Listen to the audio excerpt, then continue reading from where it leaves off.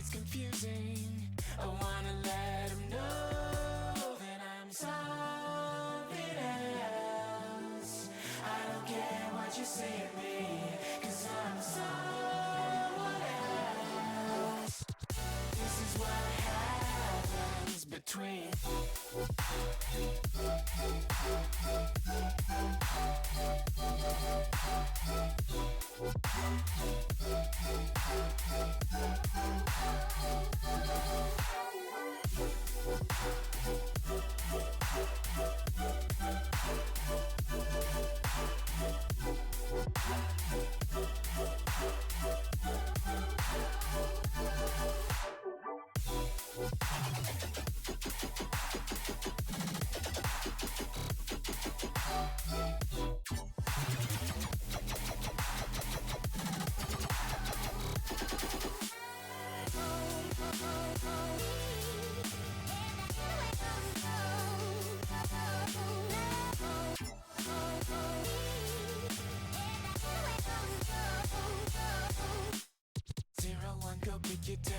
don't think, just fall in line. What's the point of living life if it ain't even mine?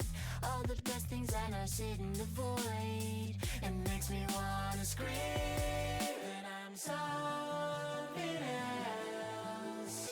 I don't care who I'm meant to be, 'cause I'm someone else. This is what happens between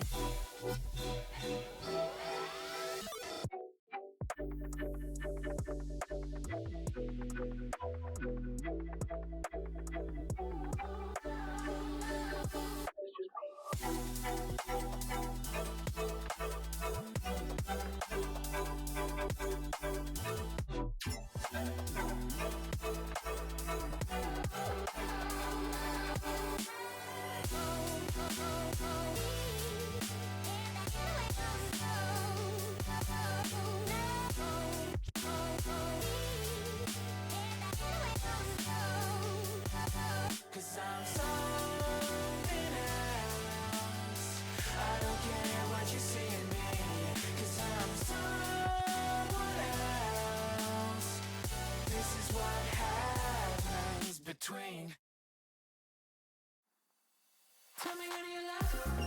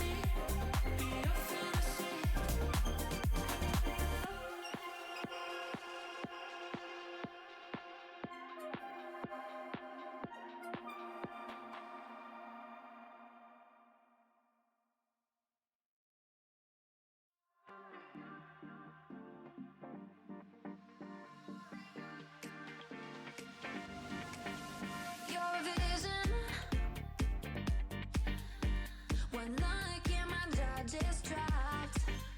Can't catch my breath. There's sand in the hourglass has stopped. You light up my world in ways I can't explain. Your electricity's running through my veins. Oh, baby, I can't help it.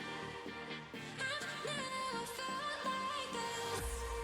Only you can do what you do. Only you give me that deja vu.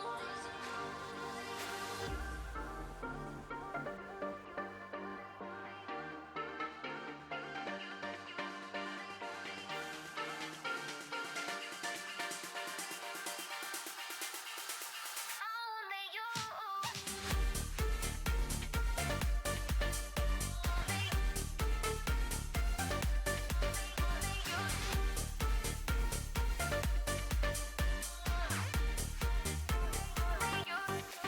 Before you found me, I was floating among the stars. No direction till I landed in your arms. Destiny makes sense when I look in your eyes. A new force of nature that brings me to life. Oh, baby, I can't help it. I've never felt like this. Only you can do what you do. Only you give me that deja vu. Welcome back, everybody, to Division 1. We had a great opener just yesterday, but we're starting off with even more matches and actually having 2 matches to continue out on this Monday afternoon into our late night. We're hoping to see another great series like we did in that prior one, maybe even get to see all 3 maps come into fruition. But our first one to start off tonight will be Utah facing off against West Virginia, a really big testament, really, to what these 2 teams are trying to bring to the table coming into the split here, Dallas. Yeah, most definitely. I mean, talking about Utah and what they've done over the course of the past semester wasn't really much in terms of the results, but in terms of the promise and the potential they had there. I mean, there's a lot to work with here. I think in terms of what their team has, just on an individual level, they look fantastic. They got a lot of shots running there. They have lots of players who can really step up to the plate. Issue is, it seems like they're all trying to bat at the same time. And, well, at that point, if they all miss because they're kind of all over the place, things start looking a little bit ugly. But West Virginia, definitely new beginnings here. Enoch stepping out. A77 towards the end of that last semester stepping in looking phenomenal. So I'm excited to see what they can do for this one. Yeah, keep in mind, they do have a new player coming in for this West Virginia roster. I actually believe it was Inox who graduated, right? So you have a new player stepping in. And this is why you have this little gray thing off to the side here for one player where they've kind of been zoned out. So kind of this narrative we've been trying to work with here is this is a redemption split for Utah and the attempt to try to make a recovery after last split. But at the same time, it's this adjustment period for the side of West Virginia. So it's revision where we don't think Utah needs to make any really big roster changes. It felt like they themselves were the issue throughout the entire last split. So a revision versus replacement idea for West Virginia to try to find the right person to kind of fill in that slot and that personnel that truly will be a noticeable absence for that roster with how good they were locking in for not just this team last split, but for quite a while now. I mean, they placed and they got first place in all VAL South the semester before, right? This is a team that has history. This is a team that has accolades, that has done it against some of the best and continues to do so. And now they're losing a core piece, and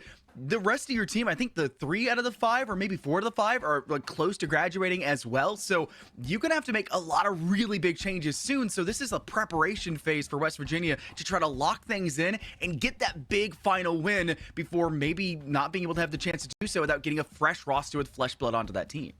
Yeah, and I think this is also hopefully going to be a bit of a redemption arc here for the likes of Utah. Not really having much of a showing last semester, not really able to squeak out that win that they really wanted there by the end of the semester, and things just weren't looking all that hot for them. So seeing, obviously, the way the kind of bottom of the barrel worked, knowing that we had those 2 teams eliminated, being Ohio State and Utah, you don't really want to be in that bracket anymore. Obviously, playoffs here are going to be a lot more lenient, not really in those elimination sectors, but still you want to be more towards the middle of the pack because you want to give yourself that leniency as the games go along. along, or even just set the standard for where you ended last semester, if it's low enough to kind of go ahead and reach beyond that. And we talked about what this team can do. We talked about the capabilities of it. And in New West Virginia, while it's going to be a difficult opponent, it's still kind of a new game, new beginnings for them to really kind of maybe get that ball rolling, get that engine revving a little bit, and maybe at least just find themselves something of like a surprise throw in there for the first game to maybe kind of take people off and squeak out 1-4.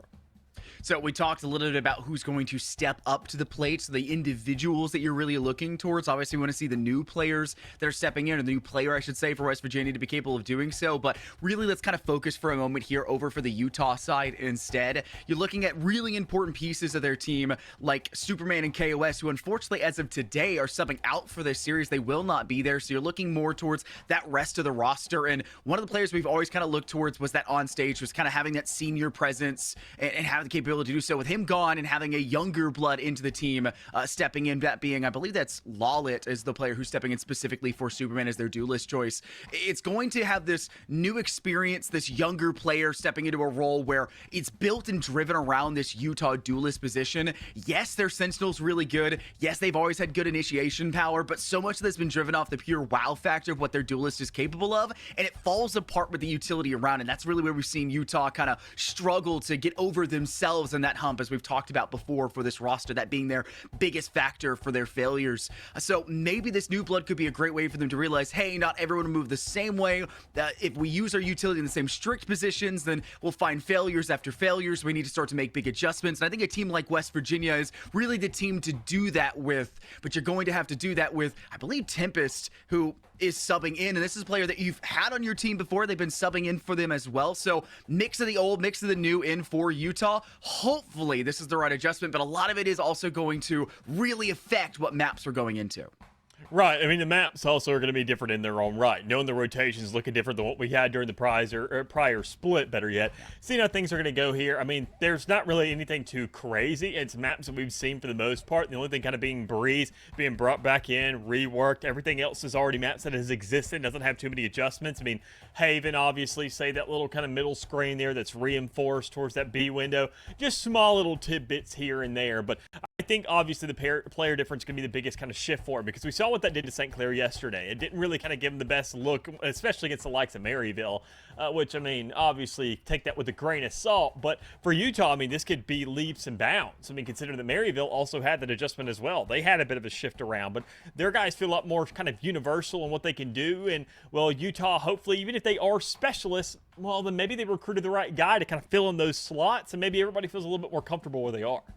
Yeah, and keep in mind, Utah is a team that has also usually worked with around two duelists, right? Stratius plays primarily duelist, right? Is kind of flexed around a couple of positions. I touched on for a little bit there Superman, who also does the exact same thing. Obviously, with him not in for this one, maybe they'll play in this new freshman as an idea, testing around the waters. Actually, I think they're sophomore, but testing around the waters for if they're going to put them in a primary duelist position or in a secondary duelist position. And it is also going to be very dependent on their map. If you're playing a map like Corrode, you can rock two duelists, right? You really want the waylay in. If you want something secondary, you can. You could be like Boise State will have up for our next series ride. They love to rock the Euro on every single map, but they also like to have that secondary duelist. It is a comfort choice for a lot of teams, but when we're talking about utility descriptors and we're talking about that initiation power, which we said is that tripping moment, it feels like for a lot of what Utah brings to the table, maybe the idea would be to tone things back. If you have somebody new stepping in, have them also step into maybe a new style of play. Have the team overall broaden the scope of their exact site takes and maybe change up the way they would like to take an objective. If there's a team to do that with, it would be one where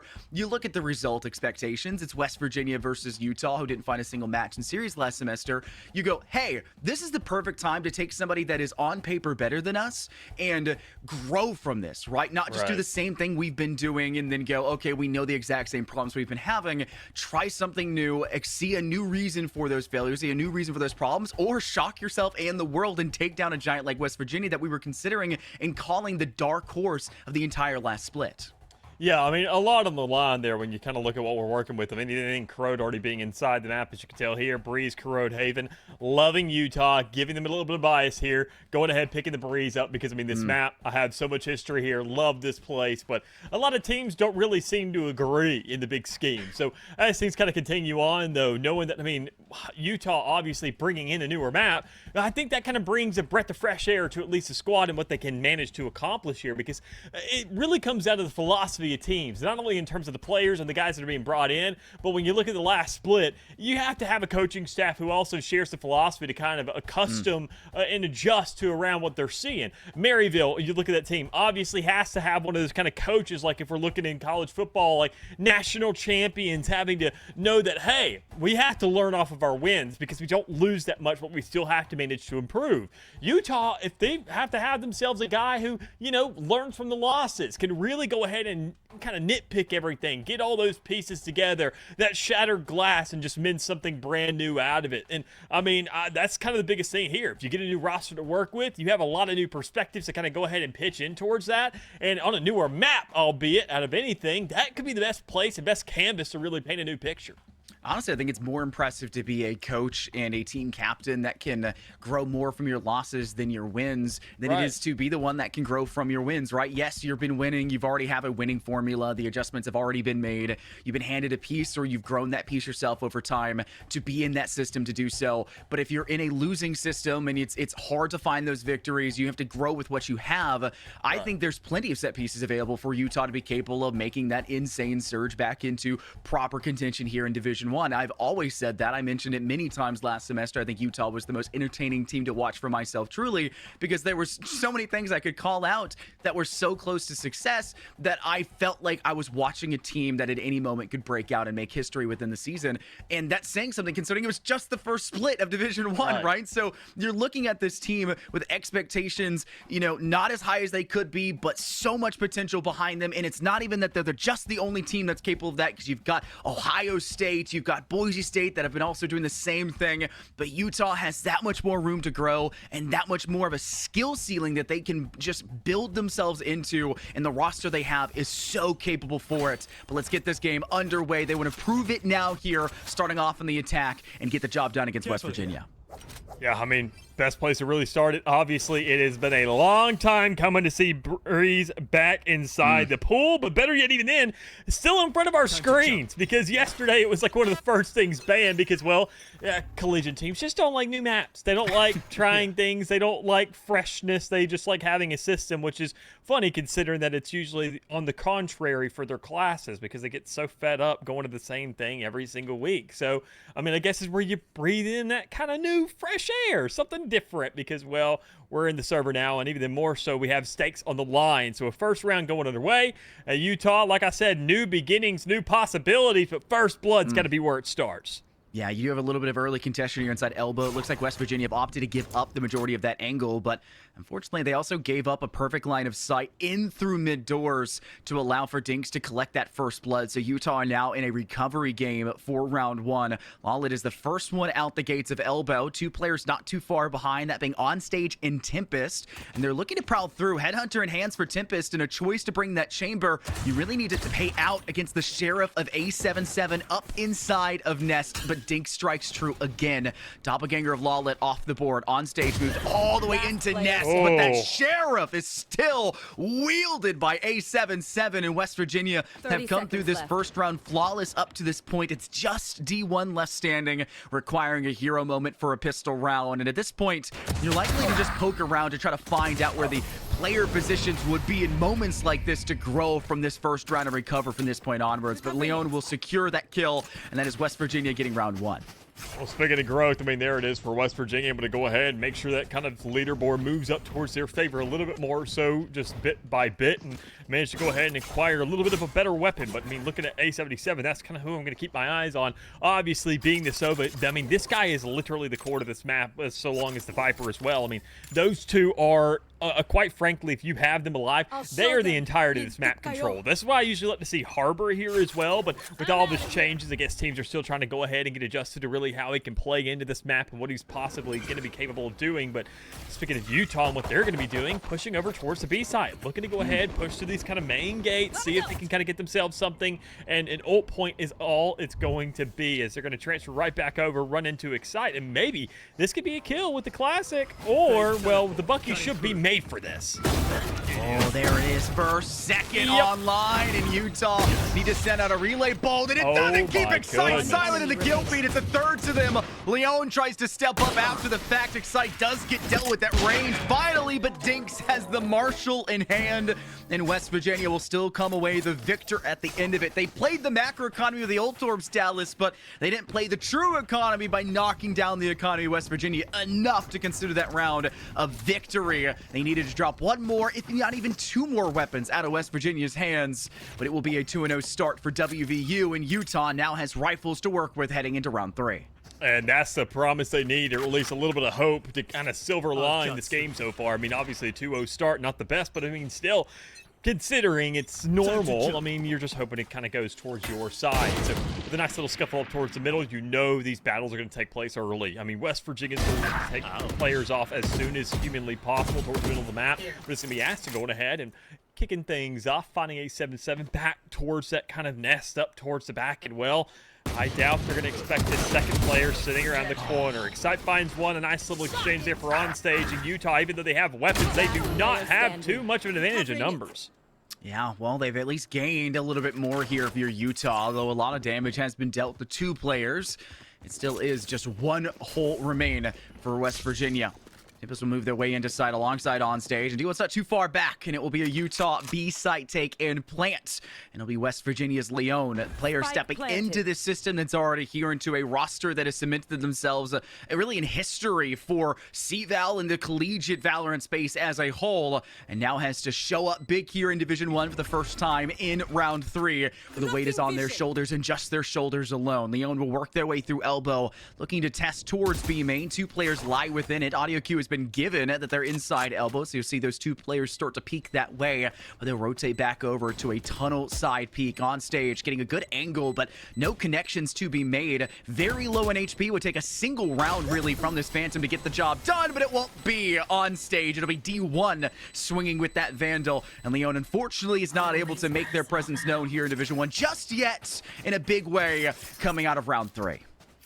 I mean, we've already seen D1 kind of lighten up in the round prior, getting a little bit warmed up, so it's only kind of fitting to find that next kill to kind of go ahead and put that final nail in the coffin for that first round on the board there for Utah. But, I mean, can he keep this thing up? Because, obviously, being an initiator, he's going to be that second line of defense when it comes around to pushing and having that backup there for that duelist. But it really comes down to the actual duelist selection. You have 2 of them. Which one are you going to back up? Which one's going to be pushing it primarily? And, funny enough, it hasn't been the Neon on the front lines. It has been that Yoru. Able to go ahead and throw out those flashes, kind of create a little bit of chaos, but the issue is it's not really creating as much as you want, because still, see, you get the decoy walking out, you have a player there, but still, Excite still manages one. Crosshair placement not perfect on the swing out towards Excite, and they'll continue to survive. Will they be a threat? And the remainder of this round, time will tell. Dinks is able to knock 1 player off the board in excess now for Utah, as it'll drop them to that 1-player disparity. But West Virginia had moved into a great position to play from here. Excite has used the ultimate and used the VTOL to gather information, and will step back across the toxic screen and hopes to maybe get some line of sight on towards on stage. Gucci with a great coverage of the player of Excite, but Aston will still get the upper hand. Dinks has a second attempt now towards Aston, and it's only on stage remaining. Pressured from nearly all sides. It's a battle with pistols now between them and Dinks. The knife is out for 1 more, but A77 wants to steal the thunder with the Vandal, and West Virginia will continue to climb higher in this series. 4 rounds in, 3 of those claimed to their own. I mean, rightfully so. Talking with the guys of West Virginia, seeing kind of how they are all mentally. A77 is the one who doesn't really play as much, I feel. He's the one who's kind of roping things back in, putting the leash on the guys, being like, okay, we can't lose this many people in a situation like this, please. And just manages to at least reacquire the op, but loses his own gun in the meantime, knowing that he shouldn't have really lost that money and had to spend it for anyone else. But West Virginia still have themselves a bit of a lead in the points. They're looking to chug things onwards, maybe get themselves another round, but they don't have the same amount of ultimates as Utah does, but they went ahead and cut one of those down. First bloods are always good, and it seems to be West Virginia finding the majority of them. Great lineup for Excite to potentially knock down 2. The headhunter, now a sheriff for Utah, actually makes headway. There'll be 2 players removed. Gucci, though, is back online on B and cuts down 2, approaching through tunnel. And it's only Aston now remaining. Just a sheriff in hand. Maybe an ult orb could be grabbed if they wanted it, but a dimensional drift is already online. It's a complete non-factor. I don't want to make the audio cue known that they're here. They've snuck their way back into back B. And Aston is continuing to prowl, worried about where this player is. They haven't fallen back into back, so you're estimating they're still behind Pillar itself. But Aston has no clear way to confirm that. They're off inside Cubby now, which means that they'll still continue to go silent in terms of line of sight. And it seems like Gucci will continue to stay there without really any reason to move, forcing Aston to now move directly through defender spot to try to reclaim that inside nest and bridge to try to lock down where this player could be. And this is where Leone currently is lying in wait for West Virginia, watching down through nest, not checking behind them on spawn whatsoever. But Aston's not peeking that way either. They refuse. They cross under bridge. They're working behind rope, and Dinks has finally gained some leverage of line of sight. And Leon can now work their way there just the same. Time is tied, and Aston may not have the time to work with. They'll have to start getting that spike down now. The relay boats force them off, and now it's a battle for Dinks to try to get into the space, and that weapon will have to be collected, but not a problem once Leon cleans up the fight. Man, just one of those kind of rounds that kind of draw it a little long, but I mean, hey, the payoff could be there, especially when you kind of look at the situation that Aston was in. But I mean, man, looking over on that B site, I was talking about it earlier, had 2 kills in the prior round. A guy we hadn't really talked about too much because he's sitting in the middle of the board right now, but led the kills for the team last semester, last split. Gucci 107, or Gucci 07, better yet. I mean, the guy is a menace. Literally was, I mean, especially on the brim when we looked at that buying game, any buying game that they had, just an absolute disgusting force. And he was the one who picked up that mantle when you're left. The one who just completely ran over in that feast or famine situation. And speaking of feasting, the guy's hungry, can find one, gets his fair share, but doesn't get any access for the time being. Aston's giving a ton of information with that VTOL. Tries to step out of it alongside the Hunter's Fury, but unfortunately Excite is too much to overcome. 2 now to them. Feed the beast, why don't you? And Utah are left with just 2 players standing. Tinfish trying to work within back. Does secure their frag to Excite. An uncharacteristic miss from this Yoru, but it does leverage now Utah being 1 step closer to an even position, and with Dinks now being confirmed from the flank, having the util for your chamber go off would have been a great idea to lock that down. But A77 has something to say about it and secures the final 2 in 1 fell swoop. It's WVU coming through with yet another. I mean, the Sovas, that's all this game really comes down to, man. I mean, D1 was leading there for a little on the side of Utah, but A77 is making sure to really establish himself up there at the top there for West Virginia in this game so far. And as I said, that's going to be the influence of these Sovas. I mean, they're already playing just so long range constantly. It's almost funny to see a Phantom inside of his hands right in the Vandal, knowing the kind of lineups you're going to be running into here, because over and over and over again, he's going to these long encounters. He's looking to take these fights, and well, Utah keeps on kind of bringing them to him.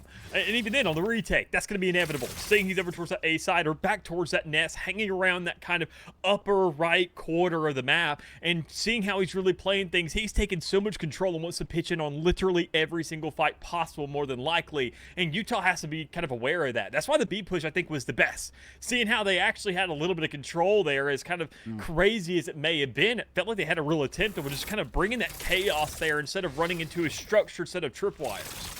Yeah, I really do like seeing this almost destabilization of the West Virginia defense on these sites, but the way that they've been able to overcome that, which is expected from a roster of this caliber. But Utah has still been able to put up a very good fight in these directions, and as long as they kind of snuff out a lot of these early mistakes in terms of bleeding player counts, they're peaking 2 players in the same player, and yet still that 1 is still standing at the end of it instead of the 2 that came into it.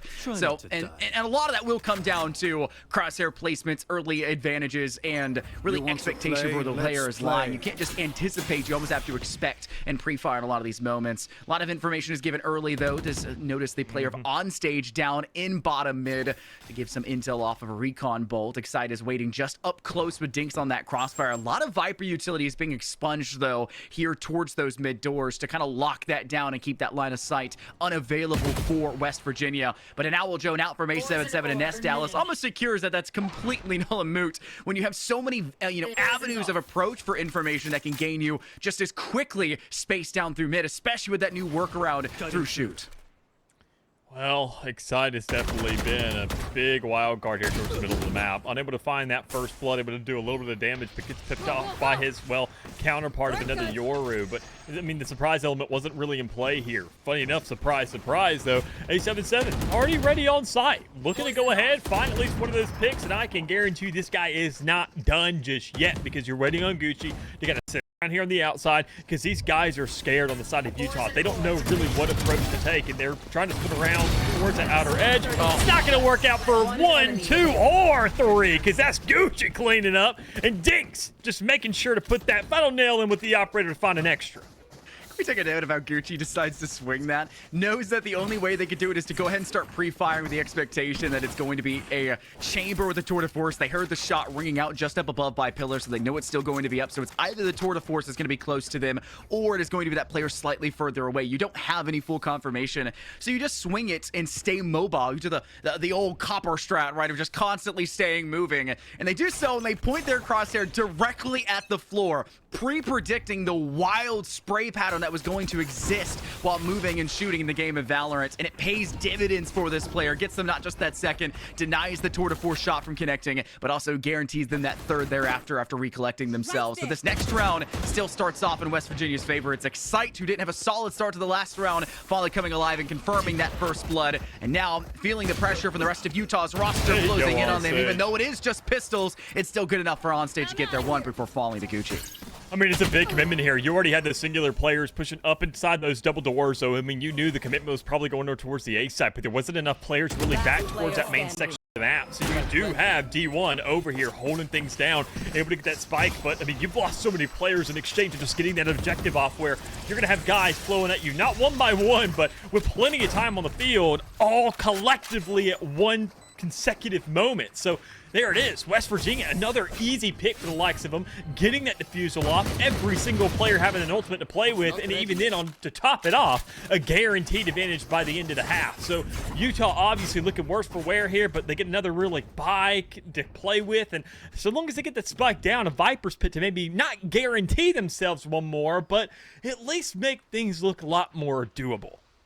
Yeah, and keep in mind that that last round is almost a victory in and of itself, getting that spike down and getting a couple extra credits in the pocket, proving that these sites are actually claimable in some capacity or another, and also kind of guaranteeing the continuance of where West Virginia have been sitting. Excite has been so deep inside mid consistently, and while they aren't there this round, and it could be a great read for West Virginia to finally transition away from that player's deep hold, it will still be a good confirming point for Utah to say they like to hold on to this, and if we just send numbers to the problem, eventually we'll find some sort of headway, and that's exactly what they've done here. Tempest gets their 1v1 and elbow off towards Dink, succeeds. You have A77 up in Nest, who only scrapes by one, gets instantly refragged, and so that means Utah maintains that player advantage, and they can now take this position and sort of seesaw back and forth between B and A side to continue to test those waters and try to find where the perfect angle for contention will be. And it looks like they want to go through doors into the A side, but a little bit too far is Lolliot and Tempest just the same. Both Leon and Excite on site deal with their ones. You've been spotted just behind bricks, but Aston is still good for the flick to Leon, and they know exactly where this player is, but they saved themselves just barely as Excite goes for the dimensional drift to escape away from cinder blocks and make their way to the outside pyramid to now contest in a 2v2 for this post-plant scenario where both players are stuck behind pyramid. Yes, the Owl Joan gets a little bit of information, but they're both peeking from the same side. Snakebite forces them away from the spike. Now you have an open position to swing from. D1 will try to go quick. Gucci wants to confirm this round, but Aston confirms it instead for Utah. 3 kills to Yoru and a second round win for Utah. knows the timing on that Viper's pit, knows the player's too busy shooting gas from his hands to shoot back, wants to at least chow that first fight because you know the second player will find that engage and know where the location of that first player is. I mean, just well played by Utah there. In the moment shot calls, getting that finish because West Virginia obviously swinging from that same angle in that 2v2 scenario. Just awkward in the first place to even be there. I mean, seeing how Utah had a singular player pushing through the likes of A main, while sure, it's D1, the guy who was fragging. I mean, it's still something that, I mean, you just got to feel like you need a little bit of backup, but you're not going to receive it now because Lolliot's down for the count in a round like this, and West Virginia are now up 2 players in that 3v5 Utah have to recover from. Sight with a quick pop flash, just trying to zone back the rest of Utah. A lot of what we saw in that last round was when Utah lost something, they would immediately try to move in player numbers to try to capitalize. That's how they got that refrag so quickly in A77. Team worked cohesively together. A tertiary push through Elbow that already dealt with their 1v1 onto Dinks, right? 2 players, if not 3 players working through mid and Pillars itself, right? And the numbers game was there for Utah. This time, though, when you're working with just a meager 3, going 1-for-1 is not going to be the solution. You have to make sure that you're peaking 2v1 and getting both players to stay alive and take very little damage. And that's something that West Virginia, Maryville, even Ohio State, Boise State, a lot of these teams in Division 1 have slowly gotten better at, have not already been amazing at, like these upper echelon teams. And it's something I think Utah has always been so close to, but are still struggling to find 100%. It is a bloodbath, though, for Utah, as it'll be a flawless round win for West Virginia. Every player, unfortunately, just found by their lonesome, separated by a little bit of utility in those lines of sight. Well, they favor West Virginia nearly every single time as we enter into round 11, just 2 left to go in the half. Yeah, I mean, just not really much here left in terms of recovery for Utah. Obviously, they have the 3 ultimates to kind of tie off the likes of West Virginia, but still, I mean, it really comes down to how they're going to be using these and whether or not they can get that spike down, because that seems to be kind of the biggest struggle for them. It feels like anytime they do get that spike down, it's never with 4 to 5 players alive. It's always when it feels like 3 or less, and it feels like they've already lost a lot to really get to that stage, instead of kind of going for that forward investment on this utility to maybe kind of get that ball rolling. But here we go. Dimensional Dress coming right off rip to coincide with that ultimate of the Neon. So maybe this could be the thing that really gets that nail in the coffin, gets that spike on the site, gets these players alive for a post plant. But you cannot just hunker down towards an edge of the map and rely on a Viper's wall to kind of be that 1 layer security. You gotta have a Viper's pit to back it up, baby, and maybe they can get it done. Yeah, the dimensional drift is being used in counter, so the decoy is being used in counter to try to maybe get a little bit of active information within the Viper's pit, but A77 won't strike to the Viper and instead will take down that poor Neon of Lawlet. And it will force Utah on a player disadvantage. Great collection, though, by Aston to secure that pickup on the flank. Gucci's also there. Leon on site does deal with onstage, and that's your Viper's pit removed, and it's just utility and guns up for West Virginia to slowly incise upon the remainder of Utah, and a 9th round will fall in their favor. But a valiant effort and attempt by Utah, just really marred by the unfortunate fact that utility is so hard to use on an open A site like this, that if you continue to move backwards, you notice 4 to 5 of the player deaths for Utah were just inside shop or just outside shop. You'll notice that West Virginia know exactly where you're going to be, and they pull a perfect tertiary push back through lobby. Great connection, good failure points, or if there's a little bit too much stress in one direction, they have an extra side to really work from, and Utah is stuck between a literal rock and a hard place and get crushed in between the forces moving in from both sides. Yeah, I mean, it's just one of those things where you got to have at least a kind of a dual focused approach, not just one singular kind of tunneled focus there, because seeing, obviously, as we saw, I mean, even if you looked at the red X's during the last round, I mean, everything occurred right along that right side of the map. I mean, no more than what feels like 10 meters beyond the edge of the map, and well, you're just fishing a barrel at that point for West Virginia. I mean, they got just as much utility as you do, if anything, and seeing how things are going here, especially having the Astra to cause a divide, they can set up a much better wall with that ultimate to at least go ahead and give themselves some time to push that, take that control. But they didn't even need to use it there. Instead, they're opting it maybe for a round like this, going to the last one of the half. Hunter's Fury already being invested for that post plant to look for a little bit of information, maybe a kill, and Onstage is pushing behind it, finding 2, but West Virginia has made quick work of whoever was remaining to find themselves that number 10. Yeah, you started to note for a moment with on stages too that there was a chance for Utah to really close things out, but it looks like, again, the problems that are plaguing Utah are just small individual errors, crosshair placement when it comes down to a fight, not sure exactly who to lock onto in those moments, pushing into a spot where it's no longer just a single player in an angle that could work towards you, it's actually two now instead. If they had stayed close to Pyramid in that last 1v1, or technically 1v2, they could have isolated the Yoru that was behind that stack and instead flaked out into the open. You've got one player stepping behind Yellow Crate, one player now behind Stack, and well, job's done, and it's that final round of that half, and West Virginia will disallow a 3 out of Utah to get that 9-3 split. And instead, it's double digits already to start off this second half, and the pistol round already has fallen in favor of West Virginia, and if it goes the same way, we're likely to expect to see Utah force out a bye in the second round of the half, because it will be at a moment where you lose it, it's match point already on map 1, and you don't want to have that when this was your pick in the first place. You want to put a solid foot forward. This pistol round is definitely the way to do so, but the numbers won't favor you because West Virginia can choose which site to hit, and they can poke for that intel that where your players are lying first, and then play for the denial of that retake moment after.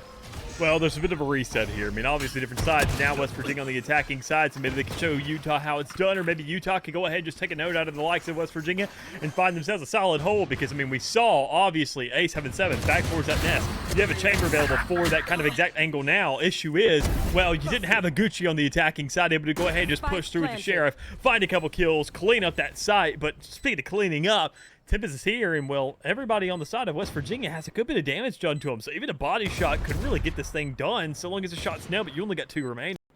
Yeah, Tempest needs to make sure he's holding this on. Making sure he's got someone nearby. Unfortunately, D1 was attempting to work their way forward, but it just falls apart, and the next 2 shots shot out from that headhunter. They'll make any connection, and it puts West Virginia up to 11. And I mentioned that you'll probably need to force up for this next round if you are Utah. Can't play for a perfect half. Try to do something with what you can. Buy enough that you'll still have weapons to go with for the next, but you have to have something solid enough in your hands to disallow a quick entry from West Virginia. This is the kind of moment where if you are WVU, if you are those Mountaineers, Dallas, you could go pretty heavy. You could pick up a Vandal if you're Gucci. You can pick up proper rifles, not just Bulldogs, because you have the confidence to use it. Just 3 of those, you lose 2 players in the process, you could still pick up those 3 weapons. It's the moment where you see really big teams make really big shot calls and attempts to shut things down. But the Bulldog is plenty enough for Excite because it gets them that first blood. And now Utah have to quickly scramble to rotate players over to this A site because the numbers and the utility are furling quick onto side, and there's no one left to defend it. Oh my god. Well played here from the side of West Virginia, able to go ahead and find just clean work of anybody just really residing on that A site, and anyone else who wants to come through. Well, it's not just going to be a big mystery because, well, they got every single one of these angles. Hell, you got Gucci back towards the double doors, letting you know, hey, there's a guy pushing up. I mean, he's got a Vandal now, but so long as he's stunning, you've already done the damage to him to some degree that it should be a relatively easy finish for West Virginia to find themselves on match point. There it is. First map already about to be over unless Utah can find the credits and the capabilities to deal with this offensive pressure and the way West Virginia were able to recollect the weapons they had. They will have proper rifles. Even if Utah did not come in with anything in that last round and had not spent, this still would have been what I would consider a proper rifle and rifle round. We don't say the game really starts till about round 4, round 5 when both teams have everything in their kits. This would be a moment where you do see it actually occur in that 3rd round of the half. But Utah are scrambling to find those credits. And unfortunately, when that lead them into a spot where the utility has to do most of the talking. And it's once again a lot of information off towards A in that shop. Big noise being made, utility being spent, and already control over a possible spike plant position. 2 players inside, just short of Stack. It's a spray through for Excite, not just getting 1, but catching on to the second as well. On stage is good for a kill, but it's still scrambling periods for Utah to try to find success stories, and it's just on stage now, left by their lonesome. 1 player flanking from bottom mid, 2 players active on site, 1 by shot, that being Gucci, and Gucci is shopping for some Gucci because they're stepping out of this map early after a 13-2 win. Just a little reminiscent of what we saw yesterday. Same scoreline for that first match, but 2 different teams, funny enough, but a brand new map on the docket as well. So, I mean, seeing how obviously there's a lot of kind of new things coming into play here, same result. I mean, it can't be the same season. It can't be the same split. So, Utah obviously has a little bit of work, but knowing that Breeze was kind of thrown out there, it's the first match of the season. They can be kind of taking it from a different perspective here, knowing they got it once they get an unfortunate hand playing the likes of West Virginia. So I think the way that this could really start to pan out, seeing what they can really pull off here, is going to be these older maps. Kind of going ahead, throwing Breeze in there, seeing what it feels like, taking it inside of a game, knowing that everything remaining should be something you're a little more familiar with. And as well, I want to point out those players we were saying is kind of important as stepping into this system. For really both teams, you looked comfortable if you were Leo, and it wasn't bad. You're getting the limelight taken by everybody else on that West Virginia roster. It's just going to happen. It's like having a 5-star team and you step in as a 4-star. You're still ridiculously good. Any team would want you, but you're surrounded by 5 stars, right? So you'll have your moment to shine. There will be chances. But for Utah, Tempest has already been in the system before. They did okay. They did fine for it. It was the team overall still trying to find where they were against this West Virginia side. But Lawlitz kind of looked a little bit lost playing that secondary duelist, or really having to move forward. They were really relying on the Yoru next to him to try to get that job done, and it was really, congesting a lot of those pushes. I would honestly love to see, going into the second map, them stepping away from that duelist that I kind of mentioned in our pre-show, step into a new role, find something a little bit more familiar to maybe the team as a whole for these moments. There's room for experimentation. If you feel like your map win didn't go the way you wanted, why not throw something at the window and see if it sticks, and see maybe the light at the end of it instead. So we'll have to see if that will happen, though, heading into map 2. Before map 2, though, we are going to take a quick break, so don't go anywhere. We'll be back after this with more Division 1. Who will come out the victor, Utah or West Virginia? It's 1-0 for West Virginia so far. Let's go take some turns. A common phrase at a university at the foot of some of the best snow-covered mountains in the world. Another common phrase on the University of Utah campus: unsurpassed societal impact. Sure, it's lofty, but it motivates the care in our hospitals, the research in our labs across campus, and the real-world applications of our breakthroughs. Innovation and impact. It's what you get from a university that is always looking up. Hi, we're WVU. You probably know us for screaming. And yeah, we're pretty good at it. But here, it's more than a chant. It's our celebration of innovation. Let's go. Our rallying cry for community. Let's go! And honestly, it's just our way of life. So whether you're chasing big dreams or just chasing sunsets, Let's go!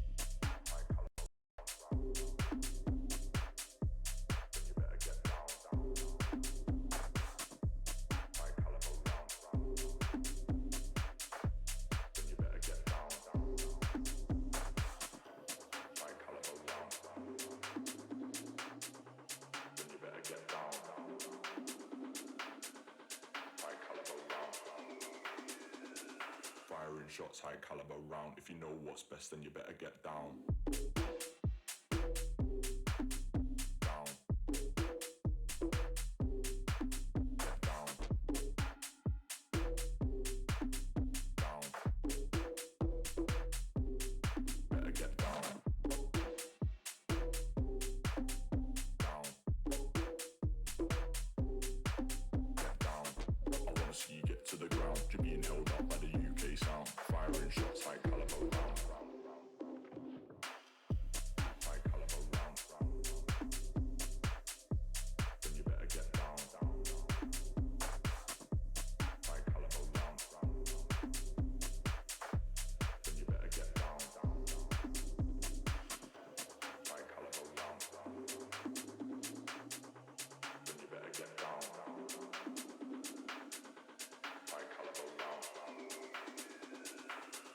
shots, high caliber round. If you know what's best, then you better get down. Down. Get down. Down. Better get down. Down. Get down. I wanna see you get to the ground. To be nailed out by the UK sound. Firing shots, high caliber round. High caliber round. Then you better get down. High caliber round. Then you better get down. High caliber round. Then you better get down. High caliber round. Then you better get down.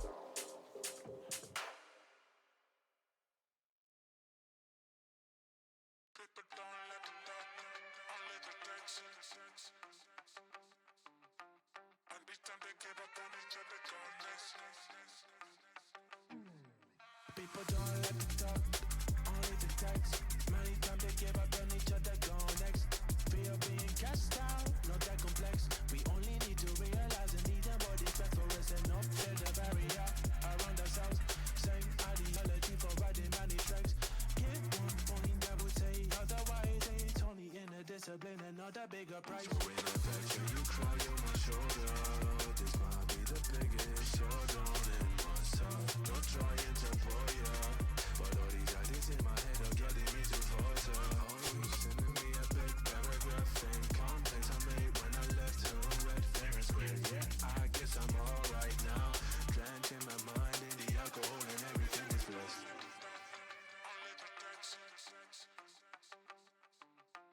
And each time they give up on each other, go next. All my energy is played in my time and the energy. If you don't like the way I think, don't need to be the love of me. Try to fix my mind and the habits should be using me. All are in the way I say, cause I know that you embellish me. Tripping on my love, but I don't feel the same way. I'm sorry, baby, go ahead and kill me. You ripped out all the segments of my soul, cause you need me. With that, I'm still here distracted. Map 1 turned into a West Virginia showcase, but it doesn't mean that Utah are out of this one just yet. It is a best of 3. That means there are still a potential 2 more maps on the board. But to get to that third one, Utah needs to pull off a major upset on their opposition's map pick for map 2. And if there's a place to do it on a map that breeds competitive, duelist potential and really would allow this new player and these substitute players, right, for this Utah roster to really shine, I feel like it would be a map like Corrode of all things to do so. The newest map, but also what I feel like is sometimes the most confusing, which could pan out for a little bit of an advantage for the side of Utah if West Virginia doesn't have the proper structure in place to kind of go ahead and counteract that. But the problem with this is we saw a lot of mid-scuffles going down there for the inside of Breeze. I mean, teams pushing right the middle, which rightfully so. I mean, every single map, you want that middle control. You want to see when you can pan out over towards that left or right side. But I mean, even then here, when you look at West Virginia, what they've done historically through the middle of the map, they love contesting it. And they love winning on it. They love not only kind of putting one person out there, they love triple layering that thing, quite frankly. So it's one of those spots of the map where immediately, if you're going to want to really execute and find yourself on the attacking side, any bit of leniency, any bit of engagement towards a site, you're going to have to actually hit the site because they want it to be as one-dimensional as possible, because we've seen what happens to Utah when they're confined to that. Yeah, you'll notice as we continue to go through it the season, we bring back in listen-ins, either back in team cameras and things like that, how these teams communicate in these moments. For West Virginia, it is very much so, I'm swinging here, and the immediate expectation is, and the trust they have on their teammates is, I'm going to have somebody else swing a tertiary angle that also contains the same line of sight, right? You are with me. We are a team. We are a unit. And the way that West Virginia has been able to do that throughout, not just this last split, but in other leagues and other scenarios and big moments, has been beyond impressive. impressive because they're doing that not just with one extra person alongside that swing for line of sight, but sometimes even 2 extra, like you're mentioning, or even 3 extra. It's so together as a unit, it's suffocating. And the only teams you really see capable of bringing down a team this coordinated at this caliber are teams that are just as coordinated, but have that much more of a slight finesse edge with experience and the coaching staff and everything behind it to work with that. And that's going to be your Winthrops, your Maryvilles, those teams that are able to knock them down. St. Clair had their huge moments towards the end of the playoffs, that last split when they knocked down what we were considering that dark horse team of West Virginia, right? So you're looking at these other teams and you need to start to replicate those small things if you're Utah. Crosshair placement is an early start to things like that, but at the end of the day, it is cohesiveness and working together as a unit that we've always talked about for this roster. They just have to stop tripping up over themselves and work with themselves to make that extra step known.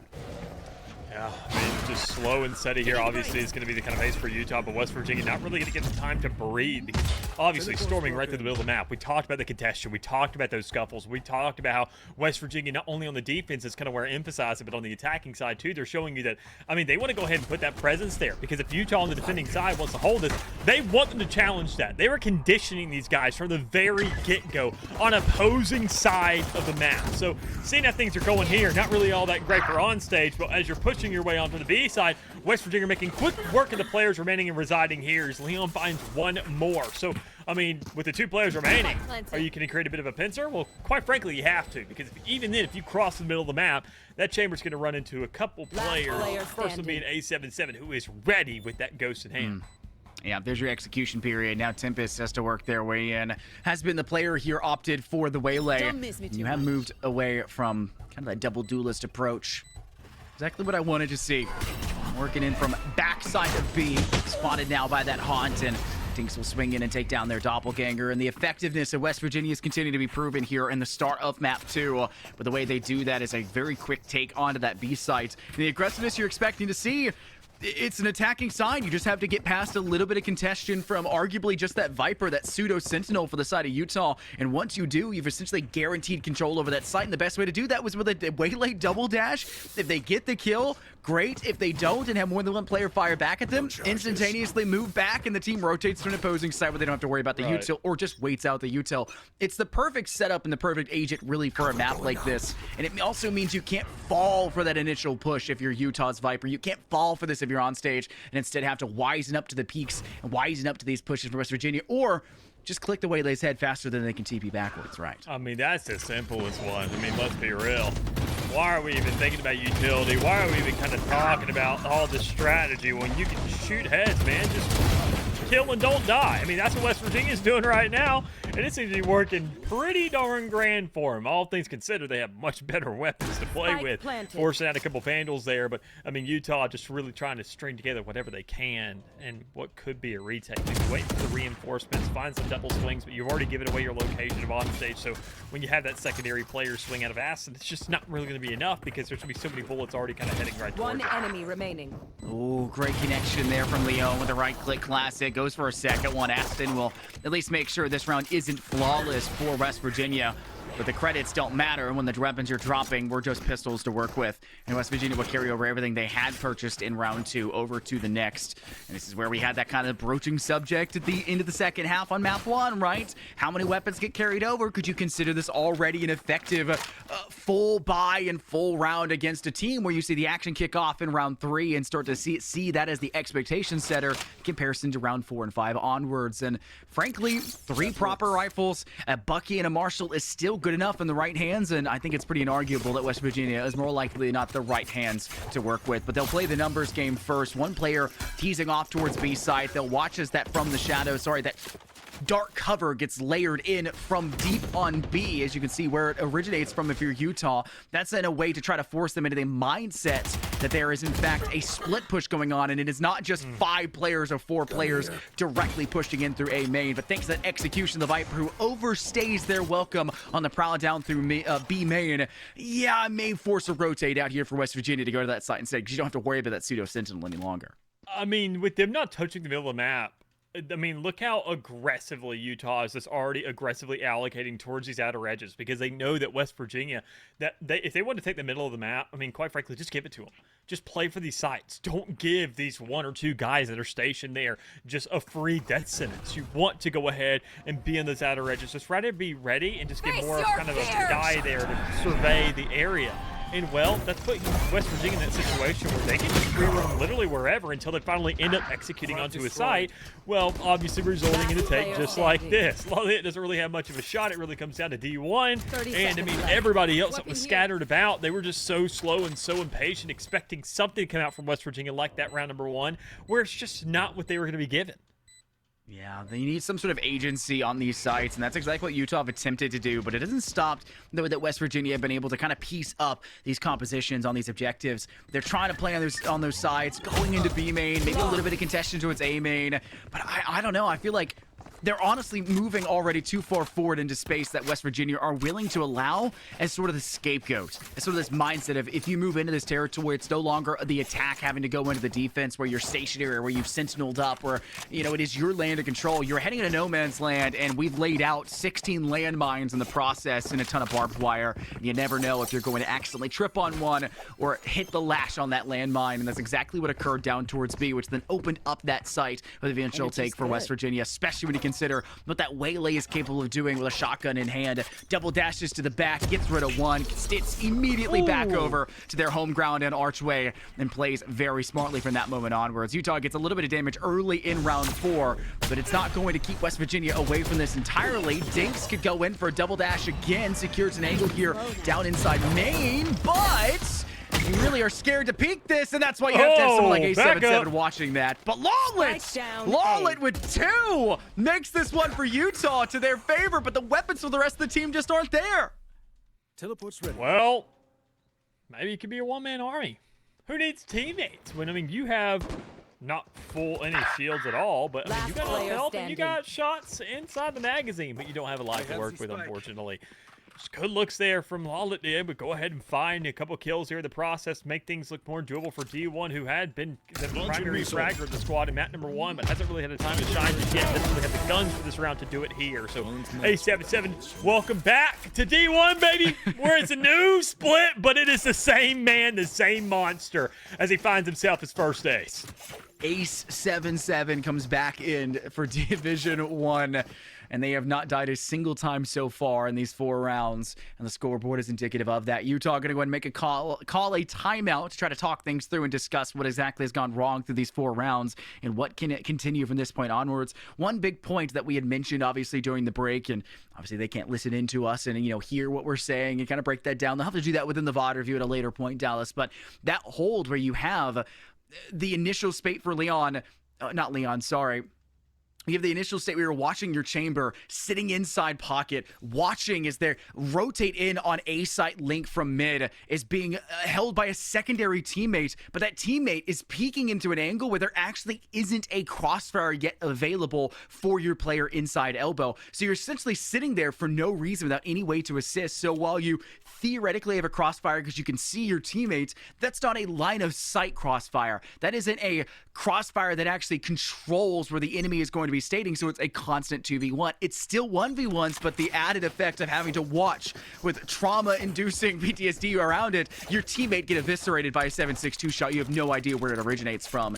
So the idea is there to have crossfires, but the effectiveness for it just isn't absolute yet for Utah, and I think that's something that Lawlet will kind of grow into to move out of that position in pocket and try to find a little bit more recovery, especially when they actually have a proper rifle in moments like that to make that recovery more possible and set up those crossfires more absolutely.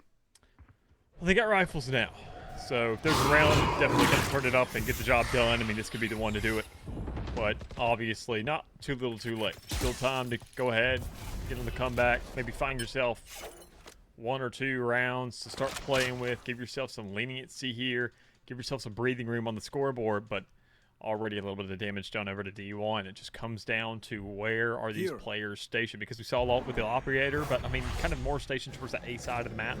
There's not really anybody invested towards the middle, and that's because West Virginia, they're kind of not really wanting to take this too much, and really finally want to kind of take it by a full force, and well, with no players really there to contest too much, besides the craziness that just unfolded for a couple seconds.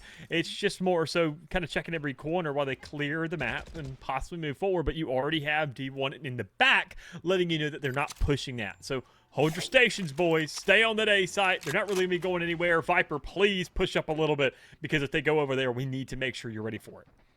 100%. 30 Even seconds 4 on left. 4.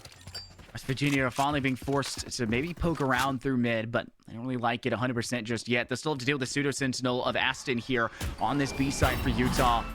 A lot of the utility will come up and over. There's the Hive will toss up the poison cloud as well as the toxic screen to keep themselves back. Snakebite goes down just the same. This will buy a ton of time, but they have to just push through this. But Aston has that cover. Excite gets a huge flick there with the operator, but Spike has to start to go down, and the connections here for the shock darts could have been big, but unfortunately it's a recon bolt for the second. The shock dart does not go out. West Virginia scrape a spike plant down.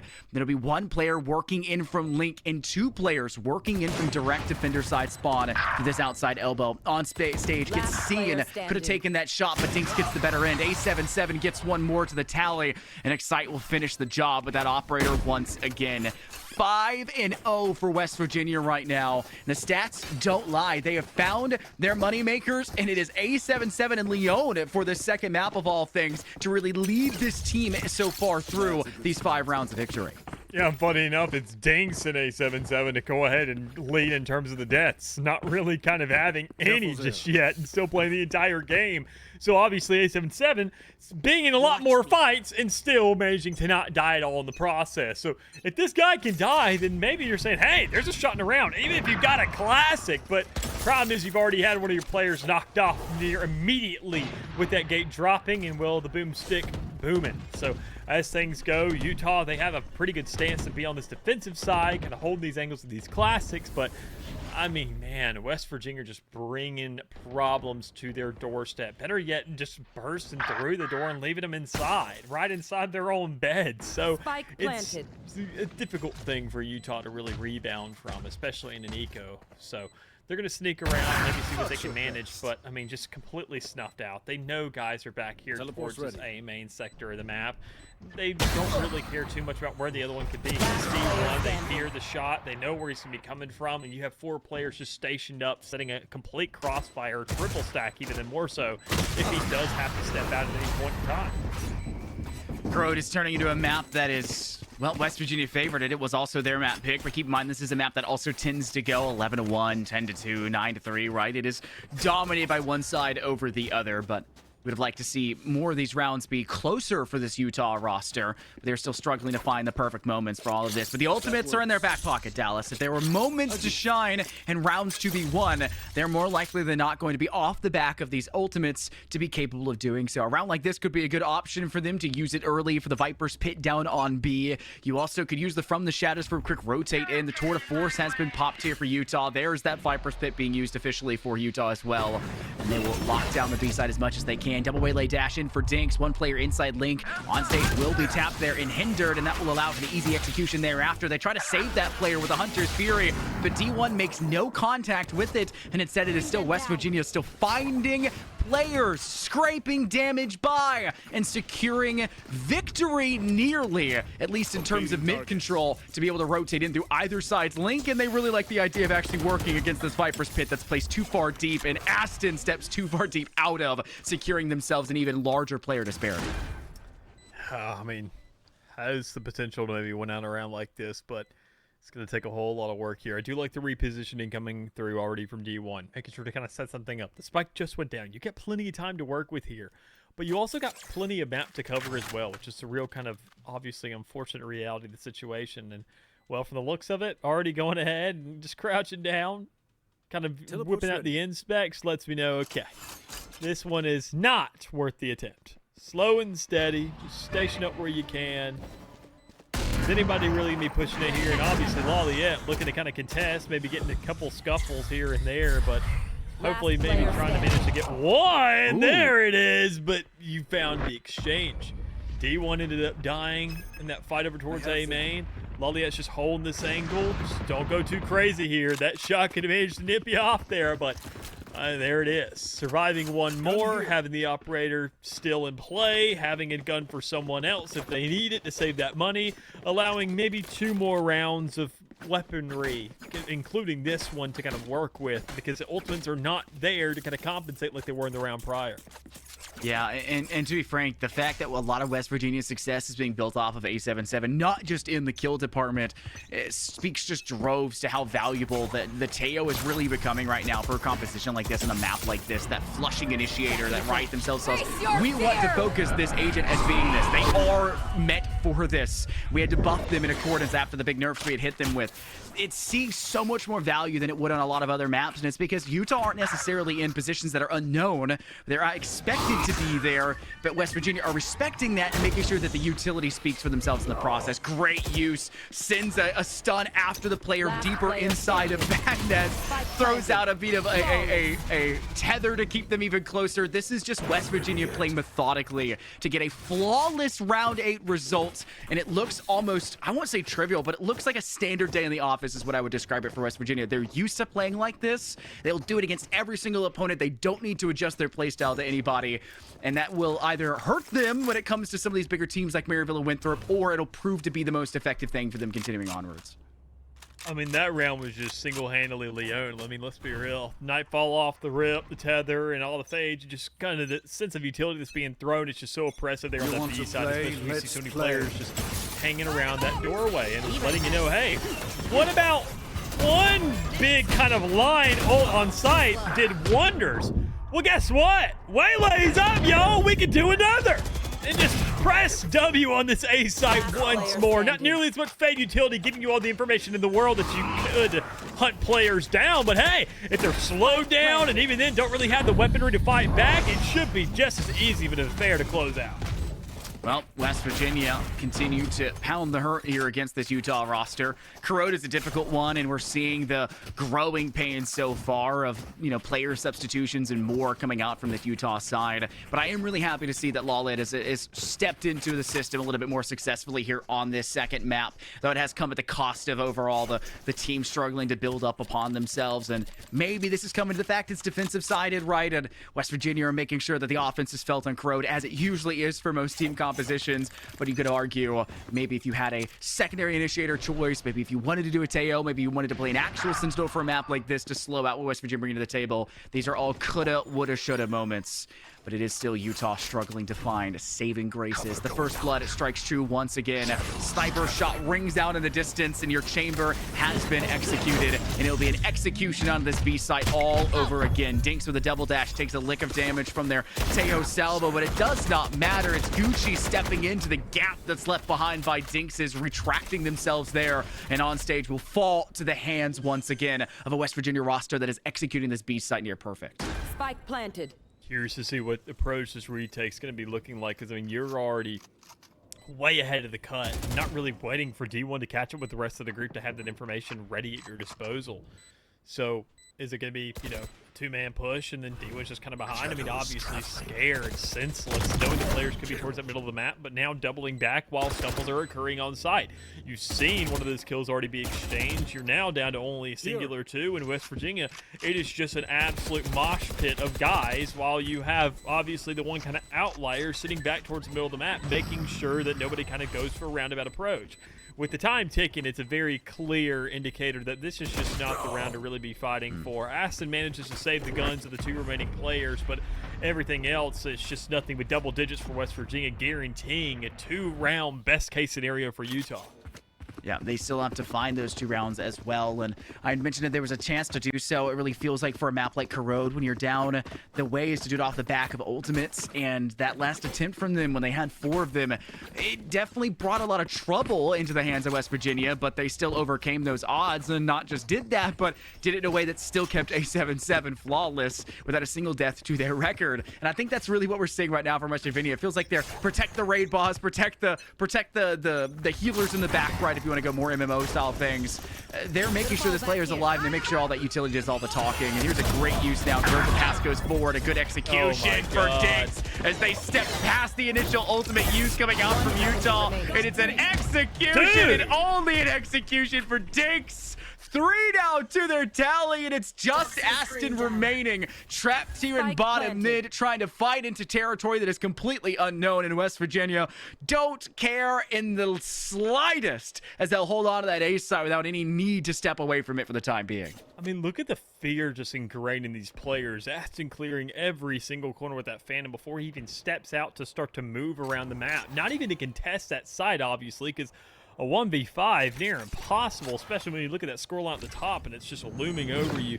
It makes that a much more difficult predicament to maneuver through. And well, you knew that eventually, if you stayed in the middle of the map, West Virginia were going to go hunting for you. They have plenty of time to do so, and they just don't want to let anything squeak through, because this next round, they can throw the numbers at it. They have the money. They can end up dying. They don't really care much about what happens here. They just care about what happens in the next, because it's already 11-0. You got no guns to carry over, and it's going to be an eco here from Last Utah to try to go round ahead and in make the sure it half. doesn't go to match point. Yeah, spend every single credit you have. It's the last of it, and you won't be able to carry it over into that second half. I love the idea to use the ultimate to slow down and convert it past everybody for West Virginia moving into A main. You took the gamble that it would be the majority of the team there. You won the gamble, but Dinks gets just past it, and the team was not ready for that player to be there.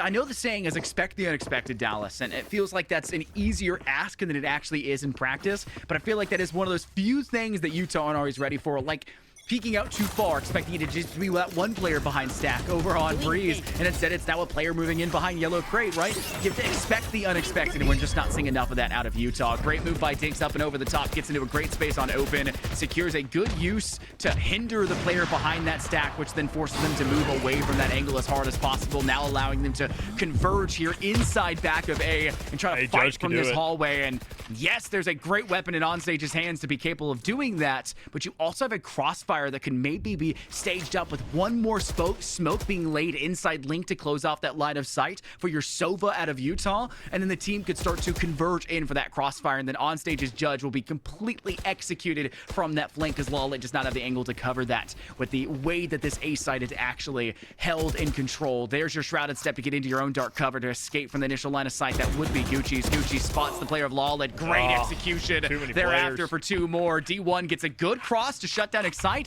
No smoke being placed there by West Virginia seems like a slight Why are we shortcoming, but they were swinging this? distracted by how many numbers are here in back of all, and Onstage Yeah. gets out shotgunned by a shorty of all things, and they get Whoa. more on top of it. 12 rounds seems impossible to deny for Utah, and there it is, confirmed. A flawless first half with a single death out of A77. No. Flawless from this player. I mean, one of those situations there where on stage, I'm just wondering, I mean, why are we swinging there? Why are we putting our face out on the line? I mean, I understand trying to catch these guys off guard, but you don't have enough reinforcements there. This is purely a reaction test. You got 5 shells, 5 players. You got to get the job done purely off just those split-second frame reactions. But obviously not in it there to win it there, and seeing how Utah's kind of get themselves into this attacking side, not looking too hot to really get themselves too much. I mean, this is the best time to do it, clearly, but, I mean, unfortunately for them, it's the only time to do it on this half. I actually Come on, think guys. West Virginia We are gotta trying to dig stat in. pad A77 right now for the KD stat to get them top of the leaderboard.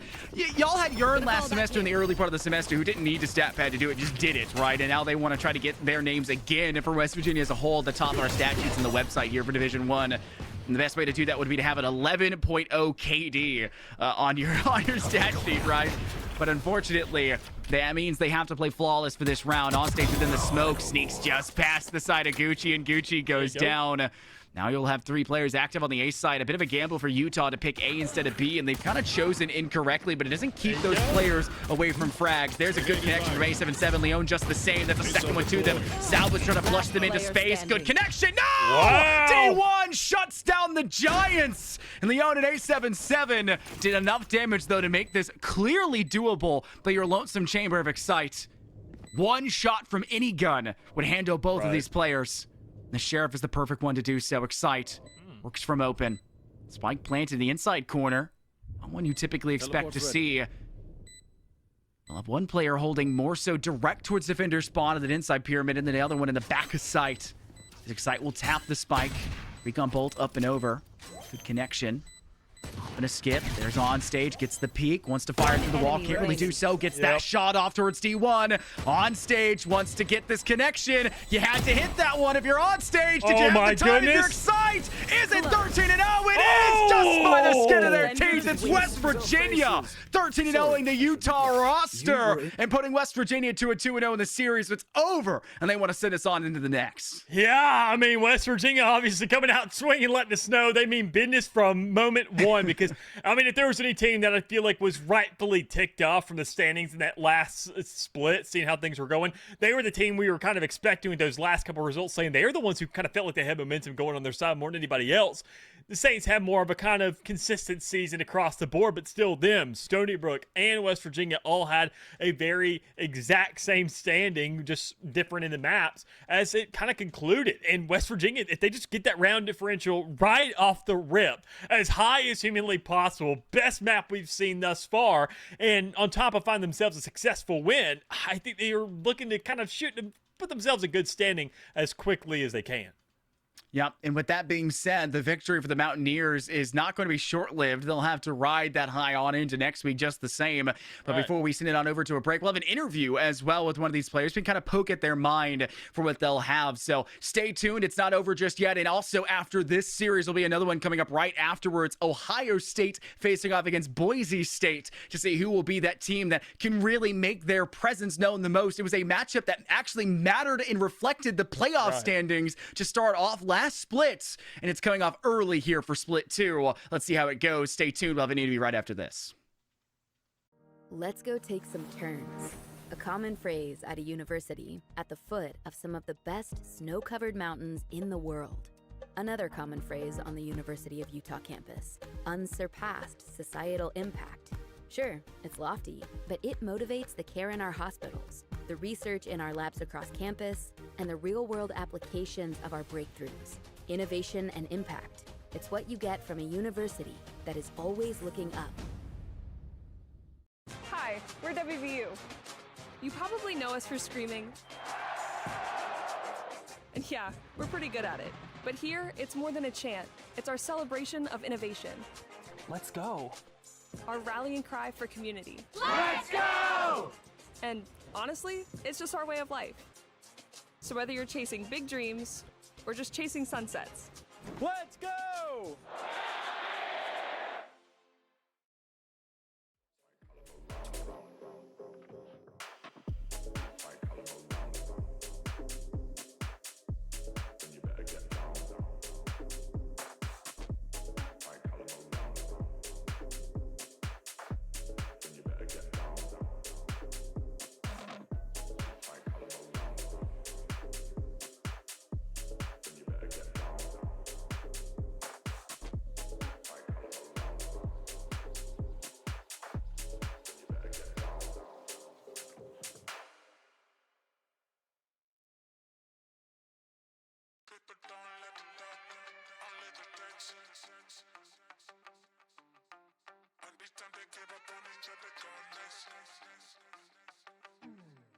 People don't let them talk, only the text. Many times they give up on each other, go next. Fear being cast out, not that complex. We only need to realize and need them body flex for us and not build a barrier around ourselves. Same ideology for riding many tracks. Give one point that would say otherwise. It's only in a discipline and not a bigger price. So in affection, you cry on my shoulder. This might be the biggest showdown in myself. Not trying to pull ya, but all these ideas in my head are getting me to falter. Always sending me a big paragraph saying context I made when I left home red, fair and square. Yeah, I guess I'm alright now. Drenching my mind in the alcohol and everything is blessed.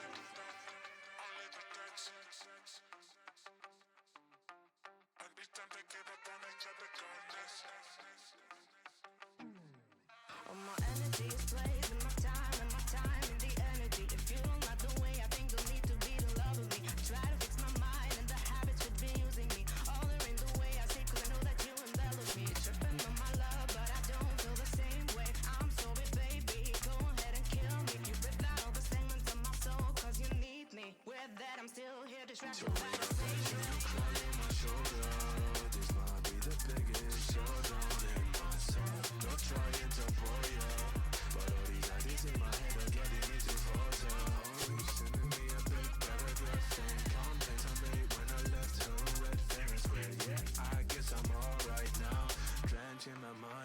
alcohol and everything it does.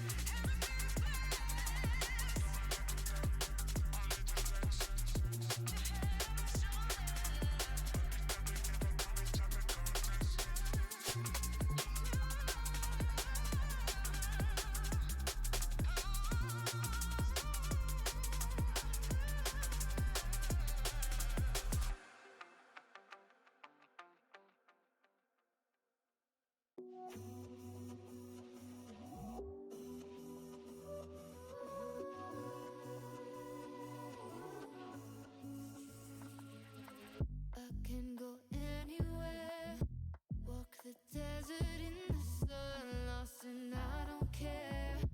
I'm feeling lighter, lighter.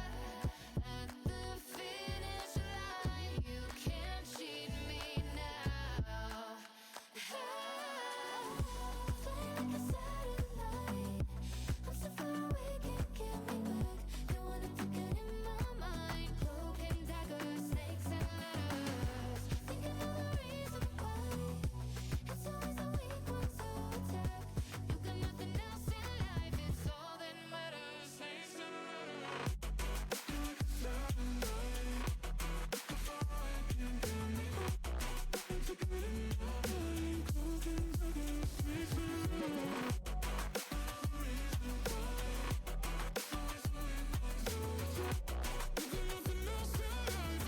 that matters. Snakes and ladders. How does it feel to fall now that you're in this alone? No more comfort, 'cause those days are over now. I've seen that side.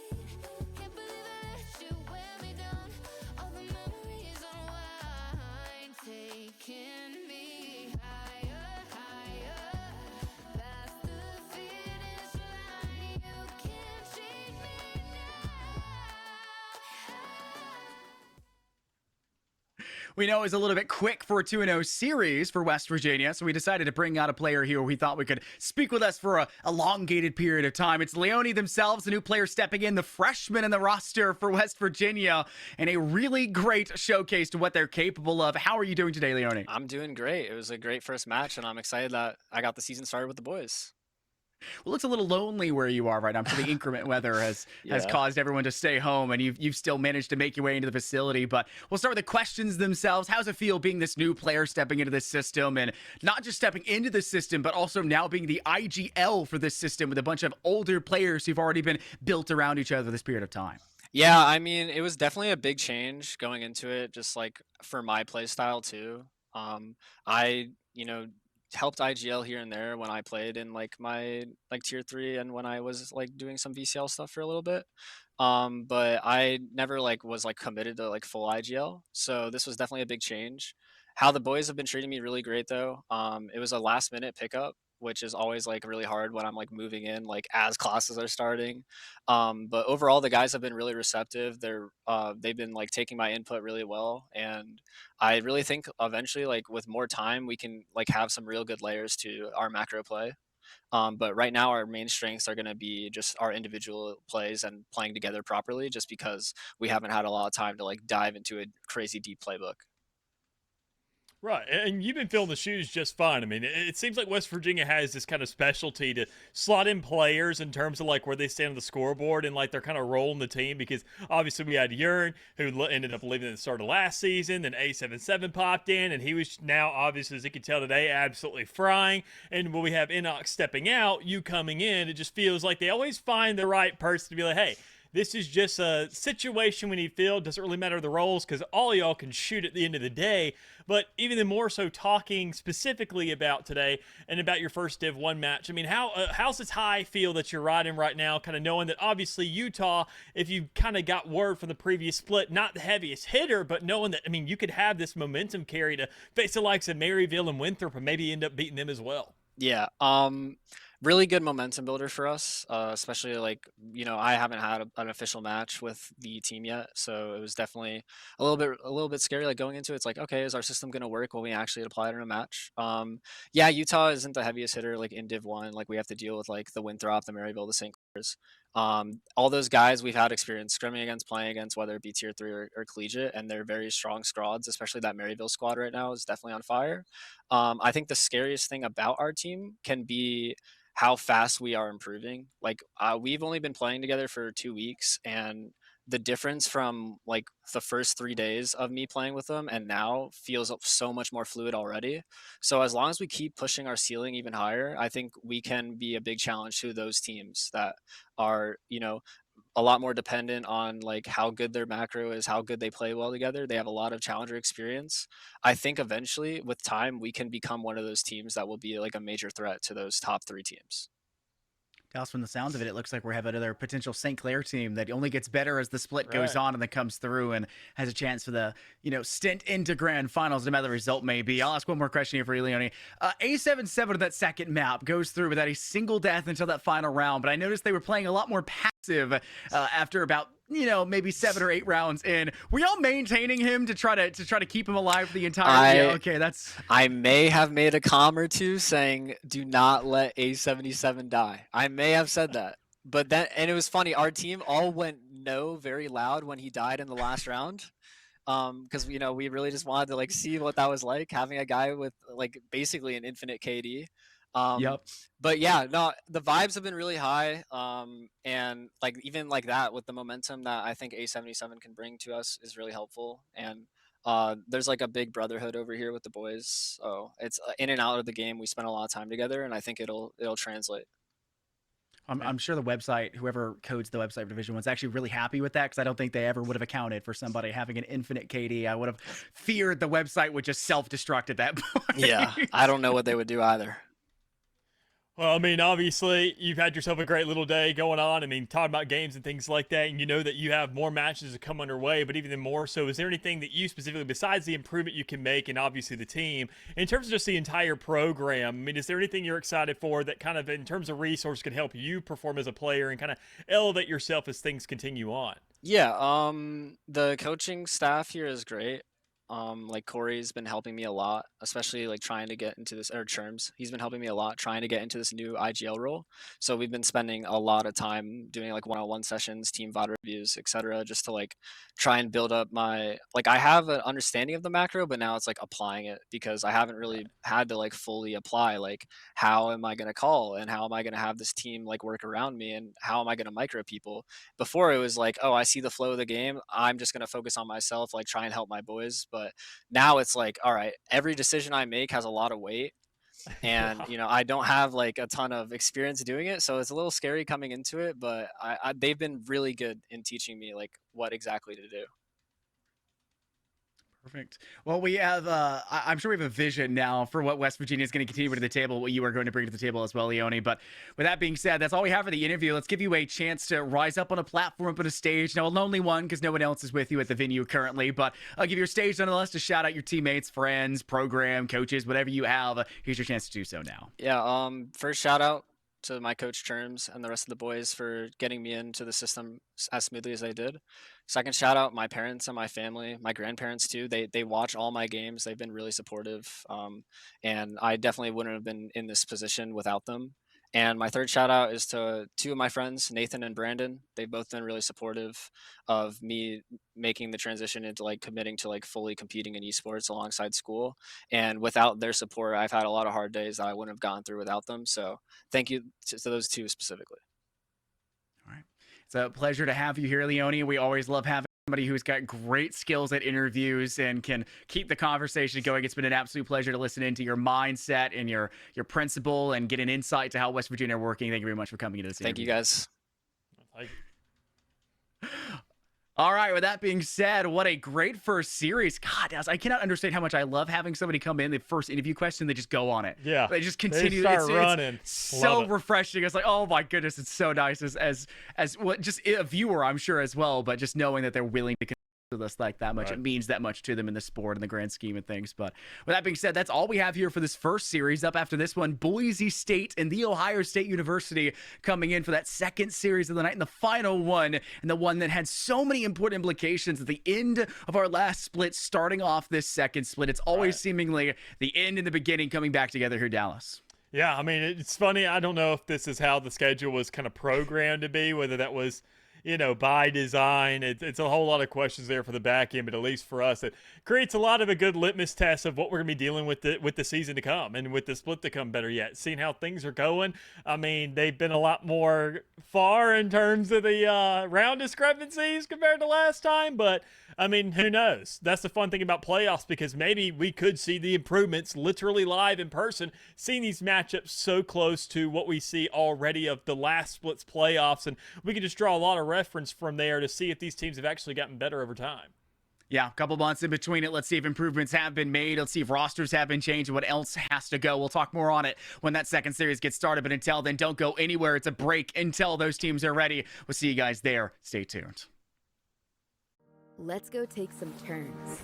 A common phrase at a university at the foot of some of the best snow-covered mountains in the world. Another common phrase on the University of Utah campus: unsurpassed societal impact. Sure, it's lofty, but it motivates the care in our hospitals, the research in our labs across campus, and the real-world applications of our breakthroughs. Innovation and impact. It's what you get from a university that is always looking up. Hi, we're WVU. You probably know us for screaming. And yeah, we're pretty good at it. But here, it's more than a chant. It's our celebration of innovation. Let's go. Our rallying cry for community. Let's go! And honestly, it's just our way of life. So whether you're chasing big dreams or just chasing sunsets, Let's go!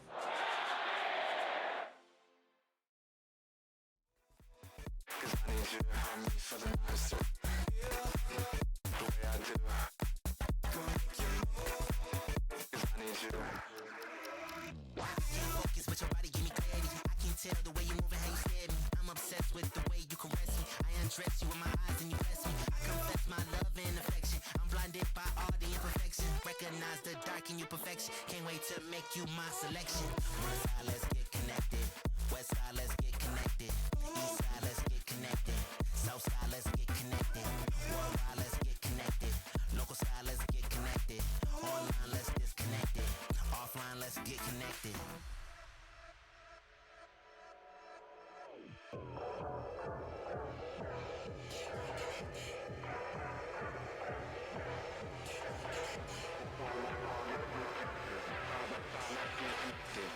Side, let's get connected.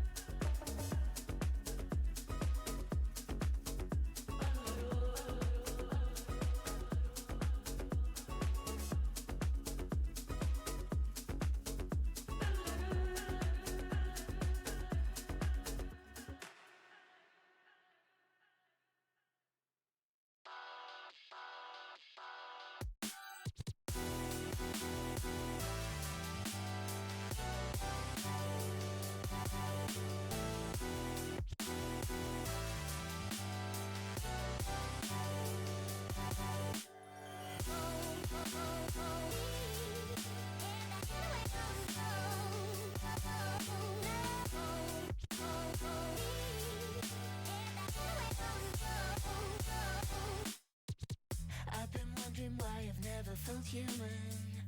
Am I alone? Do I belong here? They paint the world in black and white, it's confusing. I wanna let them know that I'm something else. I don't care what you say to me, 'cause I'm someone else. This is what happens between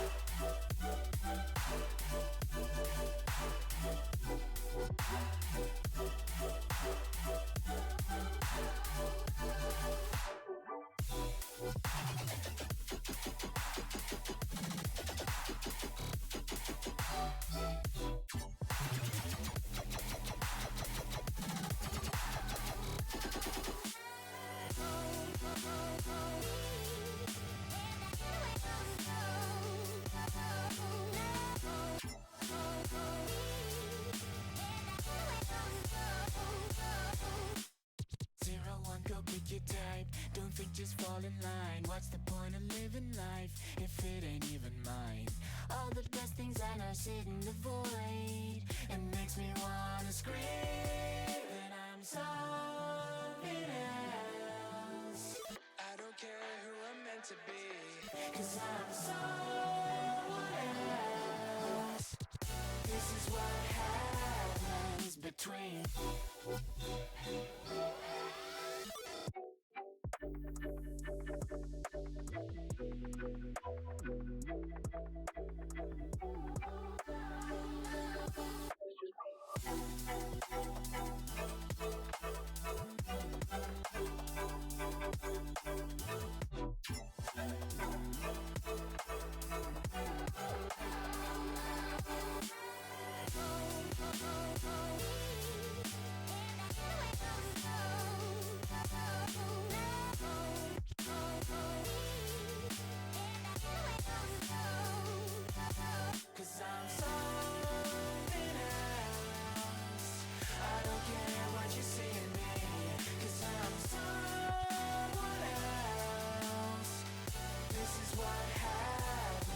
between. Tell me when you love.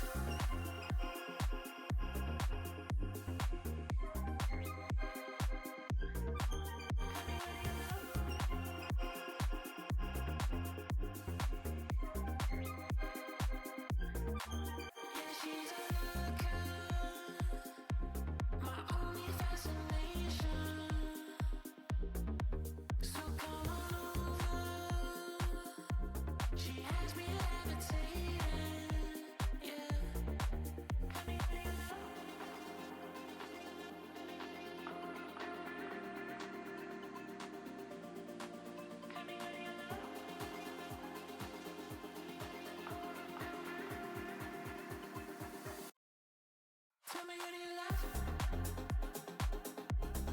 Could it be me? Be your fantasy. Tell me when you love. Could it be me? Be your fantasy. Tell me when you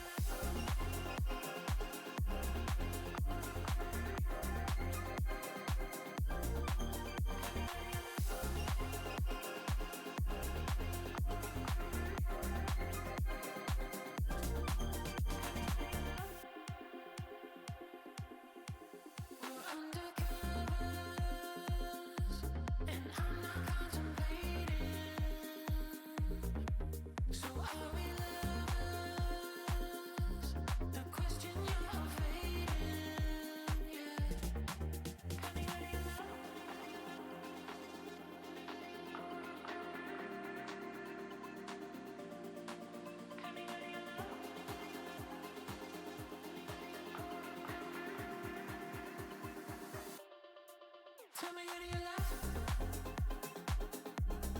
Could it be me? Be your fantasy. Tell me when you love. Could it be me? Be your fantasy. Tell me when you love.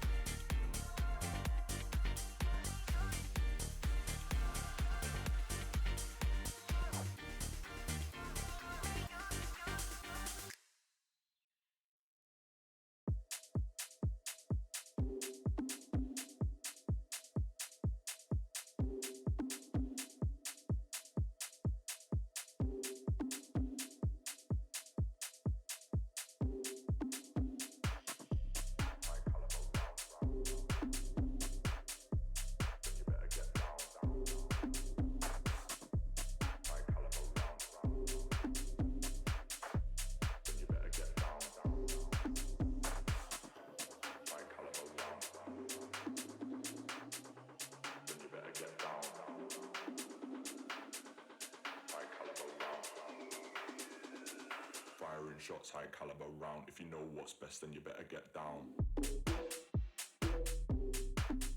Down. Get down. Down. Better get down. Down. Get down. I wanna see you get to the ground. You're being held up by the UK sound. Firing shots, high caliber round. High caliber round. Then you better get down. High caliber round. Then you better get down. High caliber round. Then you better get down. High caliber round. Firing shots, high caliber round. If you know what's best, then you better get down. Down. Get down. Down. Better get down. Down. Get down. I wanna see you get to the ground. You're being held up by the UK sound. Firing shots, high caliber round. High caliber round. Then you better get down. High caliber round. Then you better get down. High caliber round. Then you better get down. High caliber round. Then you better get down.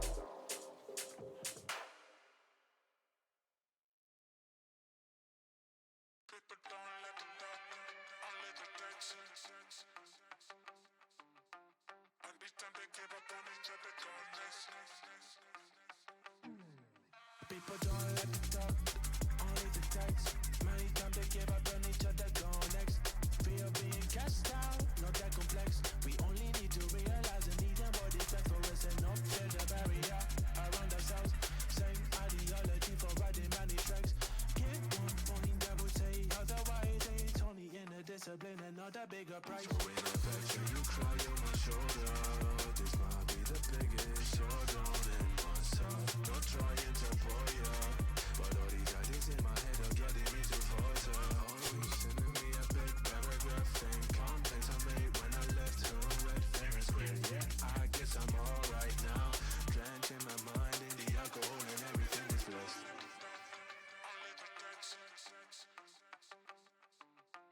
Every time they give up on each other, gone next.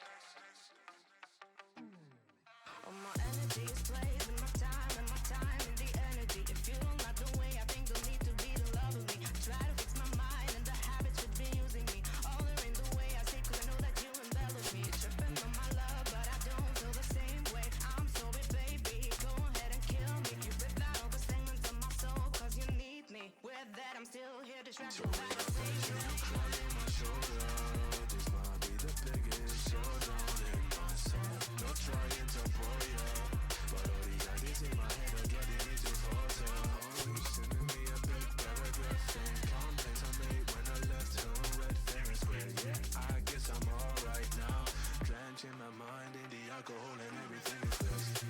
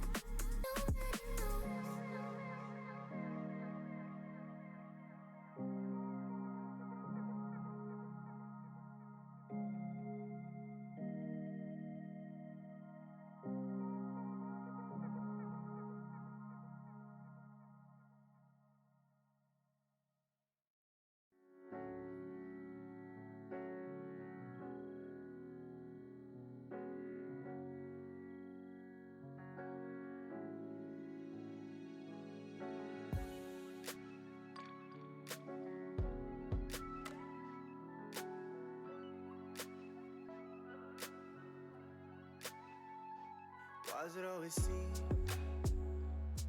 like I'm moving backward? Caught up in a dream, everybody's actor. Why's it always seem like people change faces and nothing is real? Oh yeah. And you know I've seen better days. Yeah, you know I've been through some things. Yeah, I've been sending prayers through the roof. Oh, truth. Yeah. Don't need all the answers, just tell me what life is for. One day I'ma wake up with a reaper at the door. Don't need all the answers, just say anything at all. I've been praying for a minute, I've been waiting on your call. Oh, don't need all the answers, just tell me what life is for. One day I'ma wake up with a reaper at the door. Don't need all the answers, just say anything at all. I've been praying for a minute, I've been waiting on your call. Oh, I've been waiting on your call. Oh, yeah. I've been waiting on your call. Oh, I've been waiting on your call. Oh, I've been praying for a minute, I've been waiting on your call. Oh,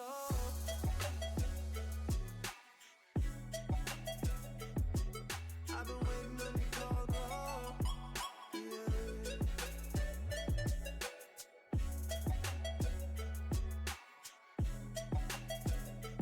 Oh, yeah. I've been so patient with you, don't you know? I've been so down with you, and you know it. You never come around, and I show it. Just give me one chance right now, and I won't blow it. I won't blow it. Oh. And you know I've seen better days. Yeah, you know I've been through some things.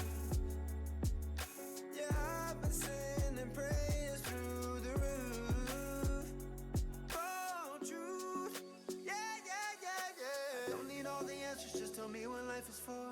One day I'ma wake up with a reaper at the door. Don't need all the answers, just say anything at all. I've been praying for a minute, I've been waiting on your call. Oh, don't need all the answers, just tell me what life is for. One day I'ma wake up with a reaper at the door. Don't need all the answers, just say anything at all. I've been praying for a minute, I've been waiting on your call. Oh, I've been waiting on you. Yeah, I've been waiting on your call. Oh, I've been waiting on your call. Been waiting on your call right now. I wanna hear your voice somehow, Yeah.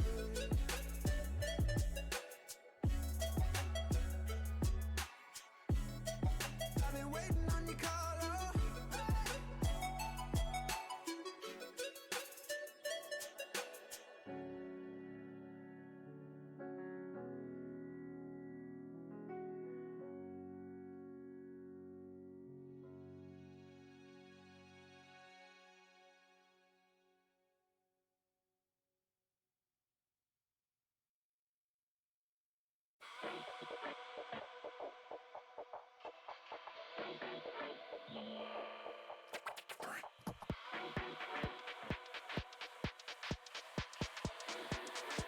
Hey, let's get connected. Connected. Let me be the calm when it get hectic. Let me be the one when you left it. Connected. Let's just hit the plug and get connected. Feel it through your body, don't want my lecture. Let's get connected. East side, let's get. If you feel the way I do, go make you move. 'Cause I need you to have me for the night. So feel the way I do, go make you move.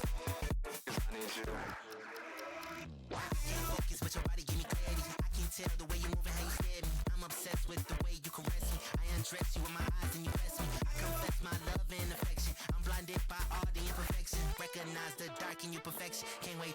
make you my selection. North side, let's get connected. West side, let's get connected. East side, let's get connected. South side, let's get connected. Worldwide, let's get connected. Local side, let's get connected.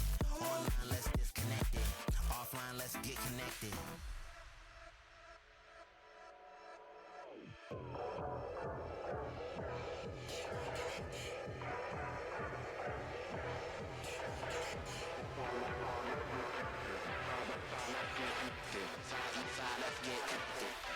Let's get connected. The way I do. Go make your move. 'Cause I need you and me for the night through. The way I do. Go make your move. 'Cause I need you. I need you. North side, let's get connected. West side, let's get connected. East side, let's get connected. South side, let's get connected. Worldwide, let's get connected. Local side, let's get connected. Online, let's disconnect it. Offline, let's get connected.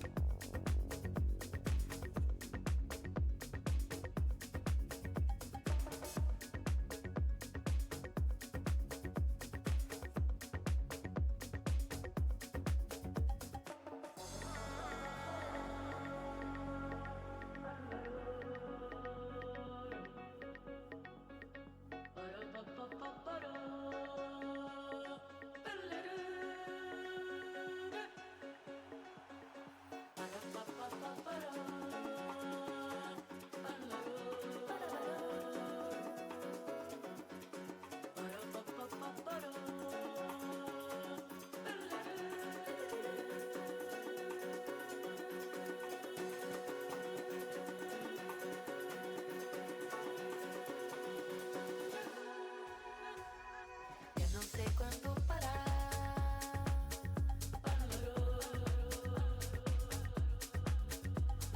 Só quando você voltar.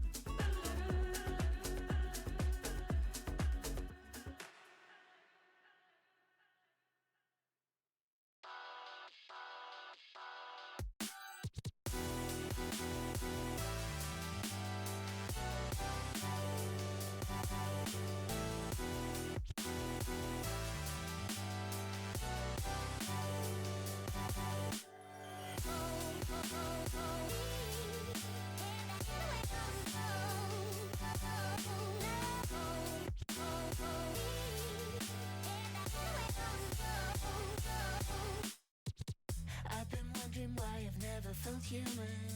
Am I alone? Do I belong here? They paint the world in black and white, it's confusing. I wanna let them know that I'm something else. I don't care what you say of me, 'cause I'm someone else. This is what happens between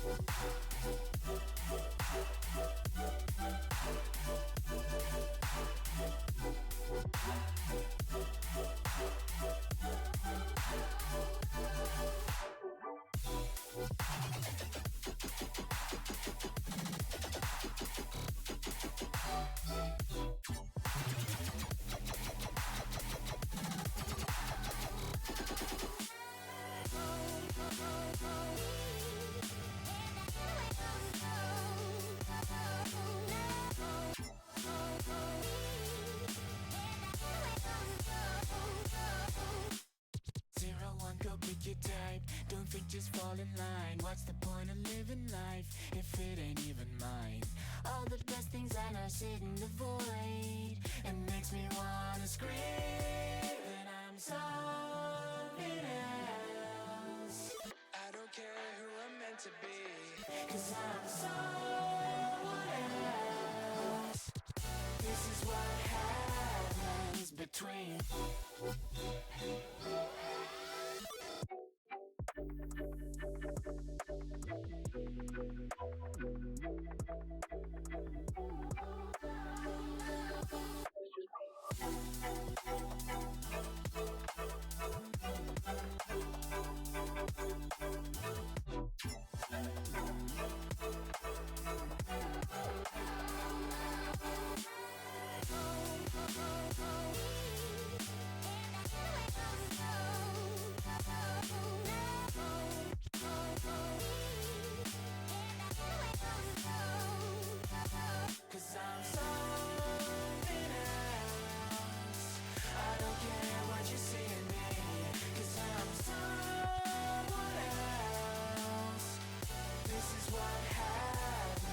between.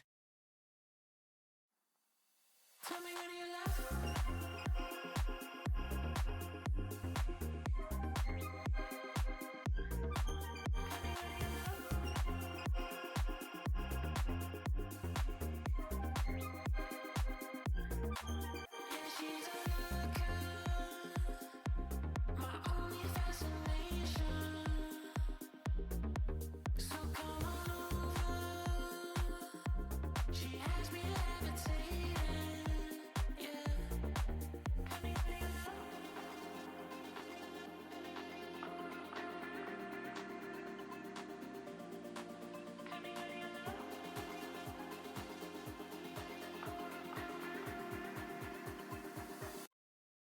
Tell me when you love.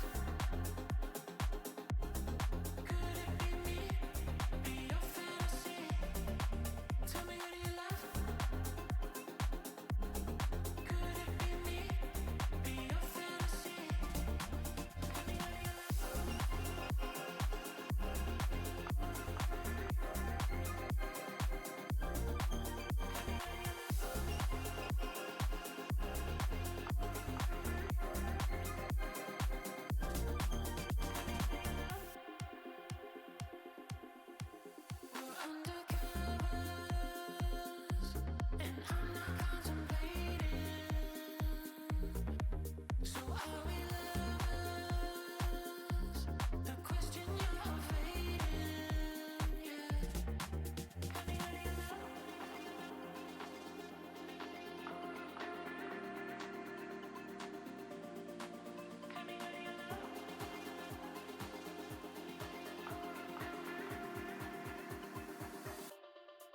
Tell me when you love. Could it be me? Be your fantasy. Tell me when you love. Could it be me? Be your fantasy. Tell me when you love.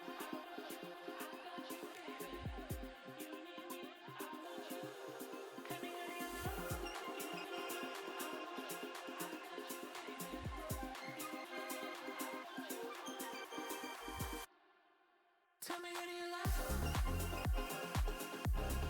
Could it be me? Be a fantasy? Tell me who do you love? Could it be me? Be a fantasy?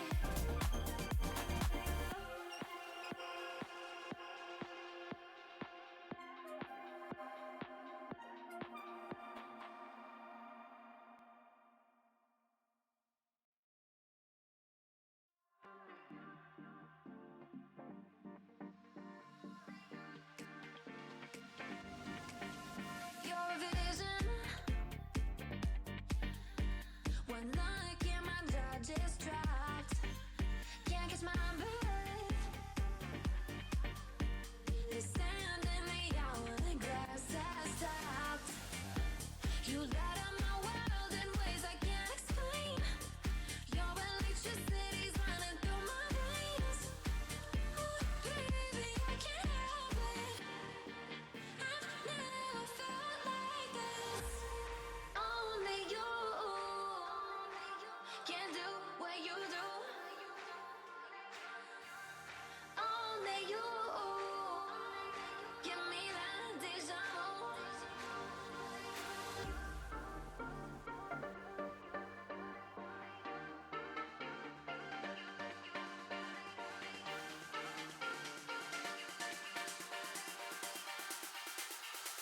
Only you.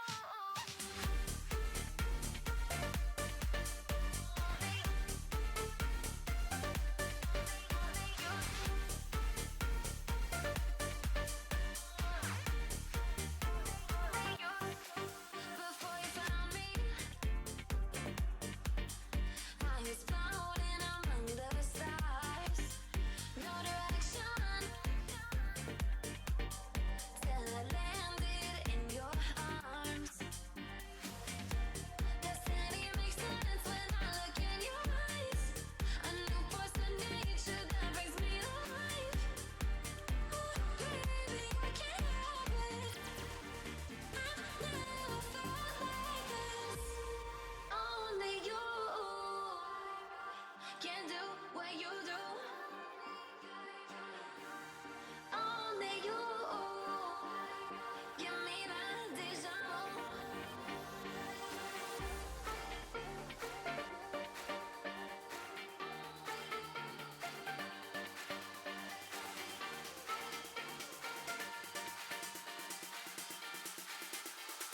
Only you.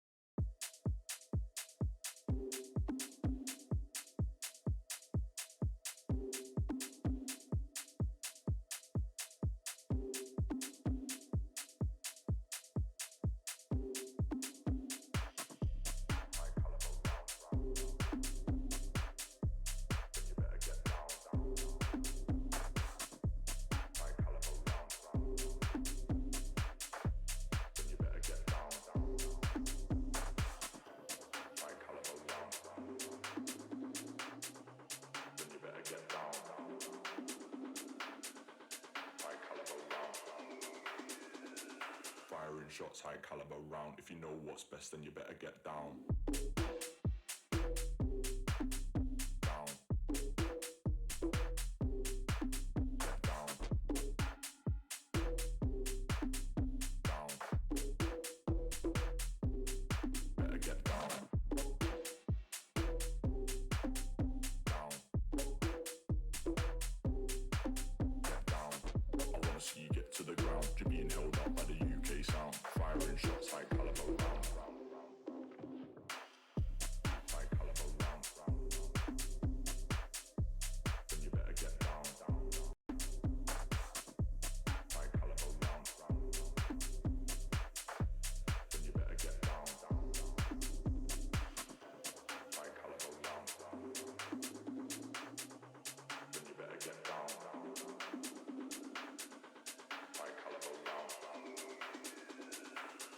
shots, high caliber round. If you know what's best, then you better get down.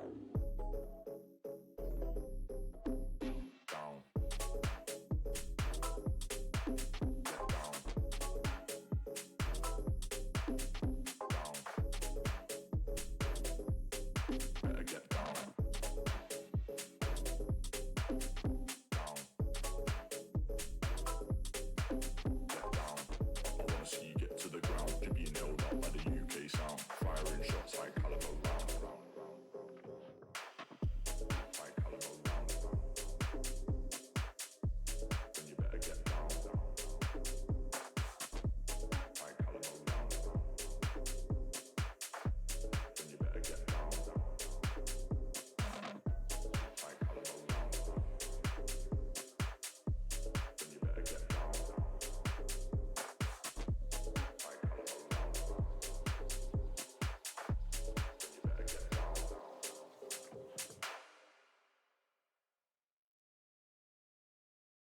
People don't let them talk, only the text. And each time they give up on each other, go next. People don't let them talk, only the text. Many times they give up on each other, go next. Fear being cast out, not that complex. We only need to realize and need them body back for us and not build a barrier around ourselves. Same ideology for riding many tracks. Get one point that would say otherwise. It's only in a discipline and not a bigger price. So in affection, you cry on my shoulder. This might be the biggest showdown in myself. Not trying to pull ya, but all these ideas in my head are getting me to falter. Oh, you sending me a big paragraph saying complaints I made when I left home, red, fair and square. Yeah, I guess I'm alright now. Drenching my mind in the alcohol and everything is blessed. Only the text. And each time they give up on each other, go next. All my energy is played with my time and the energy. If you don't like the way I think, don't need to be the love of me. Try to fix my mind and the habits should be using me. All are in the way I say, cause I know that you embellish me. Tripping on my love, but I don't feel the same way. I'm sorry, baby, go ahead and kill me. You rip out all the segments of my soul, cause you need me. With that, I'm still here distracted by the same You cry on my shoulder.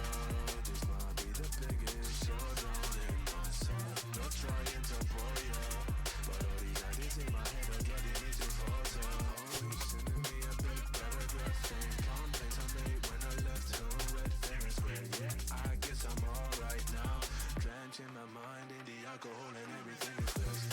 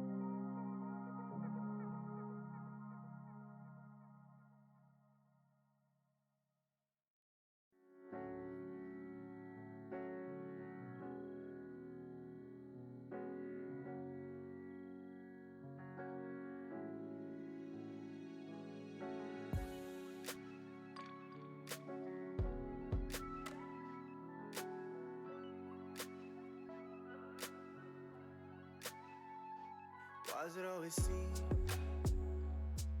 like I'm moving backwards? Caught up in a dream, everybody's actors. Why's it always seem like people change faces and nothing is real?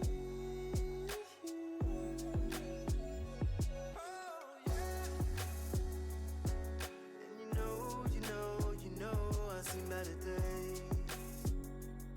Yeah, you know, I've been through some things. Yeah, I've been sending prayers through the roof. Oh, truth. Yeah. Don't need all the answers, just tell me what life is for.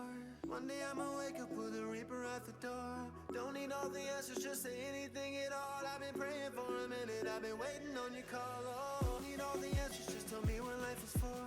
One day I'ma wake up with a reaper at the door. Don't need all the answers, just say anything at all. I've been praying for a minute, I've been waiting on your call. Oh, I've been waiting on your call. Oh, yeah. I've been waiting on your call. Oh, I've been waiting on your call. Oh, I've been praying for a minute. I've been waiting on your call. Oh,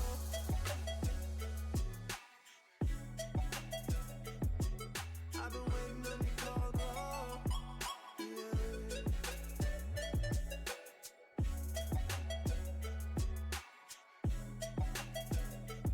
Oh, yeah. I've been so patient with you, don't you know? I've been so down with you, and you know it.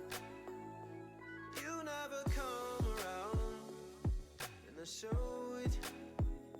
Just give me one chance right now, and I won't blow it. I won't blow it. Oh. And you know, I've seen better days. Yeah, you know, I've been through some things. Yeah, I've been sending prayers through the roof. Oh, truth. Yeah. Don't need all the answers, just tell me what life is for. One day I'ma wake up with a reaper at the door. Don't need all the answers, just say anything at all. I've been praying for a minute, I've been waiting on your call. Oh, don't need all the answers, just tell me what life is for. One day I'ma wake up with a reaper at the door. Don't need all the answers, just say anything at all. I've been praying for a minute, I've been waiting on your call. Oh, I've been waiting on you, yeah. I've been waiting on your call. Oh, I've been waiting on your call. Been waiting on your call right now. I wanna hear your voice somehow, yeah.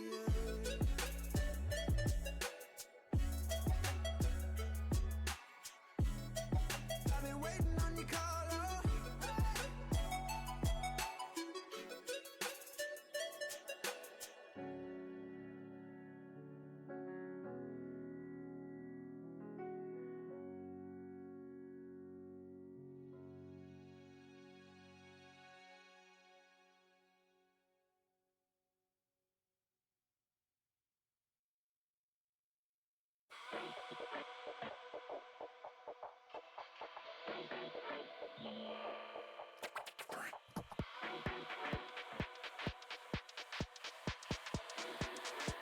Hey, let's get connected. Connected. Let me be the calm when it get hectic. Let me be the one knowing you left it. Connected. Let's just hit the plug and get connected. Feel it through your body, don't want my lecture.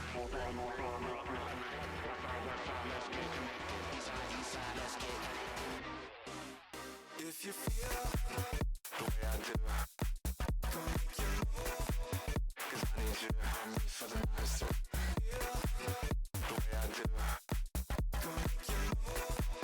'Cause I need you.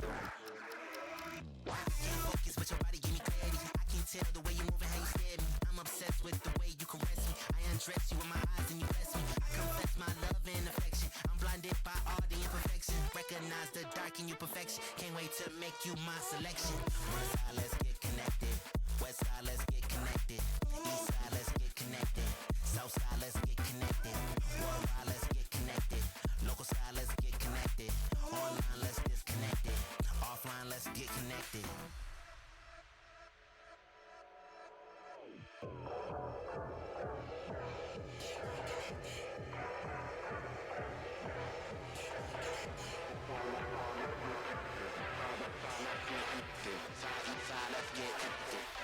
Let's get connected. The way I do. 'Cause I need you to help me for the nights through. The way I do. 'Cause I need you. I need you. North side, let's get connected. West side, let's get connected. East side, let's get connected. South side, let's get connected. Worldwide, let's get connected. Local side, let's get connected. Online, let's disconnect. Welcome back, everybody, to Division 1 Valorant. We're kicking things off here with our second series of the night to finish off the first weekend of our second split of our very first season. My name is Infernos, joined here by Dallas, a.k.a. Mick, and it's Boise State facing off against The Ohio State University, and we are expecting this one to be a damn good one. Let's be honest here, folks. Week 2 was the last time we saw these two teams face off. Big playoff implications for that Boise State versus Utah game in the final. This is what really kept OSU out of playoffs in the first place. That head-to-head scoreline with that loss in week 2 and the fact that Boise State took the victory over Utah. Let's be honest here, folks. This one could be a bit of a grudge match for OSU to try to overcome what Boise State were capable of doing. Yeah, most definitely. Obviously, a nice little kind of standing ground here for Boise State as well. All things considered, I mean, they got their little taste of playoffs last season, or last split, better yet. I'm going to keep on making that mistake for at least the rest of this week. But as things go along, I mean, they know that they had a bit of a grasp. They knew that they had the kind of likes to be in the league of the rest of the teams inside of that playoff bracket, but just got knocked really short there in that first round, knowing they were up against West Virginia. So a tough opponent, but definitely plenty of time to make improvements to make them sure that they are ready to roll for this one. Absolutely. I think this has been kind of the saving grace, it feels like, for all these teams, is saying, hey, if we still have our roster, what is left for us to do, right? Well, it's not to rebuild, it's not to regrow, it's to then develop your fundamentals a little bit more. And I feel like for both of these squads, it has always truly been the fundamentals are okay. It's consistency is kind of the issue. And that was the big thing for Ohio State, was that consistency factor. You had Dez, who we would always say he's Dezing all over the place. He's doing really good in the next map. He's just completely ghosted. You don't know where Dez is. And it's always this big question of why is this a factor for this roster. And I think for the side of OSU, it's because in some maps that is your go-to. Your duelist has to be that big pivotal player, but then for other maps that's not the case. So if your team is super required to have a good map ban, right? If your win or loss is based on your map ban, something's got to change, right? And it felt like that was almost the same story across the pond for Boise State, right? They needed Abyss. If they didn't get Abyss, it felt like they were struggling to find map wins under their belt. And I'll give you a bit of a sneak peek. Anybody that is going to face Boise State is going to ban Abyss against them, because it was their most played map. It was their best map. Everybody knows it. We drilled that point home every single week when Boise State was playing. That was just going to be the case. You'll see some highlights for both of these squads, but you'll see it most of the time for Boise State. A lot of those highlights are going to be in maps like Abyss. Right, and I think honestly, I mean, looking at these two teams, we even had the graphic kind of pulled up there. There's a couple players, as you mentioned, those headhunters, those guys who are just right there in the front lines, always being there, those duelists. But it takes the entire team to kind of really get the game going. Even then, refer back to the last match, A77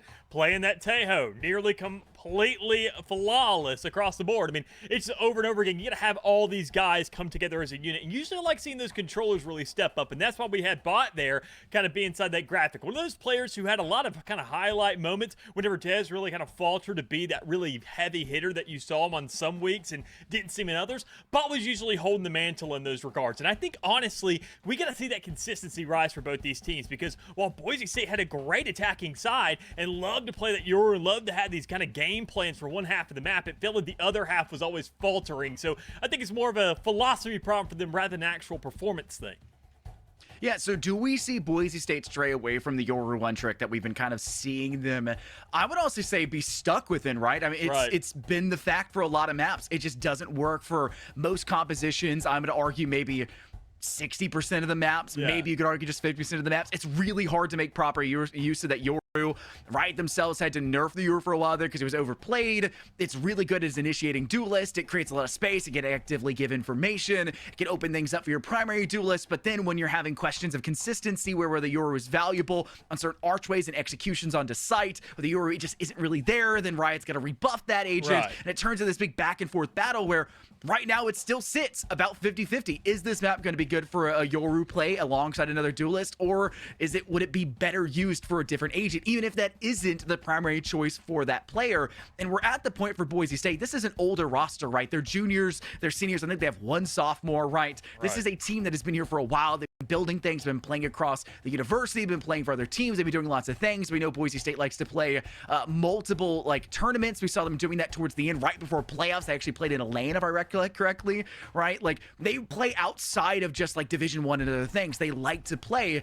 So why aren't we using those as experience points to kind of build up some other agents into your pool? Because frankly, it's arguably the biggest weakness besides their map pool is just having that Yoru feel like it has to be locked in. And for maps like Corrode, where the Yoru just doesn't feel as valuable, even maps like Haven and Bind, where I feel like those aren't super strong, it's going to become a problem. We see those come into play. That is a crazy take, saying that Yoru on Bind isn't really all that. It's hard. It's hard when you don't have something like a Raze in front of it, right? And we're not really seeing the Raze as often from them. So that's where I'm really pointing that out towards. I mean, that's a big thing, honestly, a big picking point here for the likes of Boise State. Just making sure to have that secondary duelist where the Yoru always feels like you just kind of let that guy do what he needs to do. Go off, do whatever, kind of just create this agent of chaos, go somewhere around the map, and just TP when you're ready. Get with the rest of the gang when they need it. That's really all it comes down to. Have a recall on hand, but besides that, I mean, it feels like if your Yoru's playing his own game somewhere else around the map, he's got to be either ready to rumble on that flank, or he's got to be right there in the back line, ready to throw some flashes, ready to kind of give that support, because you're sacrificing either another initiator or another duelist if you really want to go ham on that point with something, as if we talk about Bind, like a Reyna, who could just throw out a Leer and kind of be there and provide another distraction to play with. But I mean, looking at Boise State, they always had those attack plans ready. Defense is kind of the big thing there, where, once again, need to have that recall ready to roll. You need to be with that squad. You need to be there for that retake. And sometimes on the defense, it feels like, once again, Boise State is kind of victim to a lot of the stuff that we saw in the last matches when it came around to these big point discrepancies where they're just losing a lot of players before the retake even kind of goes underway. So, I mean, if aggression is going to be the name of the game, you got to bring it on the defense too. And you got to make sure that your gambles are really kind of hitting and you have a team that consistently hits a site so you know your percentages are in place.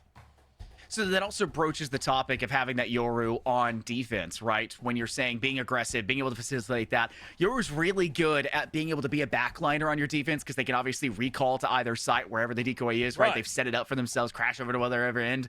But that still means your primary duelist, your other duelist, has to be more aggressive. So when one charge is made, make the other one do the other thing, right? And that comes down to communication, which I feel like a lot of the teams in Division 1 and are, 5th, 6th, 7th place down below, they're struggling to really cohesively bring those together. We talked a little bit in our first series of the night with Utah. Feels like one of those things that's really keeping them back sometimes is just a little bit of communication for these crossfires, what angles are actually available, the understanding of what your teammates see without really needing to see what they see, right? So that depth of your game view knowledge and being able to translate it from one view to another and to assist out. For OSU and for BSU, I don't necessarily view those as problems. It does feel like more like OSU, it's inconsistency issues. For BSU, it's the more so they're consistent, which leads to problems of being readable and being expectable for a lot of teams. So those communications can just uplift a little bit further and then it'll help you broaden past that, right? And I think the broadening is really where Boise State need it. And then for OSU, it's just getting that consistency because they're a very entertaining team when they're popping off. They are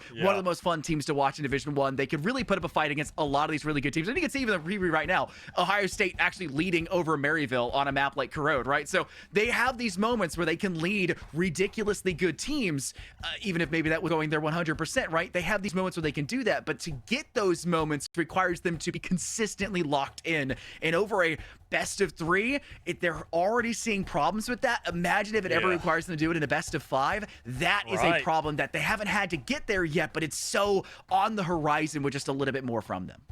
But it's something they got to figure out now before they even get around to the best of 5. Otherwise, you'll never see that if you don't figure that out now. Find a way to kind of iron things out. Just get yourself to that level of consistency where you feel like a well-oiled machine rather than something that works phenomenally at times and then just never works at others. It's one of those kind of almost prototype things of technology where you're thinking, this is the future, this is looking phenomenal, and then obviously the reason it never goes out into the press or goes out to the public is because, well, it's just not really there. All the safety features, it goes haywire sometimes, doesn't really perform to standard.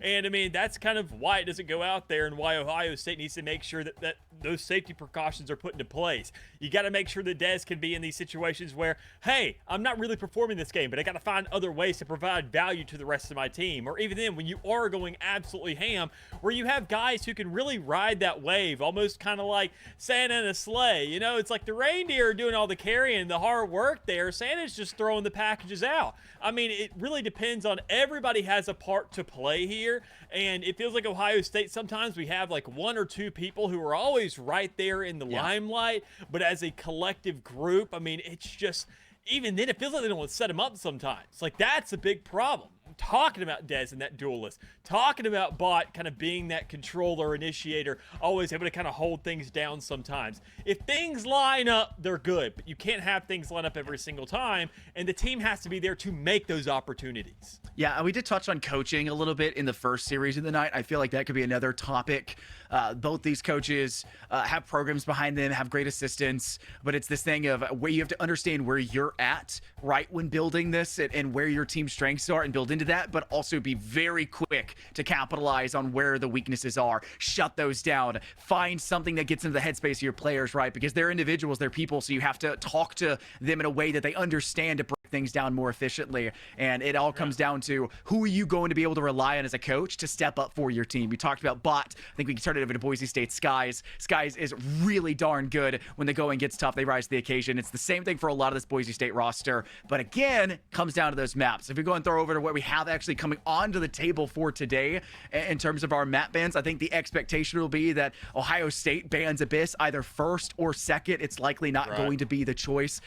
Honestly, if we were to see that map, I'd be genuinely amazed. They kind of got thrown around the ringer on it. A lot of teams did in a lot of ways. I mean, even at one point, Winthrop with their primary roster was losing on that map against Boise State. That's how tough of a team they are. So I would expect that to be banned out. Expect very aggressive maps, so you would like to see more than one duelist. So maybe something like a Haven where you can do a Yoru and an ISO combo would be a very solid choice for Boise State. Maybe something a little bit more aggressive like a Pearl could also be pretty good, but it's banned out for Split and Abyss for OSU. They opted for it second, maybe teasing the Boise State roster that Abyss could sneak through. Breeze and Pearl, though, did get banned by Boise State, leaving us with our 3 of Corrode Bind and, if required, Haven. Yeah, that's the funny thing is to know how you talked about everybody likes to go ahead and ban the Abyss on Boise State. I mean, even then it wasn't Ohio State's even first ban, it was Split. Knowing that still Boise State let Corrode kind of slip through the cracks. That was the team that Ohio State, we talk about, led Maryville on there for a little long while, which is kind of scary in its own right, knowing what this team can accomplish. Knowing when Des gets on that waylay, it feels like that's kind of where they have the guy kind of really put in his spot. Where when he's on that agent, you understand the role, you understand the kind of flow and function of everything. So the guys understand that, okay, this is when I can really start taking my shots. This is when that opportunity is presented to me because he's in the front lines. Problem is when you're not really in that situation, when you're on Bind, when you're on Haven, you don't really have that same exact kind of synergy, when you don't have that same utility letting you know and giving you those visual and audible cues of when to press the go button. That's something I'm hoping that they've really kind of went ahead, went back to the playbook, went back into the VODs, and started kind of really nitpicking and scrolling back through those frames to understand when they should be doing that. Yeah, so the bigger question in my eyes, and I think, unfortunately, I'll have to relay this over to a college football analytic, which for either of these teams, if you're Ohio State, may be a little bit too close for comfort for you. You have to think of it like there's practical practice, right? And then there's just straight VOD reviewing. It's just straight watching film, getting the job done. I think that was what Indiana, Signetti preached. That's like they hardly did any physical practice. It was pure like film review, right? And look what that did for them, right? I think there are teams that do just that. I mean, we have seen plenty of teams, Dallas, that have done just that. It's film, film, film, and VOD review, VOD review, VOD review, and then they just let the players do their scrims in their free time. I think that is a functional way to do it, but I think there's also a very healthy balance. And it's very obvious to us as talent to watch a team and realize, going from week 1 to week 2, they didn't review this one thing that we saw was very obvious. We pointed out multiple times. We were harping on a consistent basis. Either they didn't review it or they did review it and they didn't learn from it, which is honestly, in my opinion, Dallas, more inexcusable than just not VOD reviewing in the first place, right? If you're going to actively watch something, try to break it down, and then not really learn from it, what was the point of kind of wasting that time when it could have been done in scrims instead? But VOD reviewing is so important. I feel like both of these teams have been fairly good about it, but this week 1, we could argue maybe it doesn't matter, but it did end up mattering to Ohio State when it came to playoff implications at the end of that last split, because their loss in week 2 to Boise State. They do not want to face one early again, this time 1 week earlier than it was the split prior. I mean, yeah, even then, we went ahead, talked about the teams, and even then more, so we got to talk about the composition in front of us. I was confused as I'll get out looking at what Ohio State is providing to the table. I mean, obviously, we talk about Dez and the way, always kind of being not really a stable pick, but one they feel kind of pretty comfortable with. Not even here, kind of obviously playing, but on the Yoru, so Ohio State has clearly been drafting up, not new game plans, but entirely new roles for these players here today. And the Phoenix being on the server is something that nobody probably would have expected, but is here and has a man lead, at least for round 1 momentarily, until trades start coming through, damage starts to get dished out, and Ohio State clean things up. Really good first round, a bit of a shock factor, like you said, in terms of agent selection. And it is a very interesting parallel to what we were kind of expecting, right? You don't have Boise State rocking out with that Yoru. Instead, it's actually Ohio State doing that alongside that Phoenix. So this weird dichotomy now where they're having to play into, an agent that they're so used to playing themselves. You'd argue that could be their strong point, but Dez is a scary, scary player. I would have honestly expected the Phoenix to be him instead, because we've seen that actually over on Haven from them. But instead, Patience will be locking that in, and it's going to be a very aggressive front, because a lot of times we've called Chamber kind of this pseudo-duelist. They're very aggressive as a Sentinel, and now they have the choice to really bring out any of which at any point. They just lack really the ability to close the gap efficiently beyond just that Yoru attempting to, crash forward and try to get a little bit of space. So changes will have to be made to the overall movement from Ohio State in comparison to what we saw in our first series of the night, but this is a team that is going to play much more methodical in its approach. You already see that here with the passivity early in round 2, despite having the gun advantage. Yeah, I mean, even if it comes down to the agent selection being different, the flow of the map is going to be relatively the same. They're going to understand which corners to check, which places to clear, which, sections of the map that even in more specifically Boise State's going to be stationing themselves.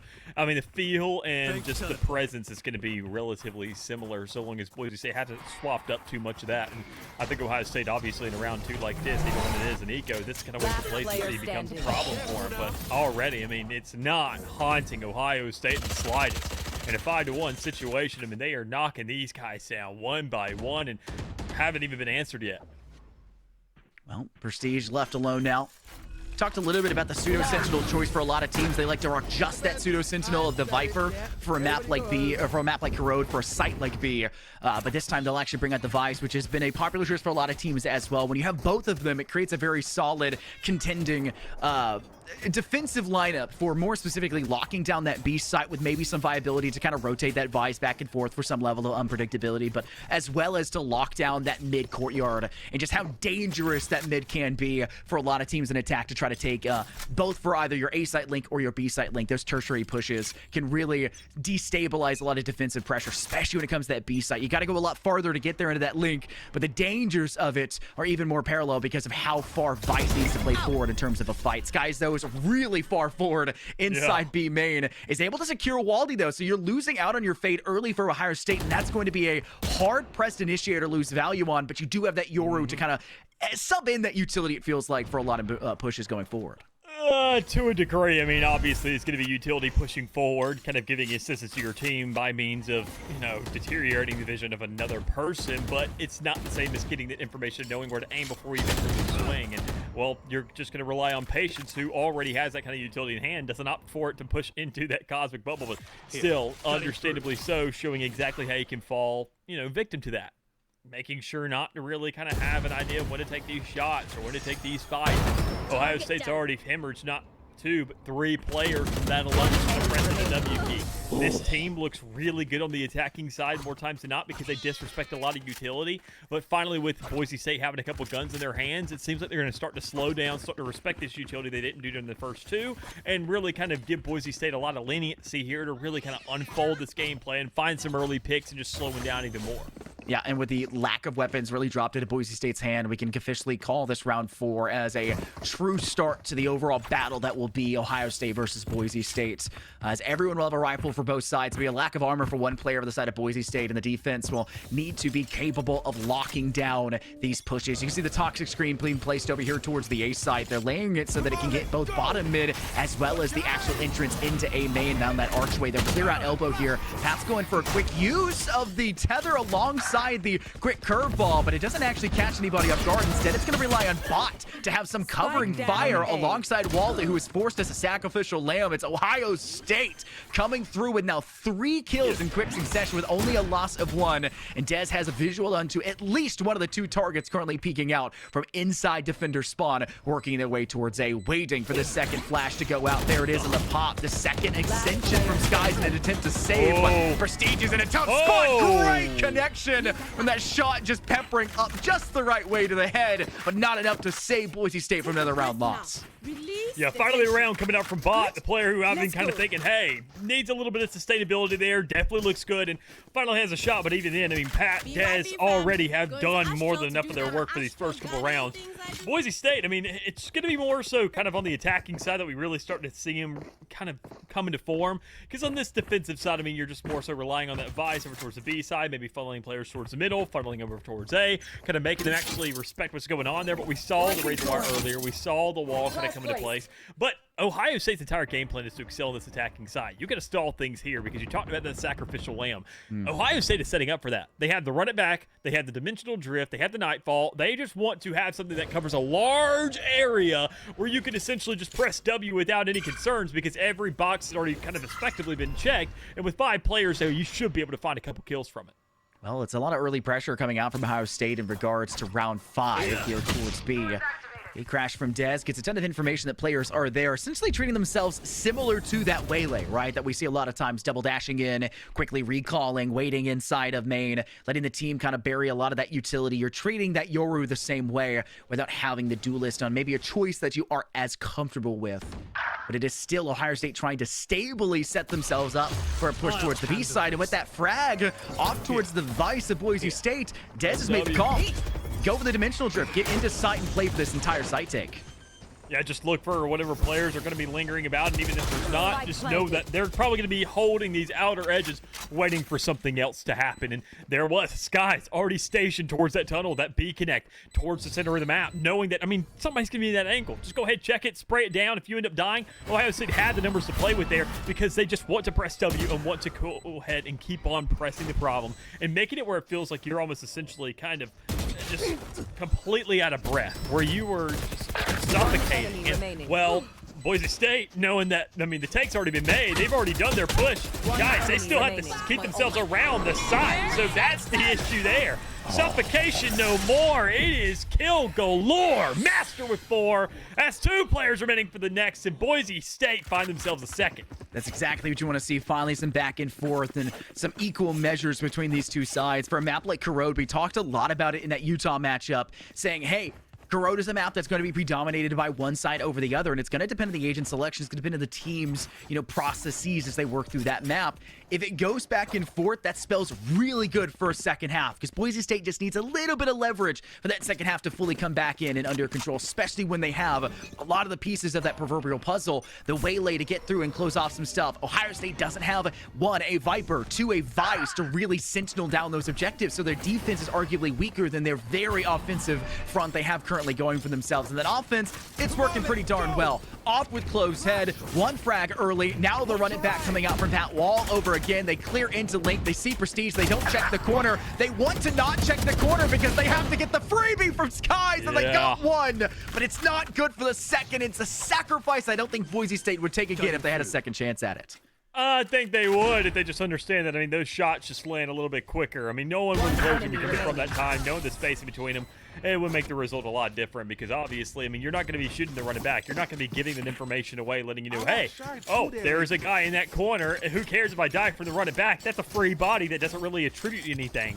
And now you see it here. It's unfortunately still 2 players checking that. I mean, Ohio State, they love pressing the W key. They're going to check that instinctually anyways. Quite frankly, that's an advantage that you can manipulate for your own gain here, knowing that you can just go up for these long lineups, find those shots, because they're going to make a lot of noise really quickly, check everything in the process, and if, well, while they're doing that, swing out, maybe find 1-2, get that little rewind down. But Boise State doesn't have that yard to do that. It's purely Waylay you're relying on for it. Speaking of relying, not very many weapons to kind of fall back on if you're Boise State. Master moves in heavy with a Sheriff, may play for the macro economy of an ult orb. Dez is close by, though. There's the smoke to officially go down.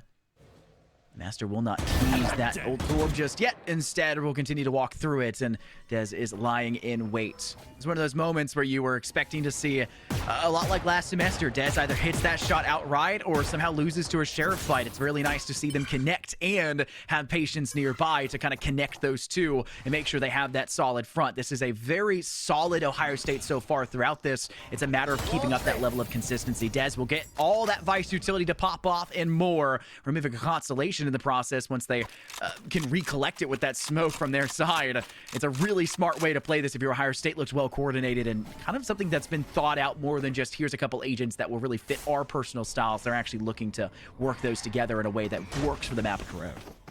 Oh, we're going to see how this goes because, I mean, you have a player right there up 30 towards the seconds middle. left. Going to let you know out of sky that, hey, they're pushing through, heading towards that A site. Just unfortunately couldn't find a pick off the back of this wraparound, but still know that they are going there. Guns aren't really in hand, but even then the placement is there where Skeletons can probably find something. Unfortunately can. And Koss could do the same. I mean, it's just small little kind of tidbits of damage going here or there, but knowing that, well, the damage of the Ohio State guns just do a little bit more, it makes those kills come out a lot more successfully for the moment. So, I mean, fine fights like that, I think with the full rifles and around like this, where you do have those purchases inside your hands, and especially these 3 ultimates under your wings, I think you could get this one pulled out. Yeah, a couple trouble points right now for Boise State is the hemorrhaging of first bloods. It's been a consistent problem for them through these 7 rounds, and we're officially into that halfway point of this first half where all those mistakes have to be very quickly fixed. A timeout could be a great way to make those adjustments, call out an individual, say, hey, let's try to adjust where you're standing, all these things and more. Because right now, Skelsis is doing a lot in terms of utility, but can't get kills, and then the utility doesn't matter if they're dead in the first place. So Boise State have to start to make more improvements for how far forward they want to play. We saw in that last series almost the complete abandonment of mid, and that was a very conscious effort and choice, Dallas. And it was something you highlighted leaving like round 8 or 9.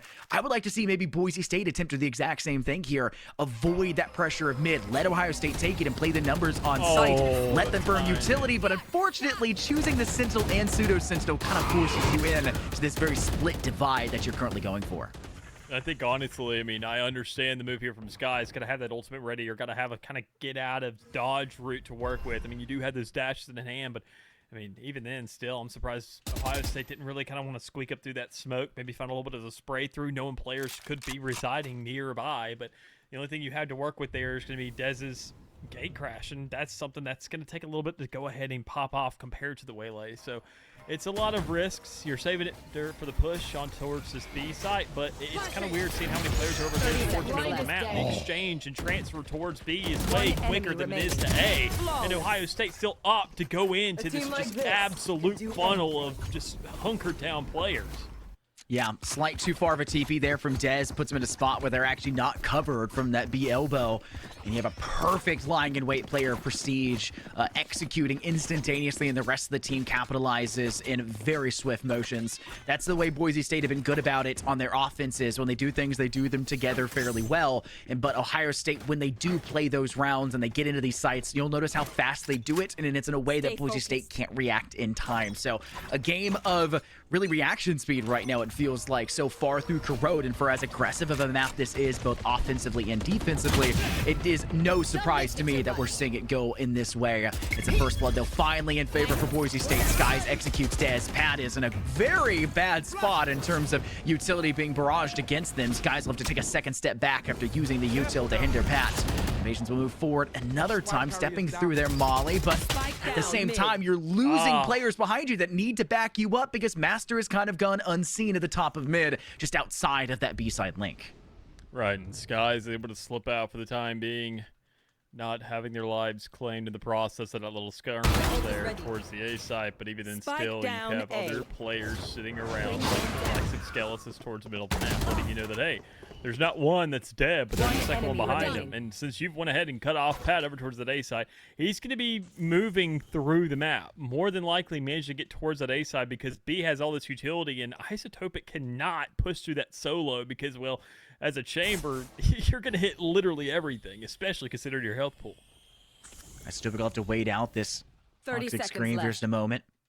Worried about that A link, but currently it's the player in pocket you need to be more concerned with. Skies already has 2 in that round to make it a 3rd with the execution of the final player of Chamber. Boise State have etched that round disparity to just 1 between the two. It's 5-4. Ohio State, well, when you see them win rounds, they were doing it by pretty big margins, but letting Boise State get one, not just a flawless the round before the last, but that last round go really in their favor by, I think, an over expenditure of Ohio State to try to deal with that player of Skies, which ended up just kind of feeding the beast and allowing other players to sneak through and get good moments like that control of bottom mid, which finally pans out for Boise State. Those are going to have to be things that get capitalized on every single time, not just 1 or 2 times. And the Nightfall comes out early from Boise State in an attempt to keep Ohio State away from that really fast pace that I was saying was winning them those rounds prior. Right, I mean, they definitely slowed down. I mean, we'd like to see Ohio State the way they kind of put their pedal to the metal, but it gets to a point where eventually, when they're not running out of gas, it's just the terrain isn't allowing it for that to happen anymore. They have to slow down, otherwise this entire thing is going to crash and burn. So, seeing how things are going with these ultimates and stuff earlier, the one way they like to kind of have those to allocate over and over again to throw bodies at a problem. They get to run it back. They have the dimensional drift. They want to make sure they hit at least 6 with this one last hurrah before they really kind of go for that investment and just let these rounds kind of bleed out. Ooh, Master of Spot has to use the Convergent fast to ensure they can get those 2. Isotopic working with the Tour de Force straight to the leg of Master. They'll even go for the Resurrect after the fact in hopes that the Not Dead Yet can give them one more, and it does! Now a chance for Isotopic and more. Des swings it with a buck. He trades that out now for the Vandal that was dropped and has to go into B-site in quickly. 30 seconds is plenty of time to go for this, but they want to get this down and get a couple extra seconds of that spike detonating just to be sure, as you'll have to have Skelesis work in from the flank, clearing out the little bit of chamber utility that is still in play. And Isotopic still has the Tour de Force, the boomstick in hand, and it's a sniper v sniper battle inside this link. And I don't know if Skelesis will be aware of that fact. Here's the choice, working out now, going for the garden and attempts to drop the weapons out of their hands. They know Isotopic is here around the corner. They've been waiting long enough, though. The first shot from the Tour de Force doesn't connect. The second one waiting around the band. It goes through. Skelesis has to refrag. 1v1. One player deck aside. It's Dez locking in when required. Ohio State get to 6. They break even, guaranteed at halftime. Love moments of trust like that between teammates, understanding that, hey, all right, you know, things aren't looking too hot. You know, both players are coming through on that connection from mid to B. But, I mean, Dez is just saying, hey, Isotopic, just I'm playing Yoru. I'm playing Yoru. That's my job. I got to create chaos. I can't play the way they want me to play. I can't swing this with you. I can't be inside that fight. If you could just find one, knowing the timer is ticking down, that's where I can come in towards the back end. That's where I could just come in right on the timing. And right when their guard is down, knowing they're tapping that spike, knowing they're going to be looking for me, that's when you really take that chance to strike. So it's situations like that where the Yoru comes to play in a post plant, obviously, but here to push up. We saw the dimensional drift at the very beginning of the round, but the running back is what's being employed as a substitute for the moment. Didn't really find as much value as we do see them not really getting kills off of that, but Waldy has made sure to follow suit, find one alongside Bot, and knock Boise State down not only 3, but 2 players so quickly. Ooh, Flash being readied by Patience. Last player standing. You can put the curveball away, and thankfully Waldy is still good for that frag without needing to remove the retinas of prestige in the process. This guy now has a 1v4 in front of them, and even if they lose this, the credits could be a problem. You're heading in the final round, but you're going to spin everything no matter what if it comes down to it. They're ready themselves to go in for that double dash and maybe a little bit more. One player inside of elbow gets some good damage. Patience swings after the fact, though, and Oh, they go. Pop goes the Weasel. It's a 7th round win for Ohio State off of a little bit of tango towards the end there on site in the 1v4 for those two players to continue to swing. And credits, like I mentioned, they were going to be dry for Boise State, but it's the moment where you have credits, you got to spend them anyways. What would be the point without it? At least you have one ultimate to work with. And defensively, the Viper's Pit is a darn good one, but you're dealing with a cosmic divide that I feel like hasn't been a big factor for Ohio State so far in this first half, which very well could be the answer to quickly sprinting onto this B site and just usurping control as quick as can be. Yeah, I mean, we haven't seen too much emphasis on the cosmic divide when it comes around the attacking side because, well, you got the dimensional drift, you had the running back, and the nightfall, all to kind of do that for you. But in a round like this, obviously, you're looking to isolate all these players on the other side of the wall, throw the nightfall out, cover the half that's remaining still there, where you should have a read on other players that are present, and, well, then maybe get yourself on the site. The issue is it took too long to do that. Sky's already had the dashes available to him, gets right into a position where you have her set up with that judge, get a couple players who want to push out, and, well, Ohio State, congratulations. Even with all that ultimate expenditure, you are still left with nothing, right back to, you know, square one. But hey, you could have queued a huge rotate, nice little push over there, but this creates a lot of chaos not having eyes on that B site just yet. That's why they're probably going to go ahead and do a little bit of a check towards that area of the map to see if they see any green, because A would clearly be the better spot, but you don't know if A's being held by itself with that Viper's Pit now. God's been made. They notice Master's shoulder there in top mid window. They're still going to go over towards Link. When you know you force the Viper's Pit, there's only one spot it can be, and the player's likely going to be sitting on that ramp in the first place to sit within it. There's the judge out from Skies. Unfortunately, it's only damage dealt to one player of Pad, and the rest does not go 30 anywhere. seconds left. It's KOS still trying to play within their Viper's Pit in hopes that they can keep this up and waiting, but it's ticking by faster and faster every time they exit out from it, and they need to start to extend into sight to actually make themselves useful. There's that stinger from a distance. It can bite pretty hard, and Waldy is now paying the price for being visible for just nary a moment. And it's an even 3-on-3. KOS still looking to extend out from this, wanting teammates to join in alongside them. Both sides coming from Link, but there's one player up in tower, and Pat has been good about finding and finishing off these kills at a distance. Dez executes KOS on the next extension outwards. The quick use of the attempt at a wall from your own Phoenix does buy time for Ace Kelsis to go for one more, and it's Isotopic Heroes time to shine. No longer do they need Dez behind them. They will guarantee Ohio State the round win and be double the round count over Boise State entering the second half. I mean, closest game we've gotten so far, I mean, easily. So thankfully we can ask for at least an 8-4. Obviously not the exact lineup that Boise State wants unless they are on the upper end of that. But seeing Ohio State obviously expecting this map, what you're capable of, what you've done in the past, this is a great hold coming up from Boise State. Wonderful answers and rounds, giving themselves some relevancy. I mean, sure, not the biggest strings put together compared to the, you know, at least 3 sets of 2 back-to-back Ohio State bound, but I mean, still managing to find maybe 1 or 2 of those in the process to get yourself some relevancy here. And I just really am curious to see what they have cooking on this attacking side, because their game plan won't be the same.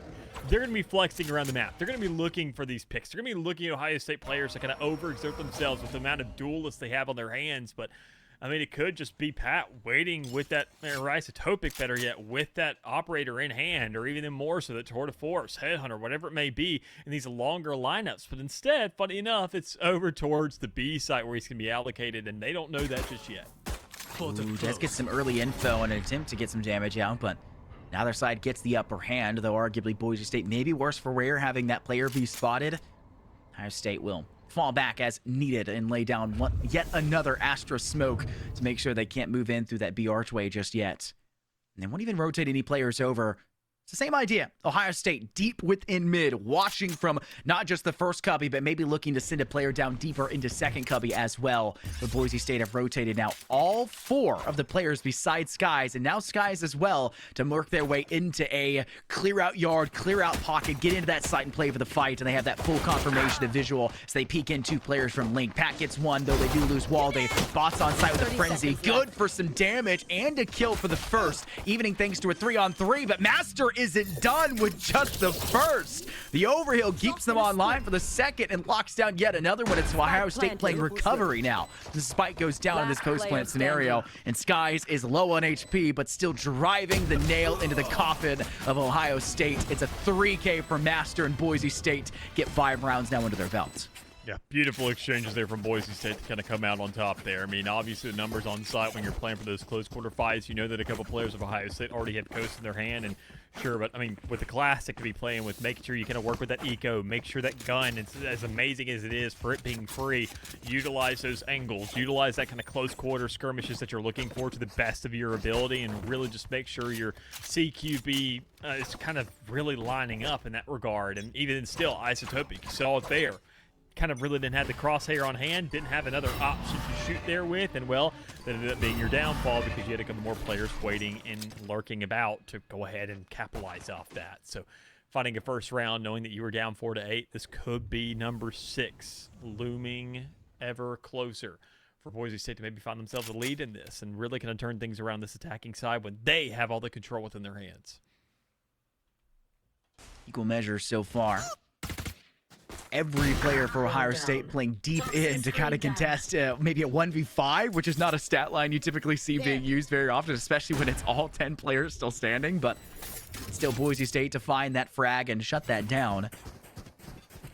And the rotate will be made back to attacker side spawn. It's a post-plant scenario. You'd be hard miss to assume it's anything but, as Boise State have gotten onto the B site and will wait there. I think Ohio State are planning to die to the detonation of this spike. They will wait to get in until absolutely necessary to do so. There is a vice wall just in front of them that will go off and maybe could be a problem in terms of time if they don't all jump through it at the same time. They'll stop and wait for just a moment. They're all standing on top of it to make sure they do cross. Oh, well, a little bit awkward for the 2 that got stuck behind. I think they planned that out, but they want to die to the spike detonation, not to the players. They'll play really hard to try to knock down 1 or 2. There it is. Do they get Skelsis as well? They do, and everyone will fall. Honestly, a valid round for Ohio State, knowing that they dropped 2 weapons there right at the end, and most of the team died to the detonation of that spike. Denying a lot of credits to the opposing side.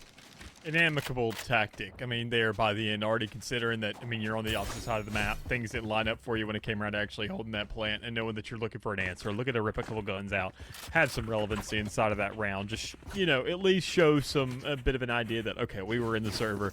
That's the best way to do it. Just play for those exits, but better yet, not just as a one-man kind of army, just trying to squeak things out as we typically see, but as an entire unit where you can guarantee that 1-2. But, I mean, Skells is getting a couple ultimate points. Not really the best look here for Ohio State. So that's one of those things we're going to be looking to see whether that has an impact later. But at least for right now, the bigger guns is a much bigger pain point. Dez just executing Skies, who try to go in up over the top quickly into that A-Link. They did that through a smoke. They were able to get the kill directly to the head. So now Boise State essentially losing out on a ton of momentum that they could have had to go for that dual-pronged approach into A side. Even if Skies was just being treated essentially as a distraction, it doesn't really matter. Great call out to assume for Dez that a player is up on top of stack there, but unfortunately a perfect flash being sent out by Boise State the moment that drops inevitably leads to no eyesight and a frag going the other way. And Boise State will equalize on a 4-on-4, and they'll still have Spike ready with 2 players off towards A side in hopes that maybe they can find enough pressure in mid to either force Ohio State to vacate the area and give them an avenue over towards Link. But if they can't, move one of those players over to A main, if not both of them, and use it as a last-minute push if required to close off that angle for the rotate in back to site for Ohio State. It's Bot, though, with a good headshot towards Prestige. Scales is using that new pistol, the Bandit, to take down Bot. And even 3-on-3 battle, the rotate is being called out for Ohio State to get over towards A, because as of the current moment, nothing will stop this Boise State roster from getting the spike down. Most definitely will not, unless it is an onslaught of players coming up from Ohio State. I mean, clearly, though, as we talked about during that pistol round, having these kind of CQB weaponry to play with, knowing that you're kind of in these avenues where things are still pretty optimal for you. The one thing I'm pretty sure that could stop you would be Path, but already shut down in the process. This cost for 2 is Isotopic in a 1v1 situation. You were just playing to deny. And I don't know if the Snakebite is available to the hands of Kaz at the moment, because, I mean, you could just use that to funnel a player out, and that would have already come into play there, but that is not the case. Finally pushing up, and time is not there. Stick it! Why not? Just see what happens, because you're in a situation where win or loss, you're barely carrying anything over, but hey, you get a round as a consolation prize, and, I mean, funny enough, that was the entire goal. It's planted for elbow, and they're holding a yard take, right? There's nothing you can do there. You're on plat. it's Boise State unfortunately being stuck in a spot where you knew where the player was coming from, and because of that, K-West has to move, retroactively to reflect what has unfortunately happened to them in that moment. And Ohio State's Isotopic Hero capitalizes. A beautiful read on a scenario where you have to trust in not just sticking the plant, but you have to trust in the mindset of that player from Boise State to say, hey, they're going to think I'm faking it. They're going to think it's going for the fight. It's planted really well for me. Might as well. It's a 50-50 odds anyways. I either get it or I don't. I'm going to make sure that's the case. Ohio State will get first blood out of Dez, though. Skies goes upwards and fails to retract, and now it leads into a player advantage that's quickly just sent back to the way by Skelis taking out their doppelganger, and Prestige removing one more. So Boise State have a spike down on B site, a player up, though weapons could have been there for Ohio State. It seems to be an eco round for them. Boise State are not just retracting a lot of the value they could have had. They are still sending everything at the problem in hopes that it'll be enough to come away with the victory, as Bot has nothing but a Bucky and a Sheriff, and well, they've got nothing left after a quick spray through that smoke. It's Boise State getting up to 7. Nobody has reached double digits yet in Dallas. It is truly back and forth, and Ohio State will call a timeout to talk things through because they don't want to let this second half get close. Yeah, I mean, rightfully so. You're sitting so close to double digits, and I mean, usually at the double digits point is where we see these checkpoint chokehold kind of situations where teams feel like they're in that kind of, finish line situation where they're like, okay, final 3, countdown right here, right now. But it ends up being that teams who are behind in that regard feel a little bit more hungry to catch up and know that they want to at least be on even footing. And Boise State, thankfully, kind of getting ahead of the cut on that, knowing that they want to find this lead early. They want to find these rounds and answer. Sure, they've given one over, expectedly so in these early rounds of the second half, but knowing that they've come out definitely on top with a 3-1, you're seeing that, I mean, they are just kind of cooking things up, knowing that they are playing a lot more patient, knowing they're catching these Ohio State guys off. I think they're really just more so kind of collaborating on where do they typically hit and how do they typically hit, because it just feels like a lot of these guys are getting caught off guard, because when you're running that double duelist, it's the same thing that we've seen plague Boise State in, the split prior, where on this defense, they've had so much of an emphasis on the duelist, so much of the emphasis on fighting that they couldn't really play for the retakes because, well, they're kind of playing for the mid-round. They're trying to squeak things by, trying to push up silently, when your utility doesn't really help that. It helps moment-to-moment decision-making, and Ohio State is not really pulling the trigger on those. Yeah, so slight hesitations, slight miscalculations, I guess, and I guess player mindsets maybe could be a good way to describe it as well, can ultimately be a big factor for a lot of teams. For Ohio State, though, they get first blood, but Isotopic re-extends and hopes to find a second one. And unfortunately, all the value gained off of that is truly lost, except for the fact you took down an initiator. So something to gain, but you lose out on that Sentinel retake ability and the clutch factor of Isotopic, who's been so good at the ending moments of these rounds, as you saw throughout the entire first half. 2 big rounds of, notice more specifically, the one alongside Dez, the one right there towards the end where they had the 1v1, where they were responsible for the clutch against Skelis, as well as very early, I think round 3 or 4, where they had to clutch up a 1v1 to secure that round victory as well. So lacking that player could be a big problem. That curveball goes not where Bat was expecting it to. They will not be able to capitalize on that after the fact, and they'll lose Dez in that same swoop, with Waldy now trading out the weapon to make sure they have something a little bit more, comprehensive to work with as the rotate's being called for Boise State to make their way to B. It's definitely been called, but will it be successful? I mean, you have so many Ohio State players kind of not really surrounding you, but surrounding the map. Left. And they're not really quite sure where they're going to be going for this execution. I mean, you look at the clock, you look at 24 seconds, you hear this lead, and it should be a very easy call for Ohio State to say, hey, guys, I need you to flood it over here. I need you to be on this side. I need you to be present because we need this backup. And, well, a good call has been made to just not really take any fights just yet. Wait for the players to set up the borders. Go ahead. Have those kind of connecting shots available to you. But the one thing is Bot is stuck between a rock and a hard place. You know he's in that connection. You know that no players can really back him up there. But finding that kill opens up a massive window here for Ohio State to really take advantage of this. I mean, run it back in hand. Go ahead. Throw a player out there. Put a gun on the field. Put a guy in your hands and maybe give someone a bit of trade to play with. And there it is. One to count. But with the Clove not dead yet in play as well, you essentially had 4 guys. And that being your first line of defense makes it a very easy call to say, go ahead, use it, you may die. You were going to die anyways, but we get around now. Yeah, and I think that's a slight miscalculation on the side of Ohio State. Pat goes in with the run it back. They should have been the first player to swing down inside of Hut on site to deal with that clove, but instead it's your player swinging out of elbow. The elbow player loses their life, which should never have been the case in a moment like that. So all of the point of that run it back, which was to isolate that first player, be someone that is truly expendable, because that's what the ultimate is, while also being valuable as a gun. And you have to trust that Patience is going to get that kill, and if they can't, that you will close in after the fact. They did it, and Ohio State bleed a player that they absolutely shouldn't have, and a player that could have been there to then close out the not dead yet player resurrecting after the fact. So these are big mistakes that will give Boise State the leverage needed to close the round disparity, and they're now one away from that possibility. Skies ready's in for a double dash, gets there into the back, tries to go for something, gets tethered, which pulls them quite the distance back closer to Dez, but truly it seems like Ohio State have gotten the better end of that thanks to a kill, and overall Boise State will be forced away from B, and for the time being, as this smoke will continue to stay layered, but I don't think they truly want to leave this position. They think the speed and generosity they can have towards this side with their utility should favor them, and so they'll go in fairly heavy with a swing by Skies to deal with Waldy, and then KOS will spray through that crate to deal with Dez. Just looking for something here on the side of Ohio State. I mean, obviously, you're seeing the swings come through. You're seeing the players station themselves to take these fights, but they're just losing every single one of them one by one. Skies is making quick work of the entire team. Not really in function or form to get that ace because, well, the kills aren't available. But, hey, you can be pretty darn close if I didn't cast or curse you. Sorry. It comes down to Pat in a 1v2 situation. No running back this time to play with, and you got two ultimates facing you as well, but I doubt those are going to be ripped in the time being. You want to use those for bigger and greater instances, just in general, because Prestige finds the kill, gets another round, ties Boise State up with Ohio State, and we are getting ourselves a game here to finish things off. Scouts, where are you looking? They walk into B-Link.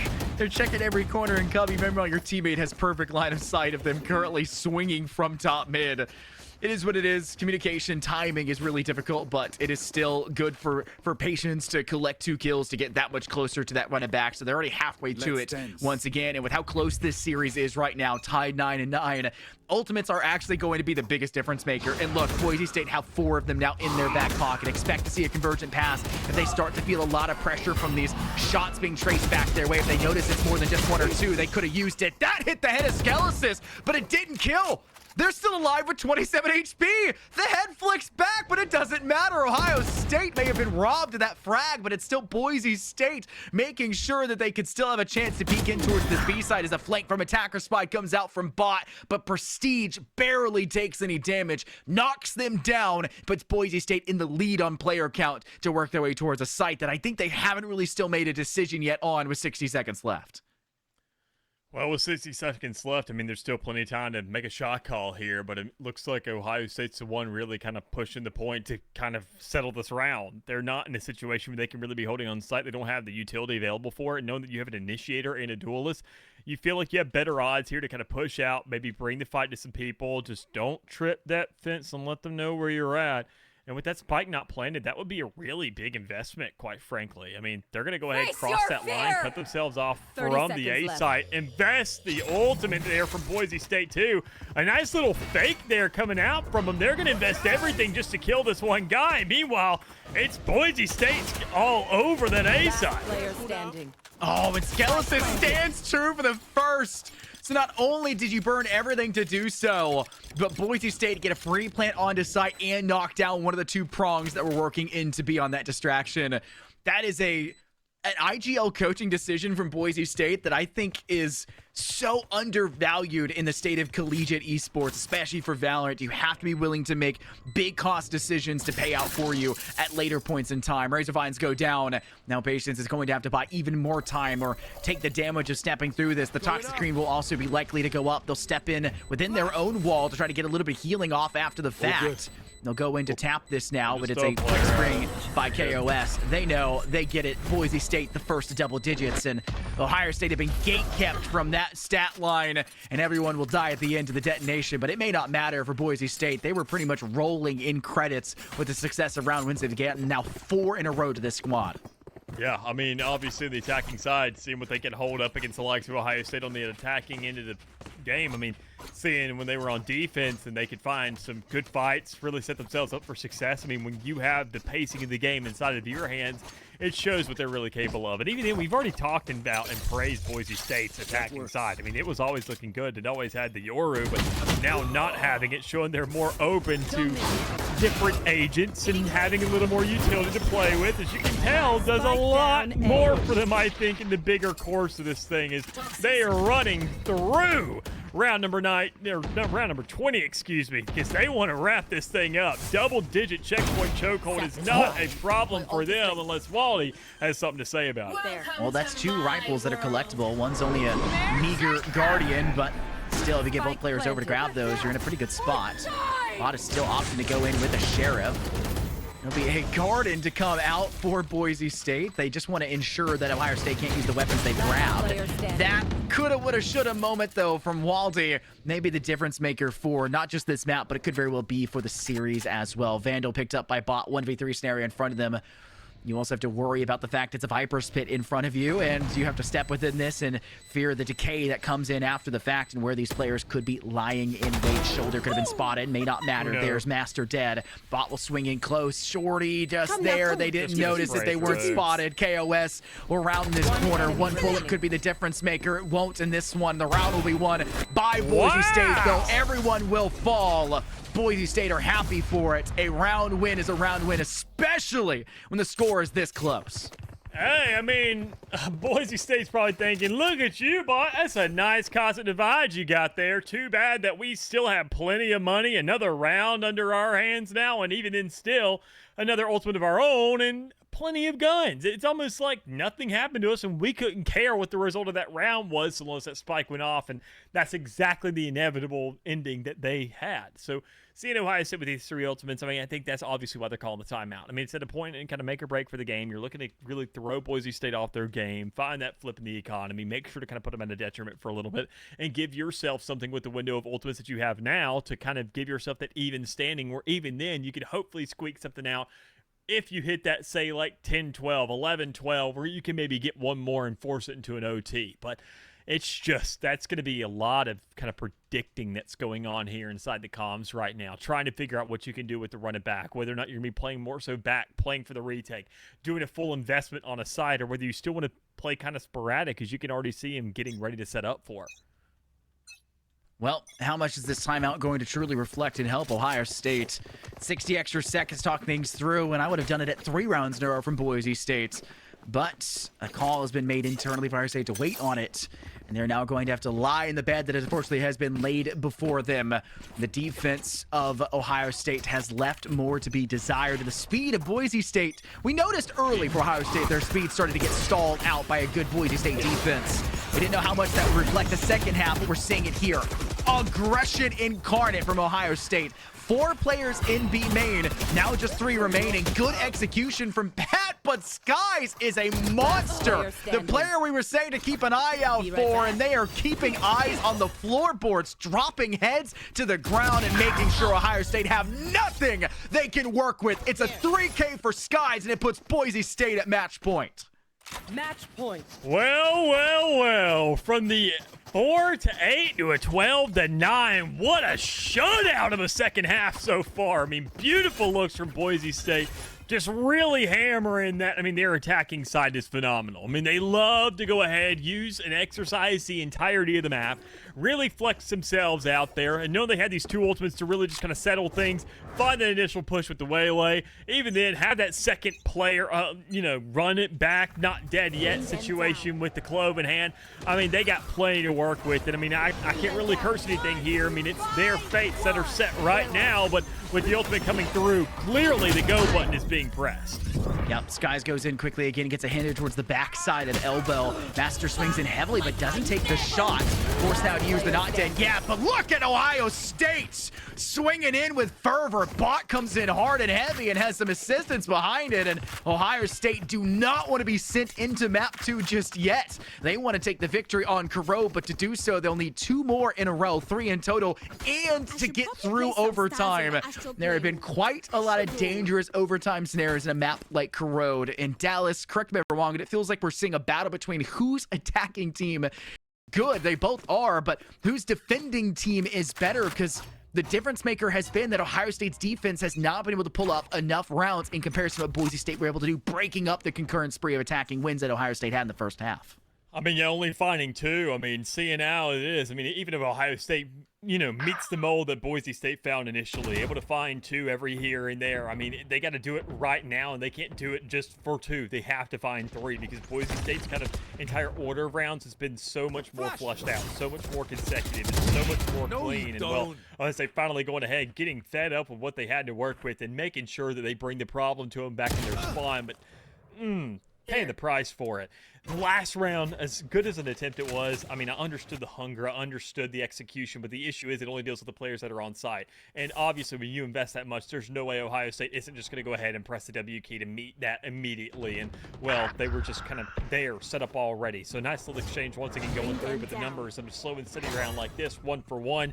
It is Boise State with the lead once more. A player on site, Spike going down, Viper towards the back. You know you only have really one direction to watch from here out. Spike planted. All right.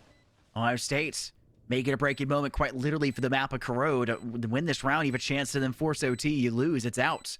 It'll be on to the map of Bind instead, and this is something that, I don't know, for Ohio State and the way that Boise State have played as well, they get to maybe move back over to that Yoru into the comfort zone, and the way we've seen Bind kind of play out overall in the scope of Division 1. Ohio State will need to try to secure victory here first on Corrode to then play for a second, if not a third. While they will come in from Elbow, won't matter. Isotopic gets dusted by Skies, and Prestige steps up to swing the home run kill for Boise State to secure that map as a whole. The series isn't over, but my goodness, is that the way to set the tone? Offense is king for both of these teams. It is the 2 best offenses, clinically speaking, in terms of that's their strength in Division 1. That is by far their favorite thing. But the defense needs to step up against that level of offense. And obviously, Boise State's was just barely better than the side of Ohio State's to secure enough in that first half to make that second half that much more doable and with that much of a difference in rounds at the end of it. Yeah, I mean, with the disparity of rounds, even then more so, obviously, Boise State having that leg up when it came around to the attacking side.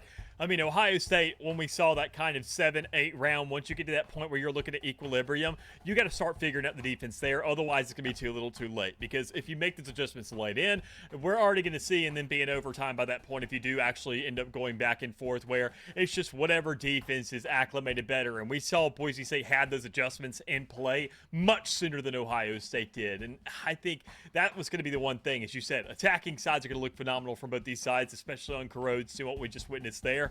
But even then more so, whose defense is going to look to have less mistakes rather than just look better in general. And I think Boise State definitely kind of had a couple more things lining up for them there. But, I mean, hey, who knows what we're going to have for the next couple, because even if we do go to a map number 3, it shows that both teams are willing to kind of get these players into new roles and new agents and kind of switch things up a little bit, and that makes the game that much more interesting and a lot more close. Well, speaking of close, this one is still very close. It may be 1-0 for Boise State, but the Ohio State University is not out for the count just yet. We'll be back after a quick break. Don't go anywhere. Who will become the victor for our final series of the first weekend of Division 1 for our second split? Time will tell. You want to be here. Don't miss it.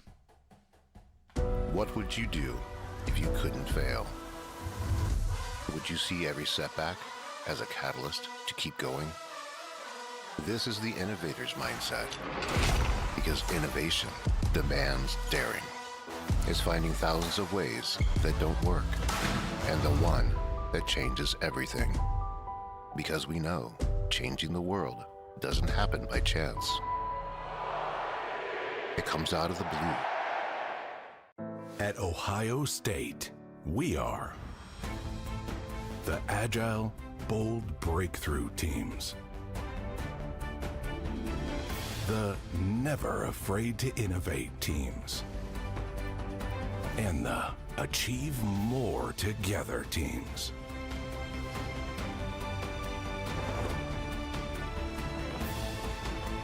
Together, we are the Ohio State University.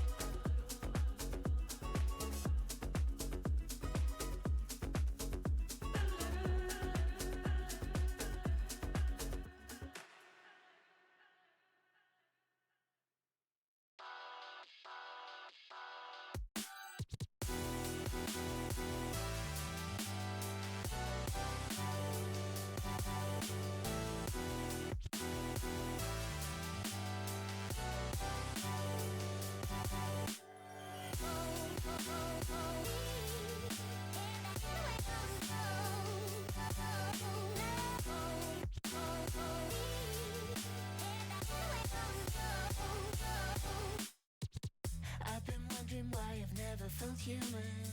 Am I alone? Do I belong here? They paint the world in black and white, it's confusing.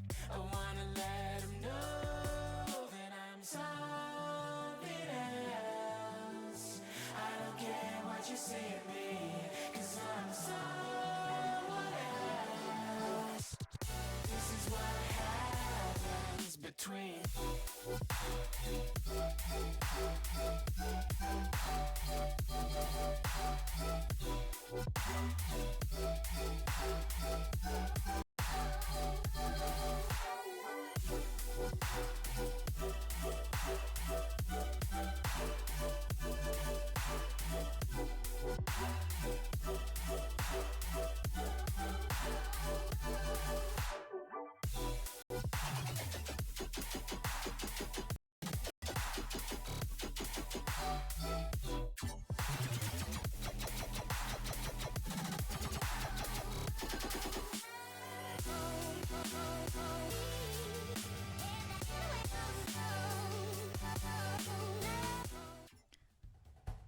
Welcome back, everybody. Map 2 is about ready to go underway, and we talked a lot about the emphasis on defense for these two teams when it came to Map 1. Well, Bind is not as one-sided of a map, right, that, like, in the mindset, but it's still that is going to be really dominated by a team who's fast, who's swift, who gets the job done, and it's up to the defense to control, temper, keep you back, because if you don't, well, jobs are good in that first half may be over before you even know it.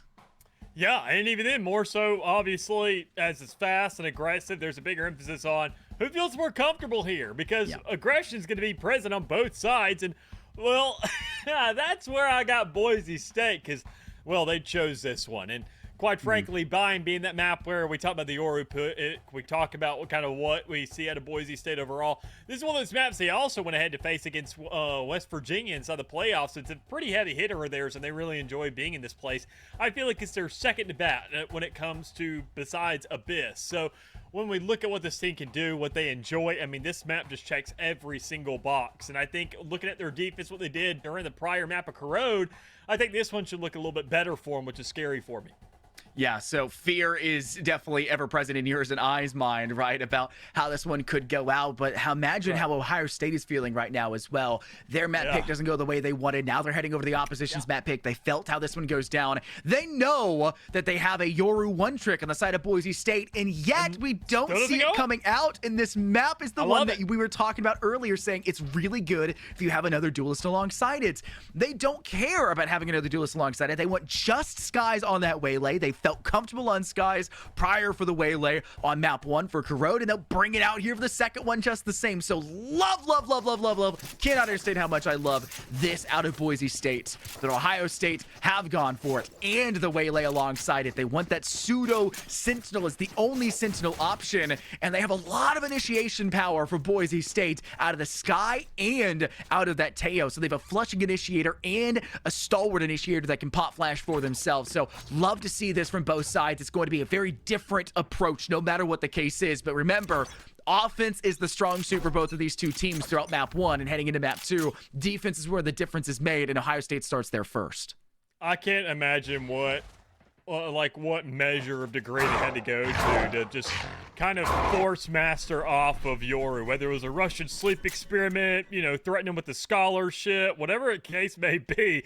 But it had to be drastic measures, because this is the second map in a row this guy has not locked it in, and it just seems unheard of, all things considered. But, I mean, hey, we will take it, because guess what? I mean, if Boise State kicks things off like this and they keep this momentum running, they could be in a really good spot, at least in the middle of the bracket for this stage. And they are kicking things off hot and heavy once again here on Bind. Already a 5v1 situation where it is nothing but Pat looking to go for the retake, looking to meet Boise State, and I doubt they're going to give that to them. I'm already expecting, it's flashing before my eyes. I see a 0 and a 1. That's the whole scoreboard, but I'm already seeing 10 on Boise State's side. Yeah, that is about as gorgeous of a pistol round as you could ask for, and we don't really like to look too deeply at pistol rounds, right? But the way that they were able to set up a perfect flash into elbow, not just in one player's there, but actually 3 players through there to drive the force back into outer hall and into metal. all of these little things are tone setters and trend setters, and they give us a clue and an inkling to how we're going to continue to see this Boise State offense kind of work around and brew up these confrontational fronts. And I think for the side of Ohio State, they need to be able to look at that just the same and be like, wow, they are really aggressive. They really like playing into this one.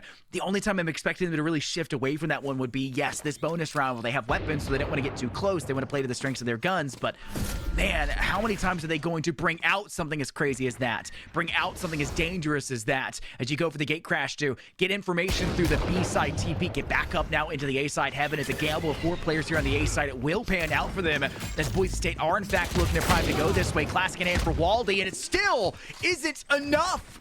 That random hipfire from Skies connects, gets the shot out. Ohio State left with only 3. They have line of sight maybe in here towards Hall into Lamp to try to get a fight going that way. Master and Daimyo, though, have great covering there. It's KOS for a crossfire to Patience, and Dez is alone now up in heaven. The first to be spotted in this round by Boise State, and the last one to stay alive up above, waiting for a chance to maybe get one more player knocked off the board. But Skelesis wants full HP before they do that, and they will get the kill to secure at that distance with a Spectre.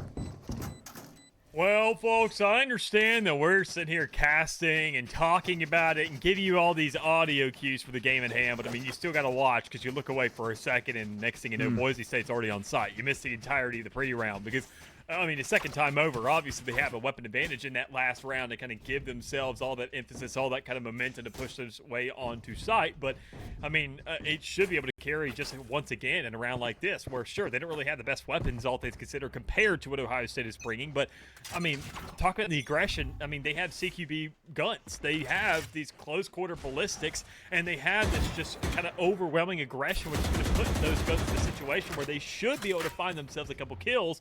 And knowing the numbers advantage is already in their favor with that 4-2 present on that B site, you should be looking fine and dandy if you really commit to it. Oh, it's a pretty far forward position already being held by Boise State's offense. A lot of control here inside of mid, and the attempted fight to maybe stray away from B long. You will have a little bit more to counteract that if you're Ohio State, now knowing you have weapons in your hands, but there's still plenty in Boise State's because of the lack of success in round 2. Isotopic will likely be the first to peek here.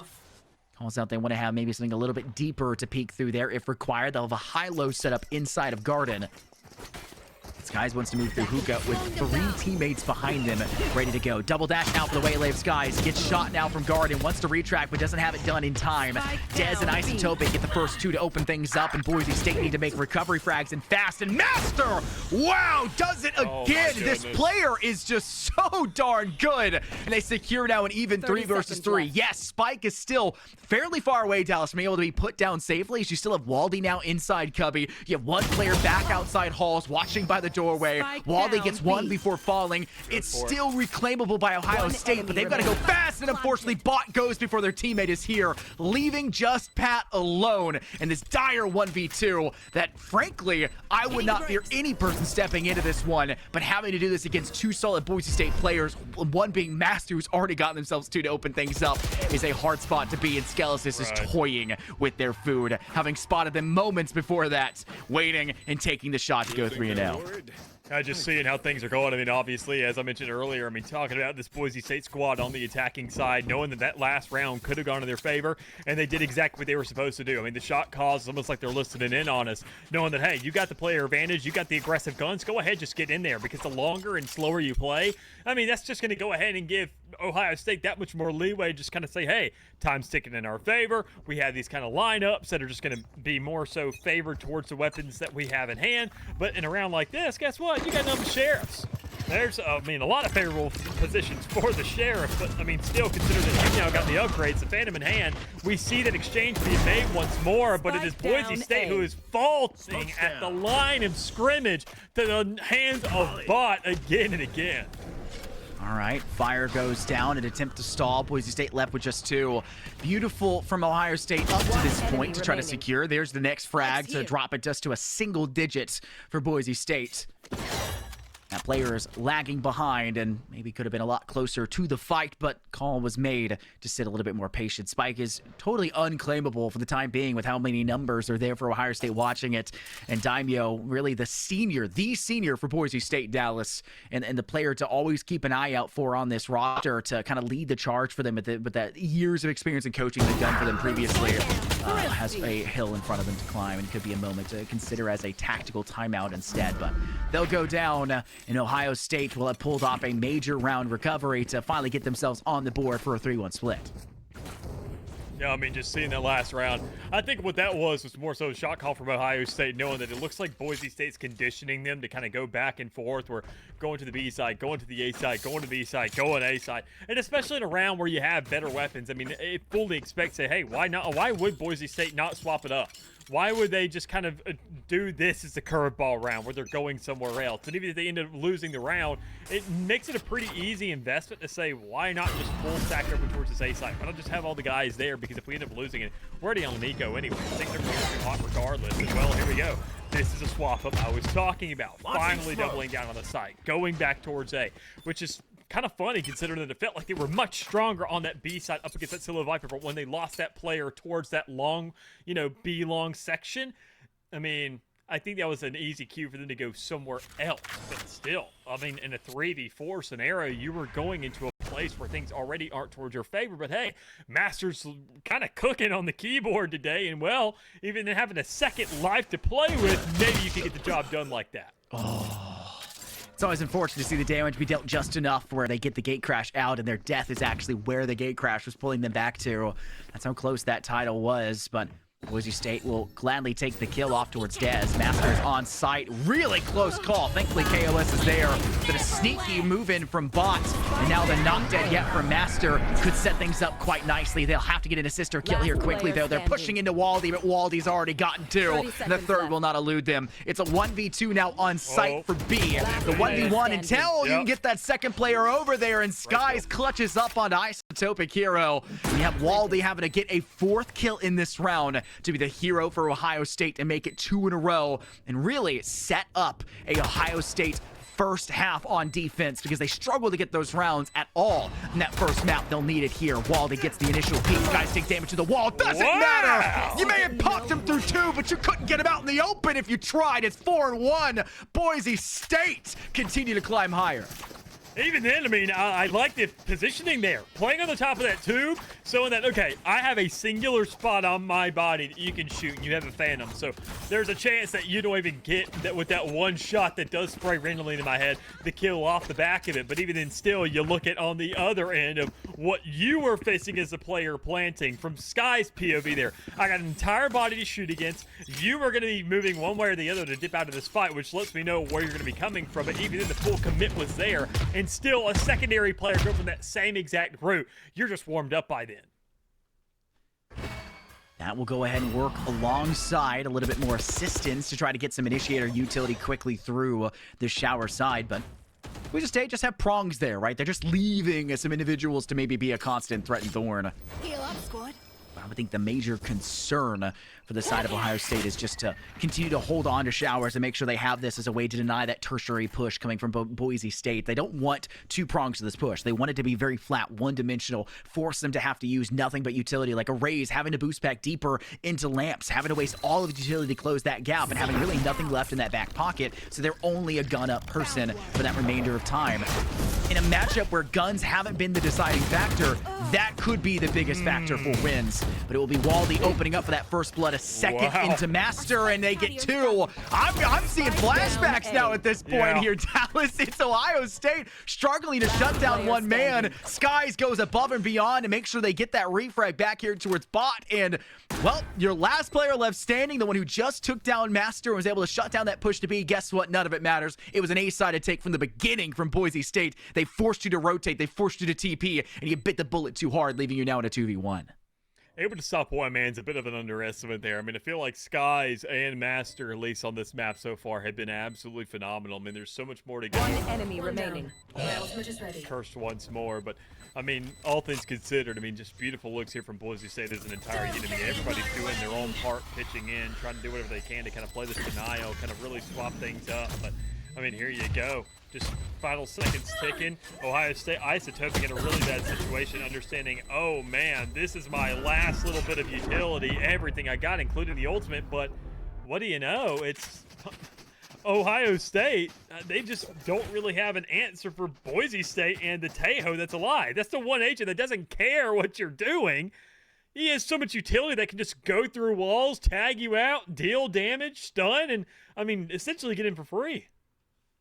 Timeout will be called, and this was the same thing we had mentioned. Ohio State at the end of map 2 called their timeout maybe a little bit late after seeing, what was it, 5 successive rounds in a row, if not 6 from Boise State to make the recovery at the third round and beyond of that second half. So they're calling it early here. Yes, it's 5-1, but this is the right time to do it. You're halfway through the first half. Mistakes were made, but you have some really close calls. That's now 2 rounds in a row now where it's come down to 1v2s and 1v1s. Ohio State just needs to close down those simple mistakes early. Don't let these individuals show up and be powerhouses, and let this timeout be the same way it was at the end of that first half where they made the next round be fast. They quickly closed in. They actually were near flawless in the result for it. They couldn't close out the second one thereafter or the third one thereafter before Boise State sends it out of the first map. So timeout called. My idea in my mind is a total shift in where these players are lying. Not as early in these fights. If somebody loses their fight, don't always immediately pray that you're going to have a secondary player swing in for it. If you aren't building the 2-player push forward, don't anticipate that that second swing will be available 2 to 3 seconds after the fact. Boise State will be ready for that second swing if it doesn't come instantly. So if you have any sort of hesitation, any sort of buffer or gap between those 2 swings, don't go for it. Pull back, restabilize your defense, and work with the numbers you have past that point. And maybe, just maybe, don't try to peek into a long angle with 2 players watching down that lane to play for an ultimate battle. Yeah, well, the battle occurred. Boise State, well, kind of came with a leg up on it as expected. I mean, seeing the way they're just kind of taking these fights more times than not, they have at least 2 players there. It's just about that mental fortitude and that confidence, knowing you got that backup, knowing you got that trade no matter what happens. And, well, Ohio State had a player squeak out from it, just barely with their life, but still a life nonetheless that can maybe get something done here on the retake, because it looks like the engage and all the emphasis of the spike being planted is moving towards this right half of the map, and with Boise State just making sure to take every single angle to knocking down any players and stop. Poison Cloud goes down to make sure you can secure nobody inside lamp. You'll throw the molly down if your bots try to give yourself a little bit of a buffer, but it's the fallback that's being made, and Skies is a menace. I have to refrain myself from saying what I really like to call him. It's a demon in the field right now. Like, this player just wants to push forward absolutely everything, and the great part about it for Boise State is they're feeding this beast, right? The team is allowing this to happen. The team is built around this unit up front of Skies, and, well, we feel like it could be literally anyone for the side of Boise State with the way they play sometimes, whether it's Skelesis, who was our highlight player we wanted to talk about early, whether it be Master, who's been going crazy in these 1v2s and more and clutching up these moments. They really say this duelist we're building around, this duelist we want to function around. We are going to make sure that this team is able to uplift this player, which was kind of the talking point we had just yesterday, actually, in that Maryville game. They build around a system unit, they build around a system player, and they make sure that at any moment that player can go crazy and go off and secure themselves around victory, or at the very least open it up for the rest of the team to then capitalize for that round victory. Yeah, I mean, Boise State's system's been looking a little bit different. I mean, all things considered. I mean, obviously, it's Ohio State here for the starter, more evenly matched teams, I would say, between the two. But, I mean, in the entirety of the bracket, besides what I could say is maybe Stony Brook and St. Clair and then Winthrop and Maryville. But, I mean, looking at these two, this just shows vast improvement of what Boise State is capable of right off the rip. Because considering what we saw last season, kind of a slow start, trying to get the hang of things, trying to find this little wind-up stage for them, it seems like right here, right now, obviously they're on the attacking side, so exactly where they want to be on a map that isn't their own selection. But, I mean, making sure to really pander towards their entire strengths. And you see that strength just completely manhandling the likes of Ohio State thus far.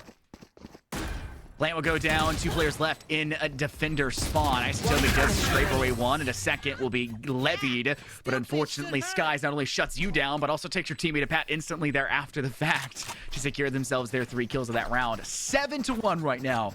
The last time we saw here in Division 1 a bind that was so lopsided was in the grand finals of all things here, folks, where it actually ended 13-0 in Maryville's favor and is what started their comeback in that St. Clair battle in our grand finals of the first split to then make the return after being down 2-0 to win 5-3 in the grand final. So Well, not as much of it will matter. It would need to be Ohio State to make the comeback here and win in that big of a measure to say, hey, the third map is ours. We're making that recovery. Boise State are trying to make their presence known really early in this split, and they were a team that we kind of were super iffy on overall through the scope of last split, saying, hey, they're really good, but are they good enough to take down these teams? If they keep playing like this, I think it is absolutely up in the air. It is truly a testament to what they've done improvement-wise over this the last 2 to 3 months. This is leaps and bounds impressive more than it was, week 2 last time we saw them face this Ohio State roster. Yeah, I mean, I think the Yoru pick, as good as it was, we talked about the substance it provided, the amount of just utility and presence that it put in the server, and well, it felt like the Yoru was just kind of there for the vibes, but when you look at the likes of the Cloak, it's always going to be everlasting. It's going to be present. Even when you're dead, you can smoke things up. One enemy Boise remaining. State don't even really need the smokes right now. They are just shooting free players out in the open, just ready for anything that comes their way. Get that spike down, have those 2 ultimates in hand. They don't really need to use them. They're just waiting for this pitch to come through for Isotope to swing out and, well, maybe find the kill. Tilvic will go hard for it, but unfortunately, you called it. It's just going to go in Boise State's favor. 8-1 now your score, and you have ultimates, right? You have 4 for your Ohio State, but you've got 3 that can greatly counter a lot of that if you're Boise State. And keep in mind that Skelisys' ult here, the Annihilation, is also very powerful on the defensive side of things, especially if it's an Ohio State quick push in through A short. Can essentially stall out a lot of that. And at the rate that we're going here, Dallas, they only are going to need 1 or 2 more rounds going into that second half to secure themselves either match and series point or just the victory in the first place. So Ohio State, you've got 4 rounds to really make this recovery, really 3 rounds to really make this recovery. You need to win, I would argue, 2 of these next 3 to really have the best shot at it. You have to start that with First Bloods, and you need to do that by shutting down Master, who has a perfect visual on you right now, and will make sure that that First Blood goes their way. And a second, not a third! It just can't keep happening! They'll use the Convergent Pass! Why was there even a need for it? It doesn't matter. Everyone is dead. Master is going crazy, and this player does not care what Ohio State are bringing to the table. Yeah, it's at that point where they're just kind of really moving salt into that wound, man. Just really pushing the problem here for Ohio State, where it feels like, obviously, Ohio State is aware they can win this game. I mean, any team can win any game at any point in time, but, I mean, there's kind of a double-edged sword to this situation where, hey, you got a really long way to go to catch up in this map, but, hey, if you do end up doing that, I mean, sure, we're considering the next third team for the next map to end up actually giving yourself the win. But it's just right now putting that mental weight on these players, letting them know that it is such a far-fetched goal that don't even think about the scoreline at the top. Just take it 1 round at a time. And right now, you need to worry on, well, doubling your scoreline, finding that number 2. You have 4 ultimates on the board. You got to get yourself present here.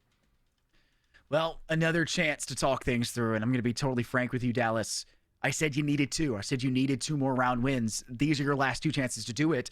You have 1 ultimate that was burned out of the pocket of Boise State. You could argue, hey, that's pretty good, but you have less to fear for that. But the Annihilation arguably does the same thing in terms of clearing out that space. And you still have to worry about, well, Master, who is so good about staying alive and getting the kills in the first place, that now also has Not Dead Yet still available to them, that they can come back to life and continue to take these fights, right? They're essentially a 1-man army, but it's now turned into a 2-man army with the ability to resurrect. And then the toxic Viper's Pit that can be laid down onto these sites, you just can't even let them get to a plant. You have to stall them. And I think that's why we're seeing Ohio State go so deep into this hookah side, whether it be based on limitations of weapon or because they want to take the fight to them as quick as possible and isolate in a 4v1, a 5v1, doesn't matter. They'll lose out of the First Blood. A second one falls. Daimyo is still standing. How is Daimyo still standing? Eventually their head gets lopped off, and after the crossfire, Sheriff out for Dez. Dez collects it. Does Master use the Not Dead Yet? They opt to go for it. Time will be trying to swing. Dez gets a gun! Gets it! Now 3 for Dez. It's 2 versus 2. Ohio State has taken down the raid boss that is Master. They have no idea where they're currently heading into because it's a spike plant on A, 1 up inside heaven, and the one thing I called about not wanting to let them get the spike down in the first place, the Viper's Pit is online, and this site is under claim and control of Boise State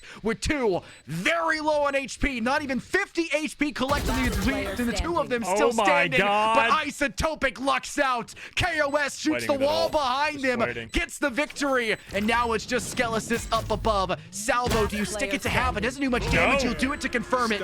Dez now wants to move in. The Annihilation will give them plenty of time to step in after it goes through. That Skelesis has a perfect angle and one bullet guarantees double digits, and Boise State's going so darn positive into the second half.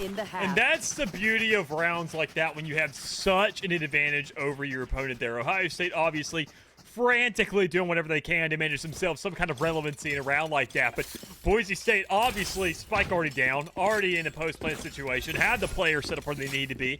But even more so, you know that so much damage was done. That's why Master went for the not dead yet there. I mean, it was so simple. You just find a spray, get any shot on the two, and it should be a kill. Unfortunately, just doesn't find that, but you still delay time. You still put that pressure on him until the actual rotation does come through. You run into a Viper's Pit, just layer after layer. But unfortunately, in this round, post-plant isn't in play, and players aren't alive to shoot back. It is a 1v5 within a matter of like 20 seconds.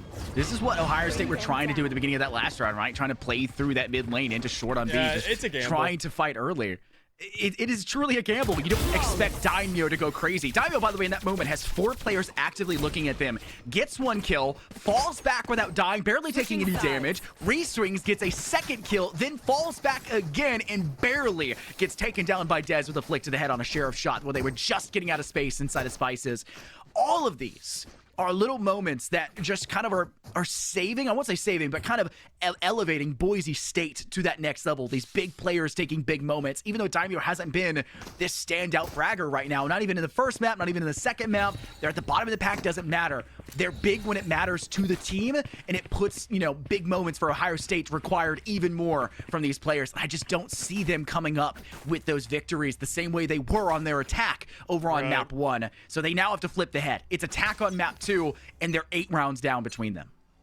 And the pistol round was also flawless for Boise State. So, I mean, clearly they're feeling warm when it comes around to having these kind of budget weapon options. And I don't know. I mean, squeaking through, they're going to see that one singular player over towards that shower section of the map. That's going to cue a little bit of a rotate. They're going to think that, okay, even with this Viper wall, that we got the wraparound. We got these guys locked up. But it's a total feint. Guess what? Gate crash, B site.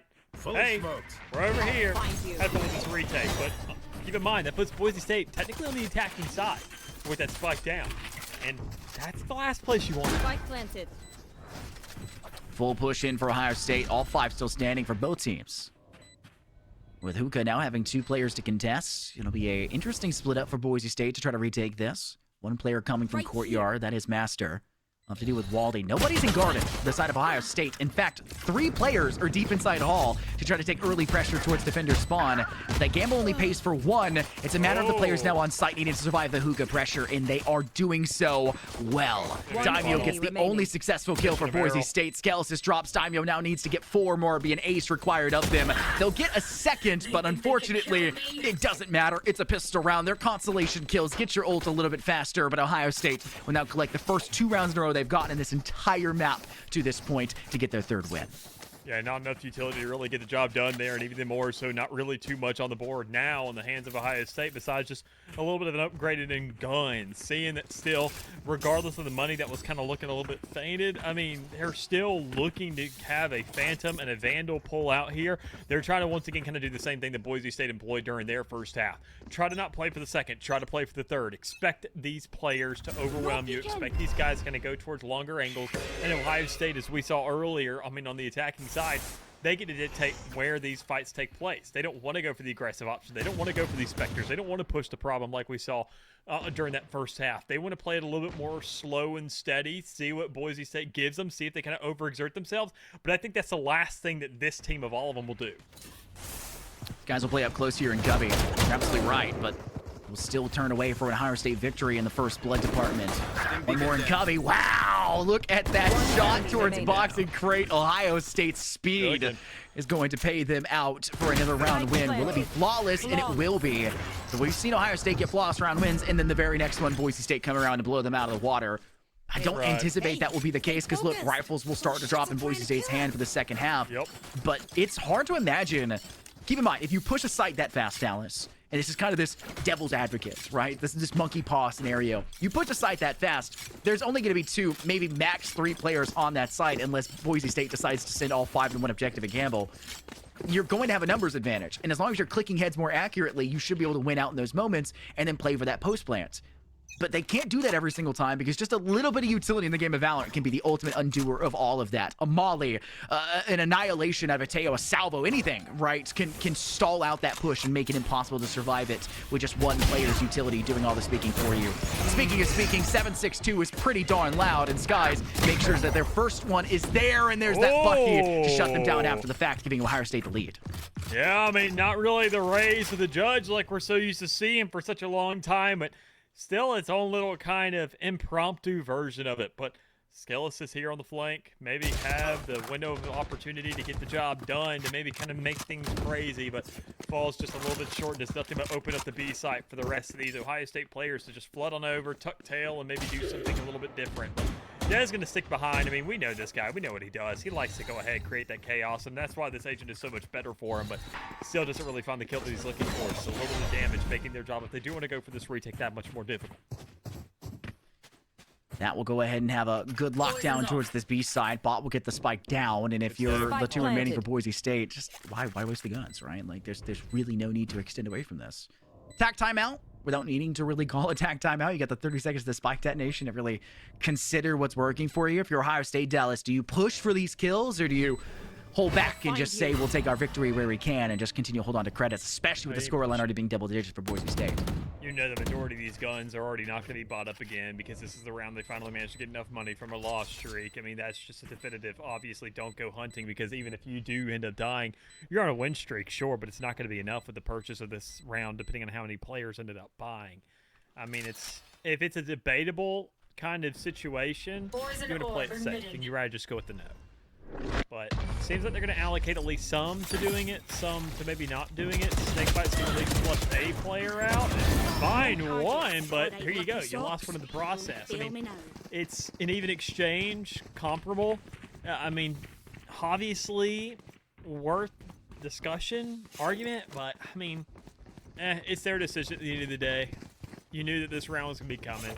You knew that Ohio State was going to have some players with money. More players who obviously have a lot more money. Good night. And, well, it's going to be Boise State looking to kind of play this weird, just mishmash of a defense here with the kind of guns in hand. But I'd be curious to see if they want to push this A side or really just kind of press the problem to them. And I think Sky's obviously leaning towards that, but on the opposite end of the map of where the attackers are playing. Push will go through B long. Don't touch the ult orb just yet. I want to give away full audio cue. Dez's shoulder hasn't been spotted. The smokes will give away information that it is a push here, though, into B. The KOS sneaks two with the Sheriff and looks for there it is! Shutdown King KOS puts Boise State on the map. Away from Ido and now back in control on Bind. Master knocks another one off the board, and it's a fourth! Buddy Ace, full house of cards at Ohio State. May have just made the ultimate mistake of not shutting down the hookah player of KOS. Boise State now get to face off with real rifles, so they get just did it with pistols. Everything that's coming to the table for Ohio State, and they will be that much closer to a Viper's Pit that could lock down a site, and they just need two more to finish this series.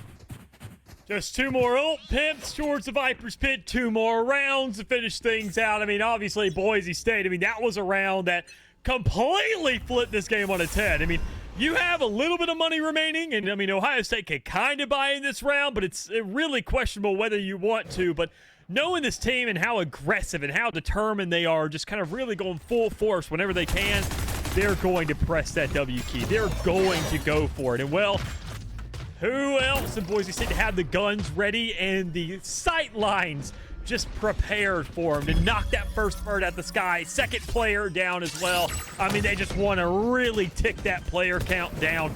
Give them the numbers, hear that spike go off and say, well, dinner bell's ringing. And that refract goes so far when he used the TP in the process of that dash. Master working in alongside KOS to secure patience after the kill, and Boise State will have the player advantage, but Ohio State will have full control now over the A site, and it's a matter about moving Dez in the spot where they're the most valuable, and they want to think that's out inside metal. KOS on the inside right doesn't assume it's Dez, thinking they'll go right up to heaven, but they don't. Great connection from Isotopic. but job is done. Boise State have secured match and series point now at 12-5. And Ohio State now need to play a flawless, casters don't do math here, but I think 7 rounds in a row, whatever it is, to secure even a chance to make it to overtime and then play out to survive here for the very first week of Division 1. No one wants to start out the loser in week 1, but unfortunately after every series someone does, and Ohio State will be the last one of the weekend to be doing so if they can't kick it into high gear here, and they're coming into this one with, well, maybe not even enough credits, Dallas, to fully buy out for a round. Yeah, I mean, we see some desperate attempts. Obviously, Pat's going to have a gun to play with the 3750, but kind of figuring out whether or not you should be buying for teammates, what you need to be going with, what your teammates need to have. I mean, honestly, go ahead and get a Bucky in the hand of Pat. Find a shotgun of some kind. Just get this guy aggressive. Get him in there, but I don't know. Boise State just have a lot more. These guys will quickly hide within that smoke. It's a smart play for Boise State to try to get up close as fast as possible. The unexpected, I think that's where a lot of Boise State's value has been in this series.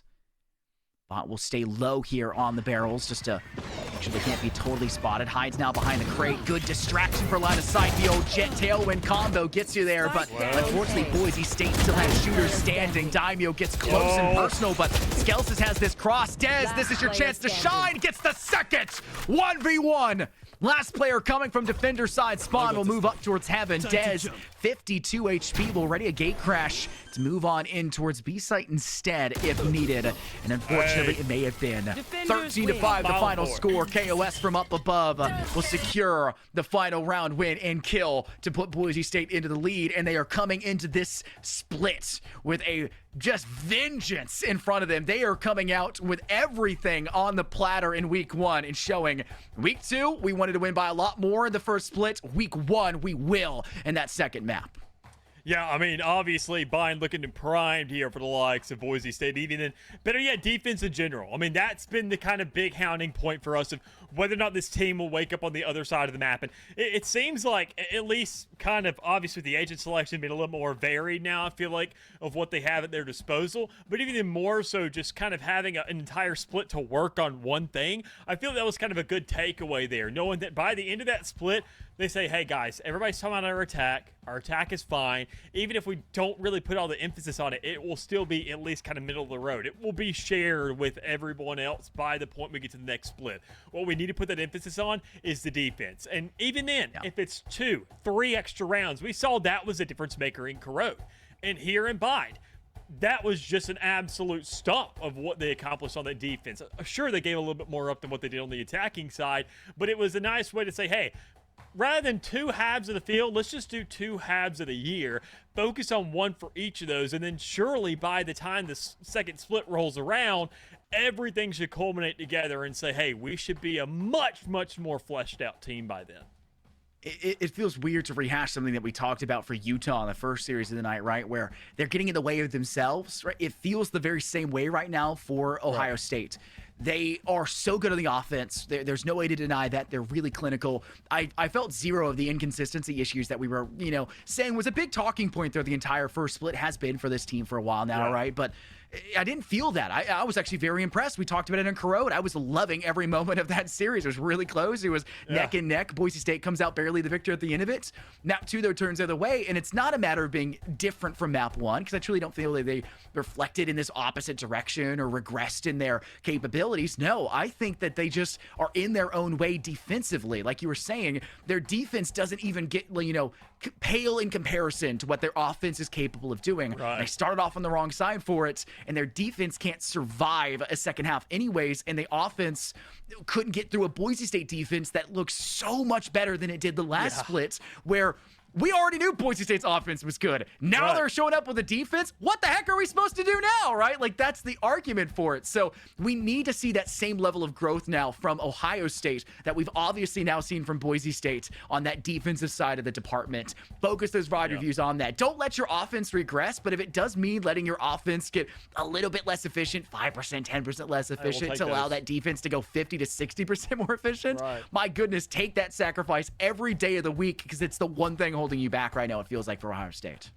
Yeah, I mean, honestly, seeing what Ohio State's doing, I mean, they always had that potential, and even then more so they have, I mean, spotlight players over and over again. You look at the kind of players when they were on the attacking side, when they did manage to get those, it was still Dez, it was still Bot. I feel like those kind of two hand in hand just really find the majority of those kills, but still, in the big scheme of it, you got to have everybody really step up. And I mean, it felt like there was a little bit more highlights available on the side of Boise State, obviously, because they played the majority of this entire series on the attacking side, so they had a bit more time to highlight what they were capable of. But I mean, we had a lot more moments where it felt like, oh my goodness, Skies, oh my goodness, Master, oh my goodness, you know, everybody was kind of doing something. Even then, Cost there towards the end, I mean, just over and over again where it feels like, okay, there's at least, I mean, just naming the guys side by side, 2 compared to 3. That's one more player who's just pitching a much bigger weight to kind of share that spotlight with you.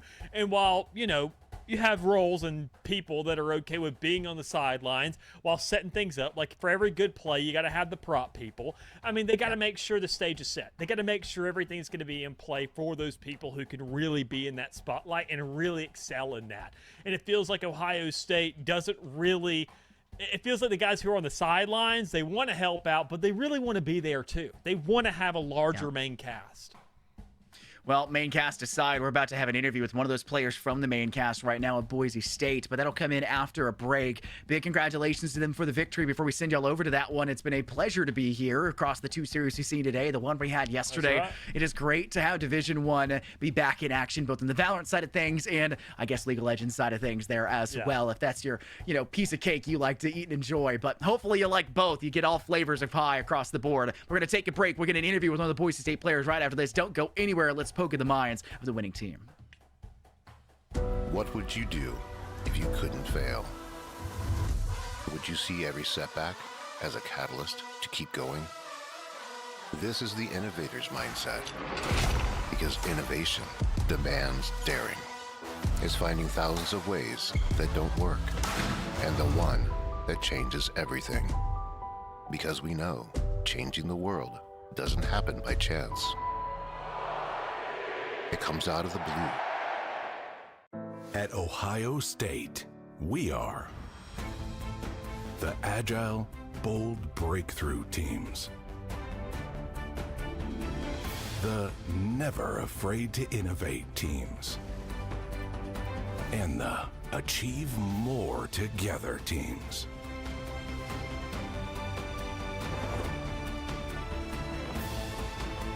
Together, we are the Ohio State University.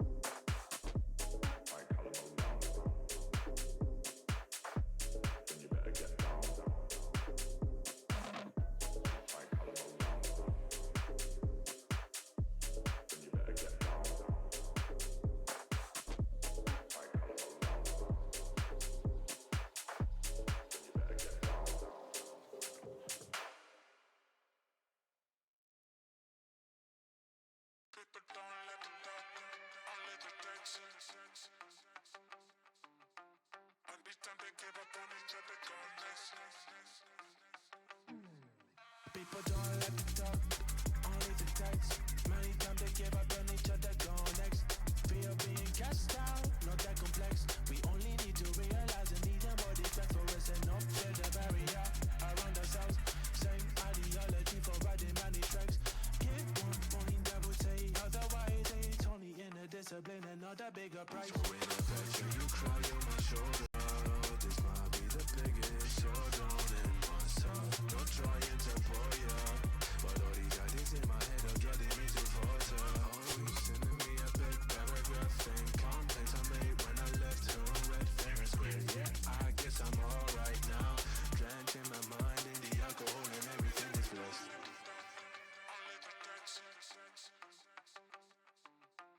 Every time they give up on each other, go next. All my energy is played with my time and the energy. If you don't like the way I think, don't need to be the love of me. I try to fix my mind and the habits would be using me. All are in the way I sleep, 'cause I know that you embellish me. Tripping on my love, but I don't feel the same way. I'm sorry, baby, go ahead and kill me. You ripped out all the segments of my soul, 'cause you need me. With that, I'm still here, distracted by the station. My shoulder, this might be the biggest showdown in my soul. Not trying to bore ya, but all these ideas in my head are getting me to falter. Always sending me a big paragraph saying can't play some bait when I left her red fair and square. Yeah, I guess I'm alright now. Drenching my mind in the alcohol and everything is best.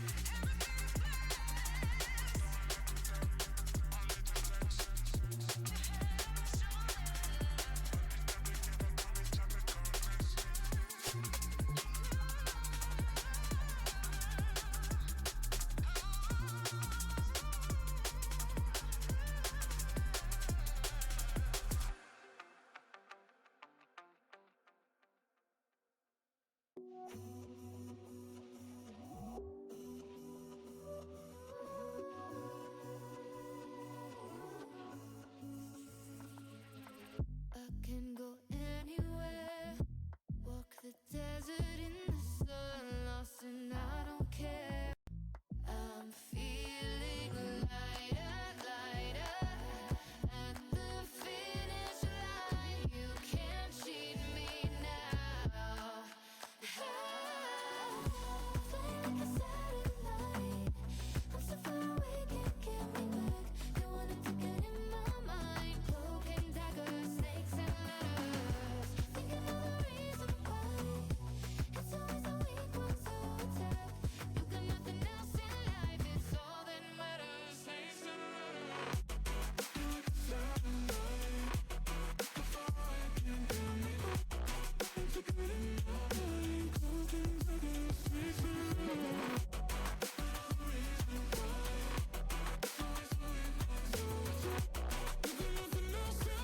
it's all that matters. Snakes and ladders. How does it feel to fall now that you're in this alone? No more comfort, 'cause those days are over now. I've seen that side. Can't believe I let you wear me down. All the memories unwind, taking me higher, higher, past the finish line. You can't cheat me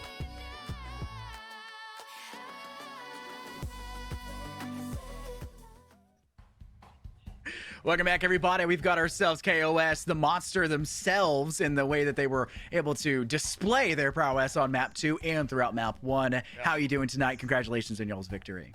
Doing great, doing great. I'm happy with the outcome for sure. Yeah, I'm sure y'all are. Y'all had a little bit of a tougher time in week 2, still came at the victor in that first split against this roster of Ohio State, but y'all came in on a different level. And the way that we were highlighting it on broadcast was the difference was not in your attack, because that was always really good. We always were complimenting Boise State's attack, but actually in y'all's defense that has improved leaps and bounds. What has really been the deciding factor for that? What has given you all this defensive edge that we're seeing come alive in the second split? Yeah, I think overall as a team, we've kind of changed our philosophy and realized that we really need to start playing more together to win out these rounds and trading and doing that versus just taking ones, especially against really good aimers, really good players that Ohio State does have. When we play together, we'll win. Yeah, I mean, rightfully so. I mean, seeing it, especially, I mean, obviously in Bind, when you guys playing a little more together, I'd say. Corrode feels a little convoluted at times. Bind is kind of, hey, hit TPs together. Hey, go, run the horses as fast as you can wherever we're going to be going as one collective unison. And obviously, I saw y'all kind of collecting underneath that sky, kind of reinvigorate, saying, hey, we're just going to go ahead and, play together on that. But even still, I mean, that philosophy, do you feel like the playbook has kind of had to alter a little bit to really complement that play style, or are you guys more so just kind of shifting things, making small little tweaks to say, okay, it all still worked out fine, but we just gotta, maybe swap it up to a degree? Yeah, I think I think it really comes down to just those small tweaks, because we'd have rounds where they're just so close and we could pull away, but it always goes down to the fundamentals and just staying disciplined and not over peaking, playing together, making sure we're trading. And I think this semester for sure we're starting to really dial in on that, since now we have a sort of understanding of, you know, how we want to play maps, what compositions we want to play, and that sort of base level. Now we can focus on how we actually execute that.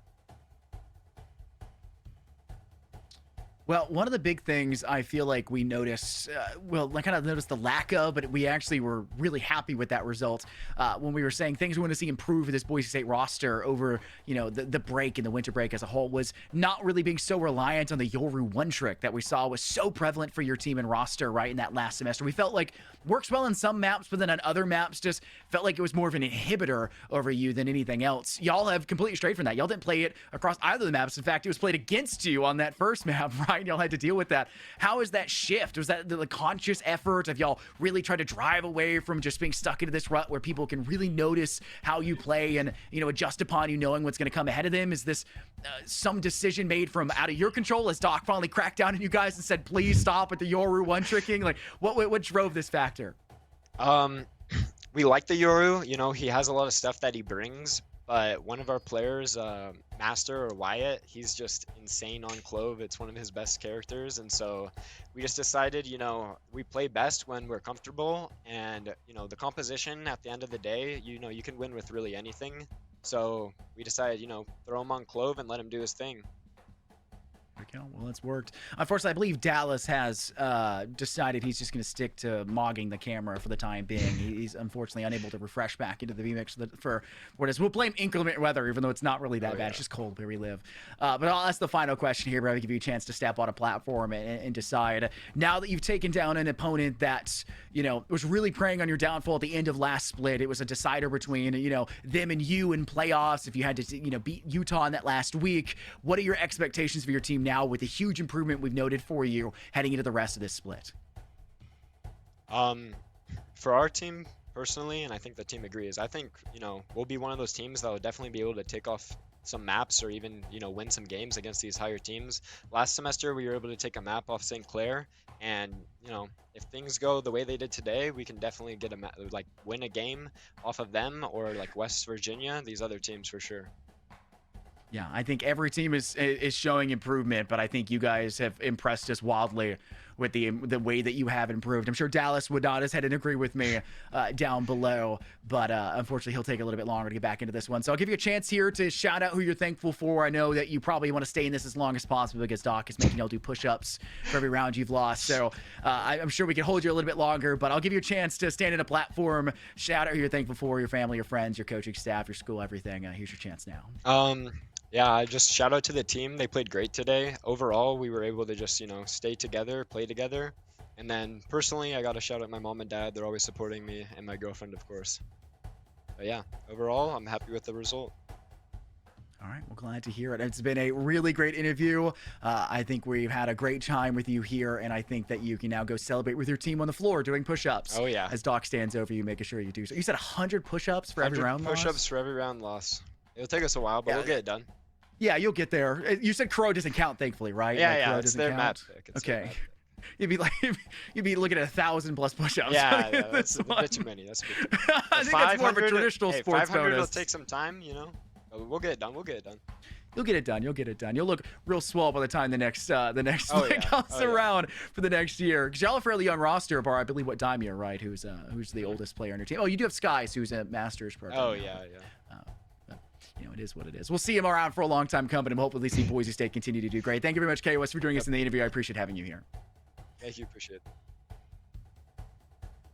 With that being said, as they send back to the caster at this point, I think we have to shout out everybody for tuning in and watching at this point here for Division 1 for the Valor side of things. It's been a long day, but it's been a long time coming to see Division 1 back on your screens and back in action for these players. So many improvements. Still another game to go. I believe is actually scheduled for next Friday. That Stony Brook and Winthrop game that had gotten unfortunately delayed thanks to the bad weather that came in, and they didn't want to have the Stony Brook players come into the in the facility with all the really bad weather. It's really dangerous out there still. So stay safe, everybody, and thank y'all very much for tuning in. We'll see y'all Friday, Sunday, and Monday going into next week to continue the rest of the action. My name's Infernosis. I'm joined here by Dallas. Unfortunately, still having those connectivity issues, but we'll see you guys in for the next one. Stay tuned for more. Love ya. Good night.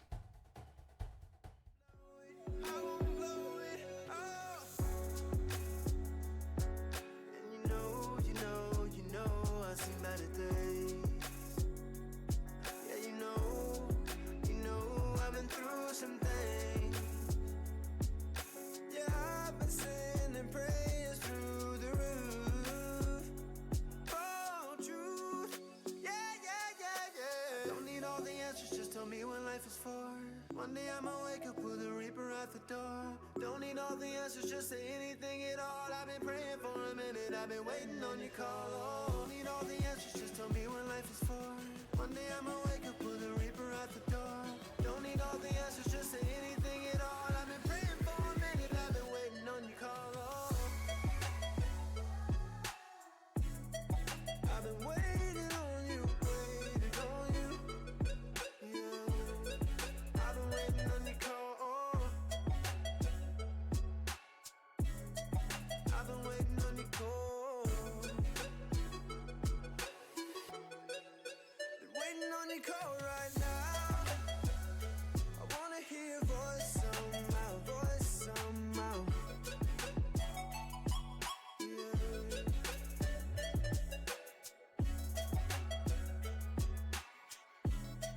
I've been waiting on your call. Oh.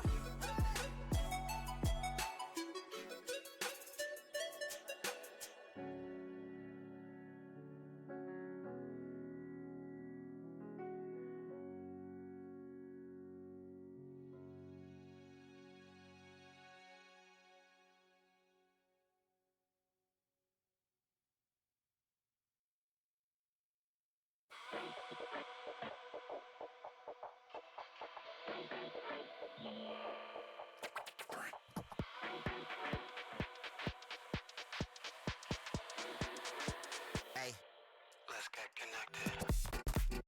Connected. Connected. Let me be the calm when it get hectic. Let me be the one knowing you left it. Connected. Connected. Let's just hit the plug and get connected. Feel it through your body, don't hurt my legs.